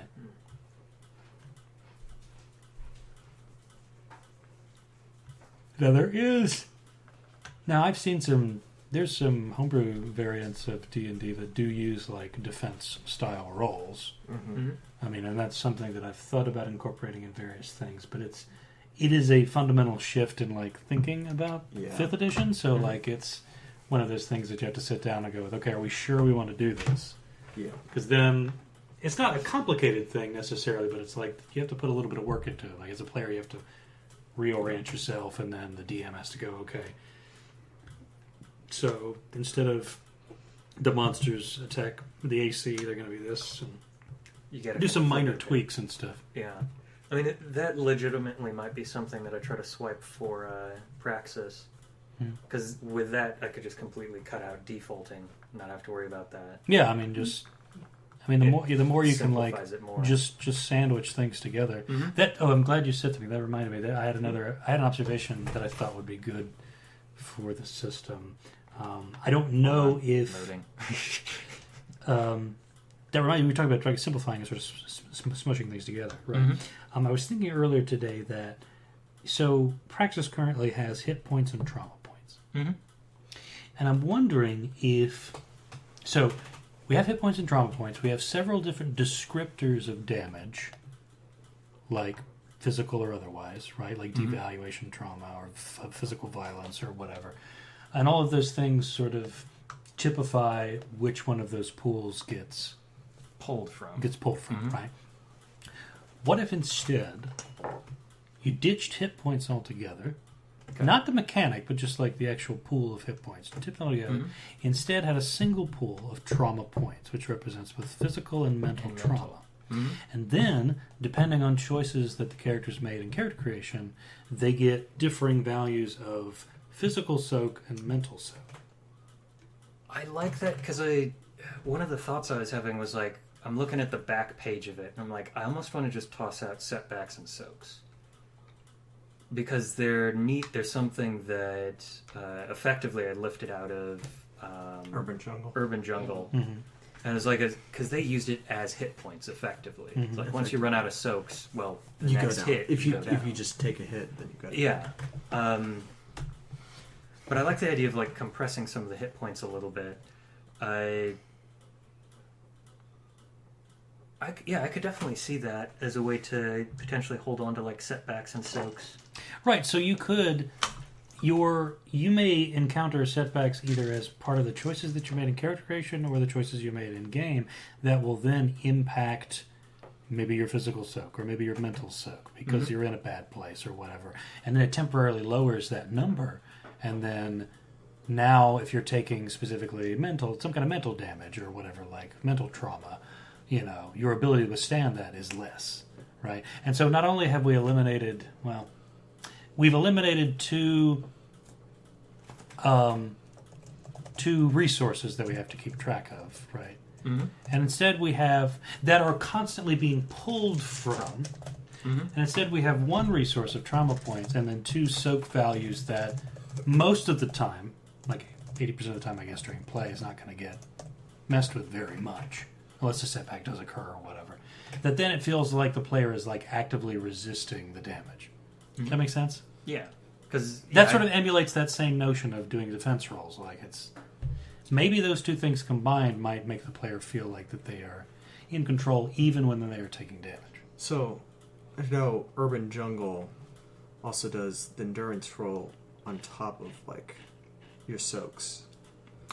Yeah, everybody has that kind of base endurance to see if you can take a hit and keep on so going. that's one way you could be rolling that when you take damage as your soak. If you line up the pools, and so if it's physical, you'd be rolling your endurance.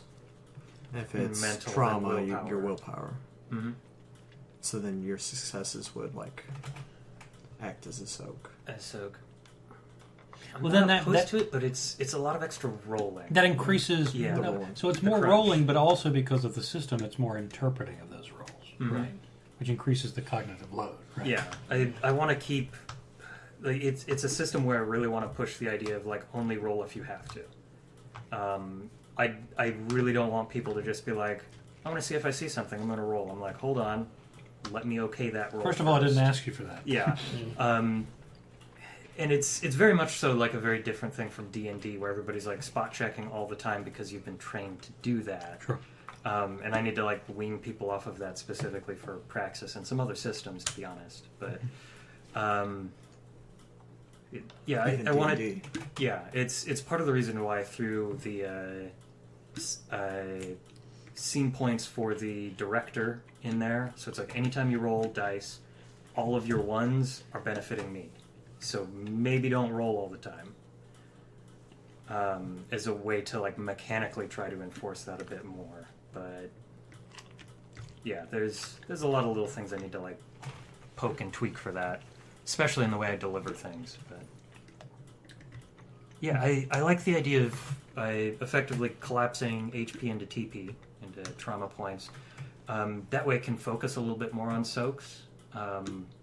Soaks and setbacks can then like affect how much trauma you're taking at any given moment, right? Yeah, because a lot of the time I've noticed like nobody's using the soaks unless they're the like toughness free soak, where it's like, yeah, of course I'm going to do that.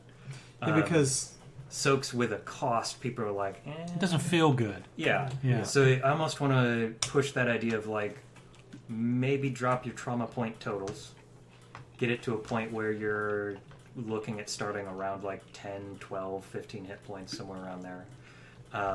And putting you more in that position of like, yeah, I probably need to dip into this a little bit. Because even Urban Jungle had ways to refresh your free soaks. Mm-hmm. You had a whole action to refresh your free soaks, and most of your soaks weren't soaks at a cost. Yeah. Or they'd be soaks at like a differing refresh rate. Yeah, you Like, have to do different actions. different take a actions, hit, spend yeah. the refresh action. Yeah, it's trying If to you get a hit, you get it back. Mm-hmm. It's Stuff trying like to that. find ways to get people to like engage with the mechanic, or make it worthwhile. And I think part of it is either the setback is too strong or too imposing, or people don't have a good feel for it, and thus they believe it's too strong. So it's either a perception or it's an actual, it's too much kind of thing. I feel like since it's a setback period, most people are gonna don't want to take it anyway. Want to push away from There's that. already a resistance there, right? Mm-hmm. So you either have to hide the setback. It's going to impede me the whole time I have it. It's, So you either have to hide the setback or make it feel like it was their idea to begin with. Does that make sense? Right? Yeah. Because otherwise it's like you're only going to use this once your HP gets into the range where it's like, oh, well, that hit's going to do it. Yeah. I feel like part of that can be lowering the amount that the standard soaks have. So it's like, well, this is only going to save me 2 or it's only going to save me 4. If I get a heavy hit, it's not going to matter how many soaks I use. So you might lean into it a bit earlier, but that relies on an understanding of the system. Yeah, like Yeah, Urban it's Jungle work in forced you progress. to use soaks every time. Yeah, because I mean, you didn't have hit points. Unless if you, what else are you gonna do? Unless if you have a high body, you know. Mm-hmm. And you can make that roll. You can Because make even it. if you've got that body, you might float. Because you roll roll. that and then you do your soaks. Yep. I don't envy your working on this because in creating a system that is on the crunch scale more mechanically complex rather than less, right? Generally speaking, like we're looking at a lot of numbers, a lot of things to track, and everything like that. Every time that you want to change one thing, like it's gonna like cascade. The ripples. yeah, you're like moving the cards out of like the Eiffel Tower that we made, right? You're risking the whole thing collapsing or messing up at any given moment. So Yeah, it really helped. The guy who wrote HSD was talking about version 1. They had implemented a... 'Cause that's also a multiple dice pool. Yeah, it uses this whole matrix setup where it's like power, prowess, like agility effectively, and then that then gets combined with a like physical or physicality, mental, and then social and financial. And one of the big updates in 2 is like, well, financial was interesting. It was something that I was really curious about, see how it goes, but all the playtesting, everything we've heard about it, almost nobody touched it. People didn't understand it. So in 2nd edition, he's just cut it. right. And hearing that was like, oh no, it's good to hear that you can just like shear off bits and expect that. It's just surprisingly motivating. As they say in most artistic endeavors, you have to kill your darlings. Even the things that you really like, if they're just not working or people don't engage with them, just get rid of them. Yep. What's another good quote around that? You're not done with a work when you have nothing left to add. You're done when you have nothing to remove. Yeah. Yep. So that mindset has really helped coming at this with that.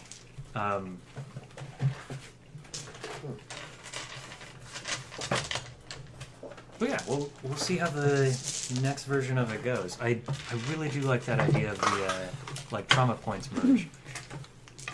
Well, it's just it seemed elegant to me when I was in the shower earlier and I was thinking like, okay, well, What if they were one? well they're just they're one of the pools is literally called trauma points. It doesn't specify what kind of trauma. It's true. Seems simple enough just to either inflate that value so that it becomes like a combination of HP and the original trauma points, or just to make the two the same. two the same. You know? And the nice thing is that I can just kind of merge the calculations together.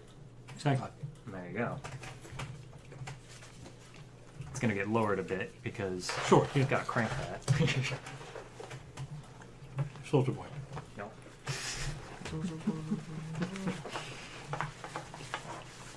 That's it does not check out. Don't So Don't call it old.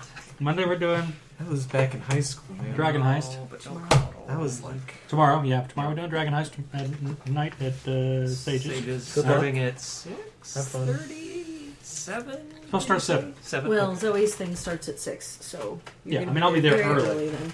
But, you know, Sorry. to Official accommodate start for time Tom will and be- they, which, we're supposed to hit the ground running at 6. Okay. All right. If you're there early, great. I can get some notes and get some stuff started and whatever. I will try to do that. Friday we're doing La Marasma again. We're going to start later because I have an audition until 8. Yes. Sounds good. And or you guys then can start at 8 and I'll just show up when I get here. Sunday. It's always good to have everybody. Sunday.